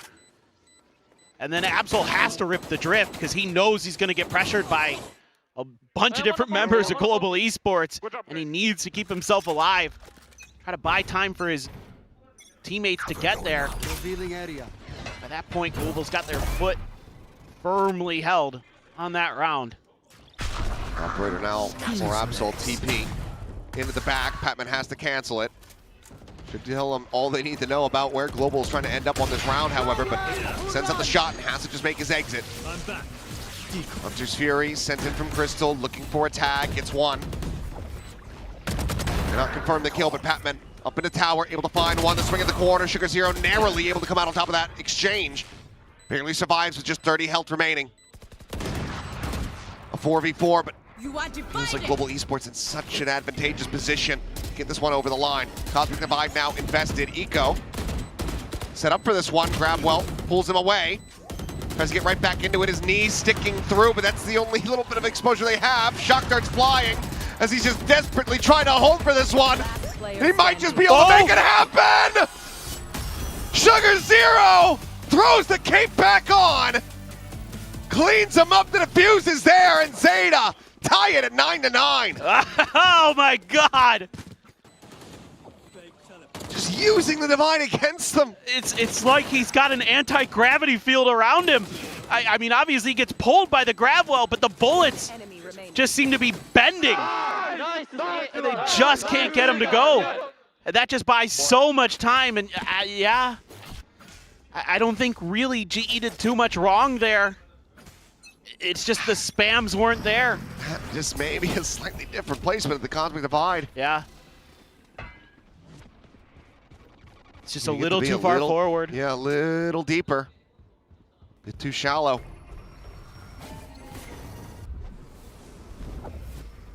Drop down.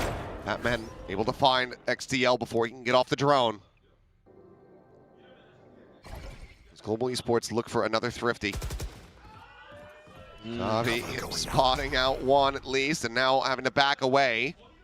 Spike is being rotated over towards this side though. Autumn at range just has a stinger and needs a good amount of damage, but Uniton still able to find one, and Zavi gets the other. Weapons now obtainable. Sugar Zero quickly TPing in the back. I'm not sure if they're going to read this one at all. Autumn seemingly does. Goes for a walk though. Neither player spotting each other. And now Autumn will have the upper hand, just swooping in around the back. Going to be completely unexpected. Heard it. Turns back. Absol now going to be caught. Sugar Zero needing to try to bail them out once again, but tag to 70. Paranoia connecting. Crystal up above, just dancing around on the rafters. And it's going to be another Thrifty for Global Esports. It's a 3 on this map. It's a lot. It's, I think 3, I think you're right. But it's this quick decision to punish XDL up mid. And Autumn here. A great little counter lurk. Timeout. Yeah, Yudo. Also, just the way they're circling around those positions. ZETA's timeout this time around. Really feeling like they have a chance to send this to map 3, and XQQ wants to talk a little bit more, maybe try to get them back to playing they were in the beginning of this half. Give, bend but don't break. Give them a little bit extra space. Play your life. Don't give up that space in mid for free. Things like that. They were doing so well. Just watching Frost on the camera. Yeah. I mean, to give up a round the way that Global Esports had just done previously, and to be able to turn it around and get the Thrifty, and it does just go to show how scary these players can be. Yeah. Really stops that potential momentum buildup from the ZETA camp. 3 ultimates to work with though. Uniton with the evolution. And widely ignore them if need be. Yeah, so he's got some options to deal with Hunter's Fury in the convergent path. Another round, you have to be careful here as ZETA. Make sure you kill Yudo outright. Straight up the center, evolution now. Does get popped. Quick reposition from Sugar Zero. Okay, yeah. Takes him down, gets a little dink there on a Crystal as well, and Absol backside. Able to dispatch one, but the return of fire from the side of Global Esports end up being good. Brought now into a 2v2. Both players for Global low on HP. 85 health between the two of them. The spike gets planted. Eco still there at window. Shota creeping forward. At risk, Autumn on the corner with that Phantom. Finds the headshot. Whittled away at, even lower now. This Eco has to do it all, but Crystal is too fast on the draw. Global Esports shrugging off the timeout call, now 2 away from closing out the series. This is just kind of weird comms here. Sugar Zero able to double down because they're not able to deal with him. Eco goes for the ult to get that kill. Autumn wins a huge battle up top. Nice one, Tom. Crystal, low on health, still goes for the favorable peek. Able to find the headshot. This has gotten so scrappy. I mean, these rounds are just chaotic. ZETA now need a thrifty of their own to try to stop this from going up to match point. However, it's just Absol on this side of the map, and he spotted out the shoulder. Let's see if anybody else goes in the peak. Drone coming his way, takes a TP, and this is just ZETA giving up the entire B site. Yeah, it was a gamble. Gonna have to play for retake. Do you commit some ults here? Try to make this Eco go. Find a first kill, maybe you just rip the Hunter's Fury.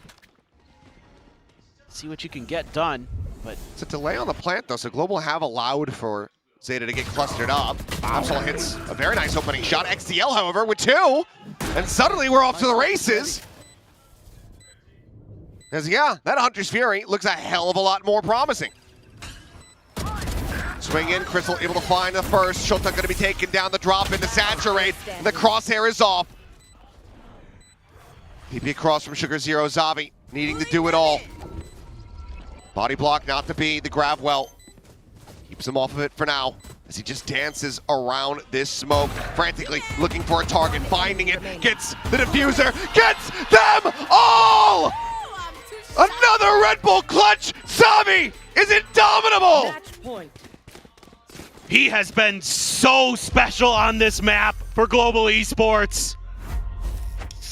And these are the rounds that Global Esports needs. Get some of that confidence back, because that looked like it was going to be a heartbreaker. And instead it's Zavi. He got a spot there on the XDL, I'm pretty sure around the edge of the smoke, knew he was up there. Went looking for him. Timeout. Bought some time with the grab well. Expertly played. Another timeout from ZETA. 1 round away from losing this match. They need 3 to push this to overtime. But these are kind of the things that I know it doesn't look great at times today for Global Esports, but it actually kind of gives you hope when they're clutching out rounds like this, when they're able to win rounds they shouldn't. So many thrifties, things like that. That's actually signs that a team is built for a deep run. Sure. They should be able to correct some of the macro mistakes in the rifle rounds and things like that. Yeah, I mean, it's not necessarily a 1-to-1, but just with being able to bounce back and pull off a thrifty, it really is giving me shades of Gen G 2024. Exactly. Where it's just that you can never count them out. They're always going to be deadly. Whether or not they can reach the same highs as that squad, yet to be seen. But obviously, Santiago is on the horizon. Scanning ahead. Global will be heading over there in business class. Looking now to bring this series to its conclusion. XDL trying to just pre-fire on the angle. The Hunter's Fury goes chasing for him. Yodotan at the same time able to find 1. The flush out on Patman has come to fruition as Absol's able to hold his own in main.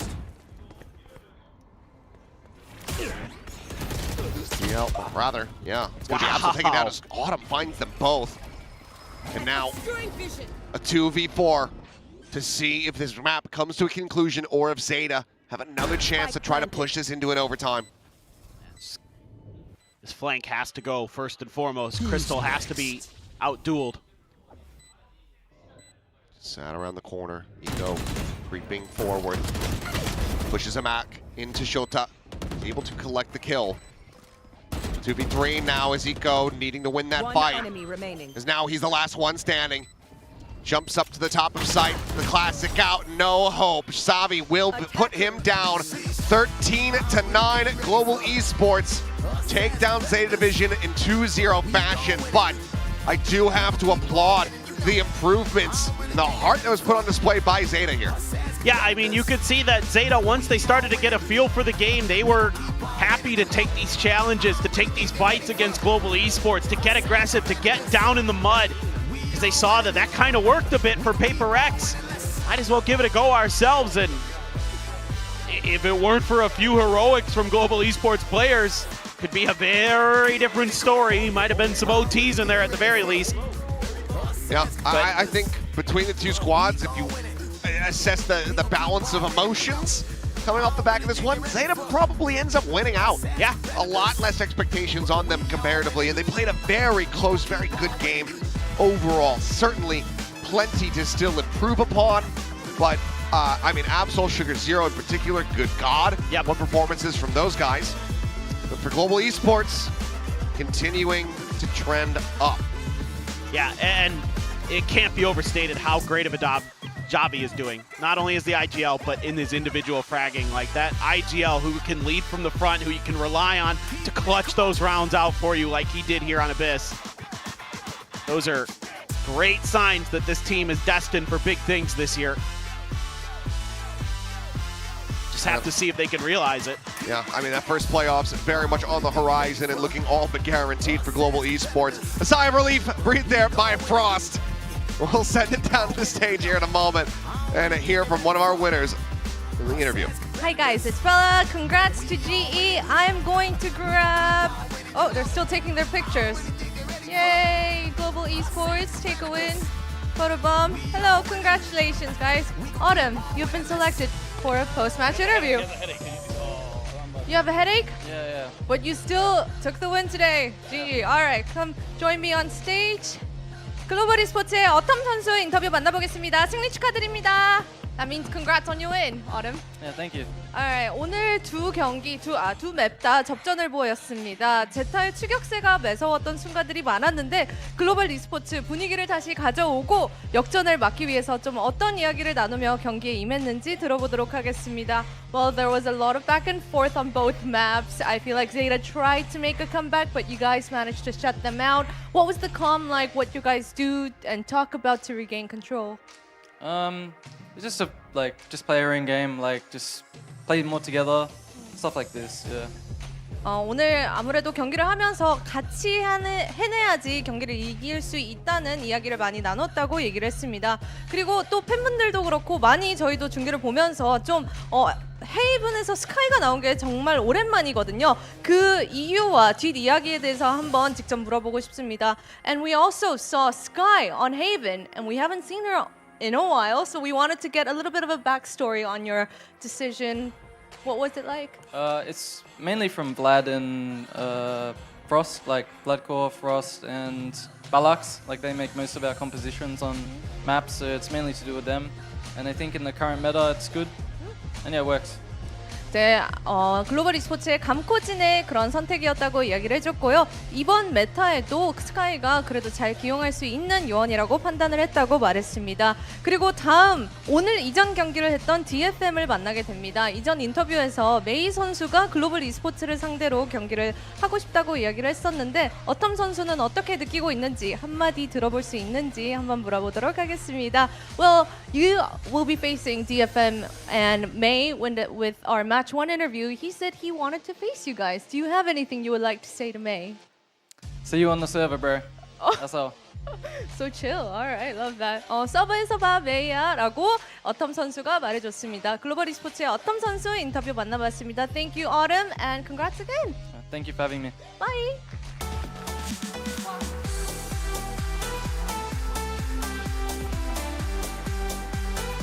Look at that. Even with a headache, it seems as though Autumn can still frag, and that means GE takes the win versus Zeta Division. That's a 2-0, continuing their streak so far with these victories. I still count the PRX one as like an almost victory on the side of GE, so I still say momentum is good. Yeah, I mean, I do think that they're going to be coming out of this game with stuff to talk about. I don't think Frost is going to be perfectly happy with everything that he saw today. But the most important thing is they got it across the line. Really, people only remember the scores, and they do progress down that middle bracket, which is all important. We know that they'll be facing DFM next, so more Japanese Valorant for them to contest against. On the side of ZETA, better showing today, you have to say. I think they had some really good ideas, but just not clinical where it mattered the most. Yeah, I think a little bit of a frustrating series from ZETA. I really do think a couple of rounds go differently for them, and they could have had a 2-0 over Global Esports in this series. For Global, very rough around the edges, but some individual hero plays make all the difference for them. And a very messy game with Thrifties going back and forth. So, you know, neither one of these teams particularly clean, but at the end of the day, as mentioned, look, GE good enough to get it across the line at the end of the day. This was another one of those messy moments where you just got no idea half of these rounds who's actually going to win the round. Yeah, I mean, this looked like, you know, it starts off looking like ZETA are going to get thrifted, then they flip it back around, and then it all comes down to the wire. Javi's left alone, and he just makes magic happen. They don't know where he's coming from, and he plays a great clutch here. He's such a big game player, so many clutches on offer, ridiculous fragging form on the IGL Astra. Like, you just expect him to win these kind of rounds at this point. Yeah, I mean, for sure, that spray through the smoke, the one tap at the end, that's really what got Global Esports across the line today. So many little hero moments like that, and it's great to have players who can make those big plays when it counts the most. That's one for the Philippines. Oh yeah. There you go. Yeah. That's 8 for the Philippines, for 8K. But yeah, for sure. I mean, you know, we're pretty familiar with how big brain savvy can be on the server, because he's been doing things like this for so long. So to be able to see all of that work hold up on the Pacific stage is, you know, such a testament to how much work he puts in and how intelligent he is of a player too. I mean, that prioritization in that 3K was definitely one of the big plays that we saw today. Yeah. But as we saw, there were a lot of back and forths. Every single round. Global had Every 350s, like 2 this. clutches. Yeah. If ZETA are clean in the rounds that they should win, this map is flipped on its head. It's probably 13-6 to ZETA. They could have won Haven as well. Like, GE, look, if you asked me before this ZETA series going into the game against DFM, I would have been like, yeah, they're going to smoke them. But, like, honestly, after this ZETA game, that did not feel like a win for GE to me. I don't know about you guys. It's on the line. That took a lot out of him. Frost will have a lot to say to the team, I think, after this. And for ZETA, you know, sometimes all it took was like one clash, and then suddenly, you know, supposedly clean, like 5v5, turns into a 3v5 in favor of ZETA. Yeah. All right? But I mean, the thing is, I think ZETA have heated up in this series. This was much better from them than their opener. There's no two ways about it. They are falling down to that lower bracket now, but I do think even despite this loss, they have a little bit of momentum. These players have shown what they can do, so they want to be sharks down there in that lower bracket now. They're going to have a long way to run, but nothing's off the cards. Yeah, and Tavi AK, of course, our MVP for this match. I mean, we put a lot of attention on how he's able to call, but also a lot of attention on how he's able to frag. We love fragging IGLs here in Pacific, and he's definitely shaping up to be one of those that we'll be talking about for the rest of the year. Yeah, I think on the Astra, it's easy to put yourself in situations that are replicable at the end of the day. You're setting up your team, you're calling the timing of the smokes for the executes, and then you understand what all of the pacing is going to be. You're not the player that's running in on the entry, so you're in predictable positions in the post plan, and you understand not only how your team is scaled, and you've gathered all of the information from across all of the round, and you understand what the other team is going to be attempting in the retake is going to be the one in the VODs the most out of everyone in the team, for the most part being the IGL. So really, this is a man that is able to correlate all of that information together to be able to make the right decision in the clutches, and he's able to win a ridiculous percentage of them. Yeah, it's absolutely crazy. I want to see so much more from this player. Of course, these were just the first 2 matches in our middle bracket, and we're gonna see a whole lot more. I want to see these next 2 teams. Oh, it's gonna be pretty crazy for all of the Korean fans out there. Yeah, we got a Korean rest of this middle bracket. That's going to be intense tomorrow. We will be seeing Team Secret versus ZETA Division in that lower bracket. One of them might be the first eliminated from Kickoff, and of course we're going to see that GE versus DFM game, I think that will be a real banger in that middle bracket. Yeah, you see Nongshim sitting up on the top of the bracket there, Yeah. while pretty much every Korean team you would have rated above them are fighting for their lives, and you'll see at least 2 of them in the lower bracket with, as you can see, match 11, match 12 loser. That's going to be a Korean team versus a Korean team to get knocked out in last place. Ooh, oh my gosh. I mean, I know the Korean broadcast was like really like, oh my god, it's going to be a tough day. It's going to be a tough day when we get to that. But I think there are tougher days for me ahead because we have to go back to build diff now and like okay, let's bring it out. Let's see what we have here. I actually think like I hope I didn't do too bad, but of course I've had so many feelings like that in the past. Yeah, I mean, I think Berserks and XDL, I think those 2 guys on the losing teams, I think those were the 2 that I really wanted to, you know, look at today, and they did a great job. I think they're on your team, right, Pilsky? Yeah, I think so. I'm pretty happy with my picks today. I think not picking May was a mistake for some people. Helios.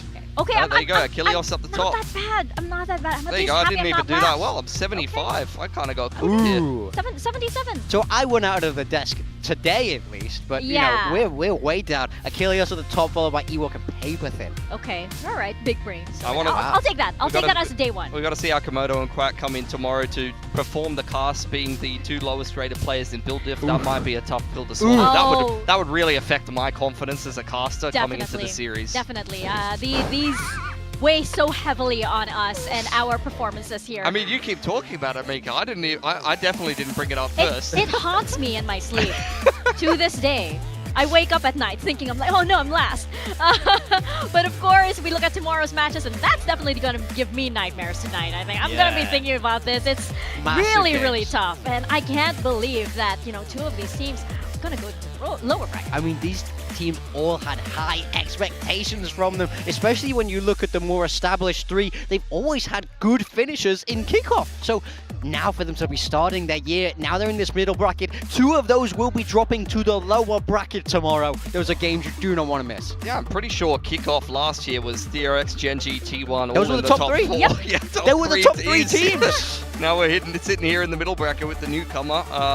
We'll see how Varel. I mean, Varel did not show up at all to their opening game. They're going to be bitterly disappointed with their performance, and I think it's crazy you got to take on DRX in the middle bracket, but I expect a much better game from them tomorrow. Yeah, crazy just how much things can change in a year. Well, that's going to be really exciting. And any final thoughts on today? Not really. I think Build Diff is rigged, but outside of that, No, the only thing I want to say is I think ZETA needs to move away positively with this. I think that's a team that we can expect more from as we move through the year. So hold your heads high. Yeah. It's kickoff. We've only just begun on this specific journey, and it's already this exciting. So we can't wait to see you guys same time, same place, virtually or in person. And we'll see you for more VCT Pacific action.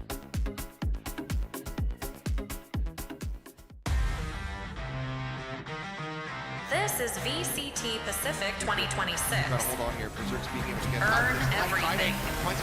Massive timing on the Silver. Return fire, however, as Yatsuka and Kaidebo can take it down. May still swooping around the back side. Berserk. Perhaps here with the bang. It's just around the corner.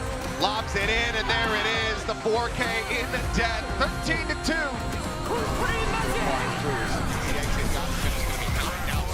Helios instant win and cutting. At the ready, does get cleared. Push out Jesse Bastion providing May at decent range. As Akame has the shorty in hand. It's the up and over the top. One pump out, down to 29 health. Redraws the weapon.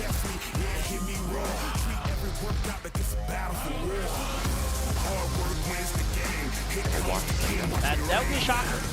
Oh, well, Autumn's back out of it. Now filling the space, big reveal. Batman playing off that gorgeously. Was able to slide in for 1. Crystal tags down to 10. They need to swing him now. Will be able to do so, but Autumn is there. Get the punish. Go ahead and get the round win. No. Yudo's going to be good for him. Sugar, 2v3, but the Vandal recovered. Yudotan quickly trying to go on this flank, and Crystal holding his own. Still should have a pretty good idea, yeah. Double ring around the Rosie. He's got a pretty damn good shot. Swing to the corner. The dink is bound, and Crystal, Global Esports, take down ZETA Division.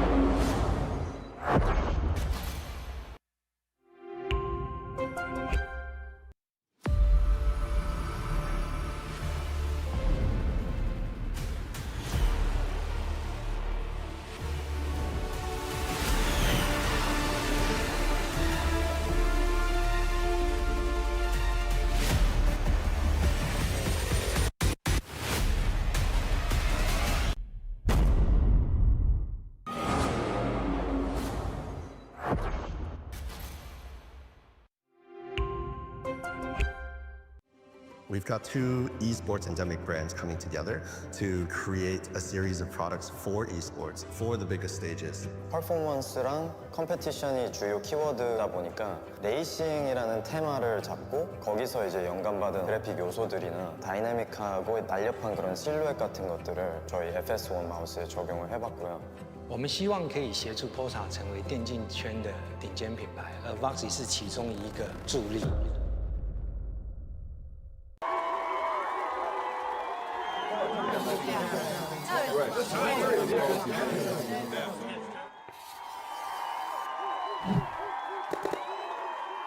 Red Bull gives you wings.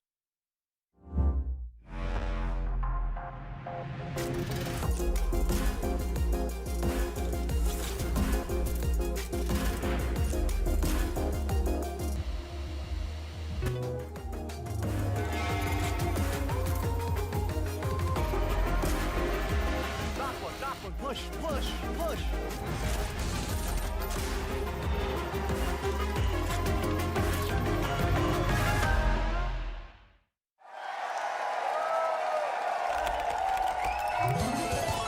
Red Bull gives you wings. Red Bull gives you wings.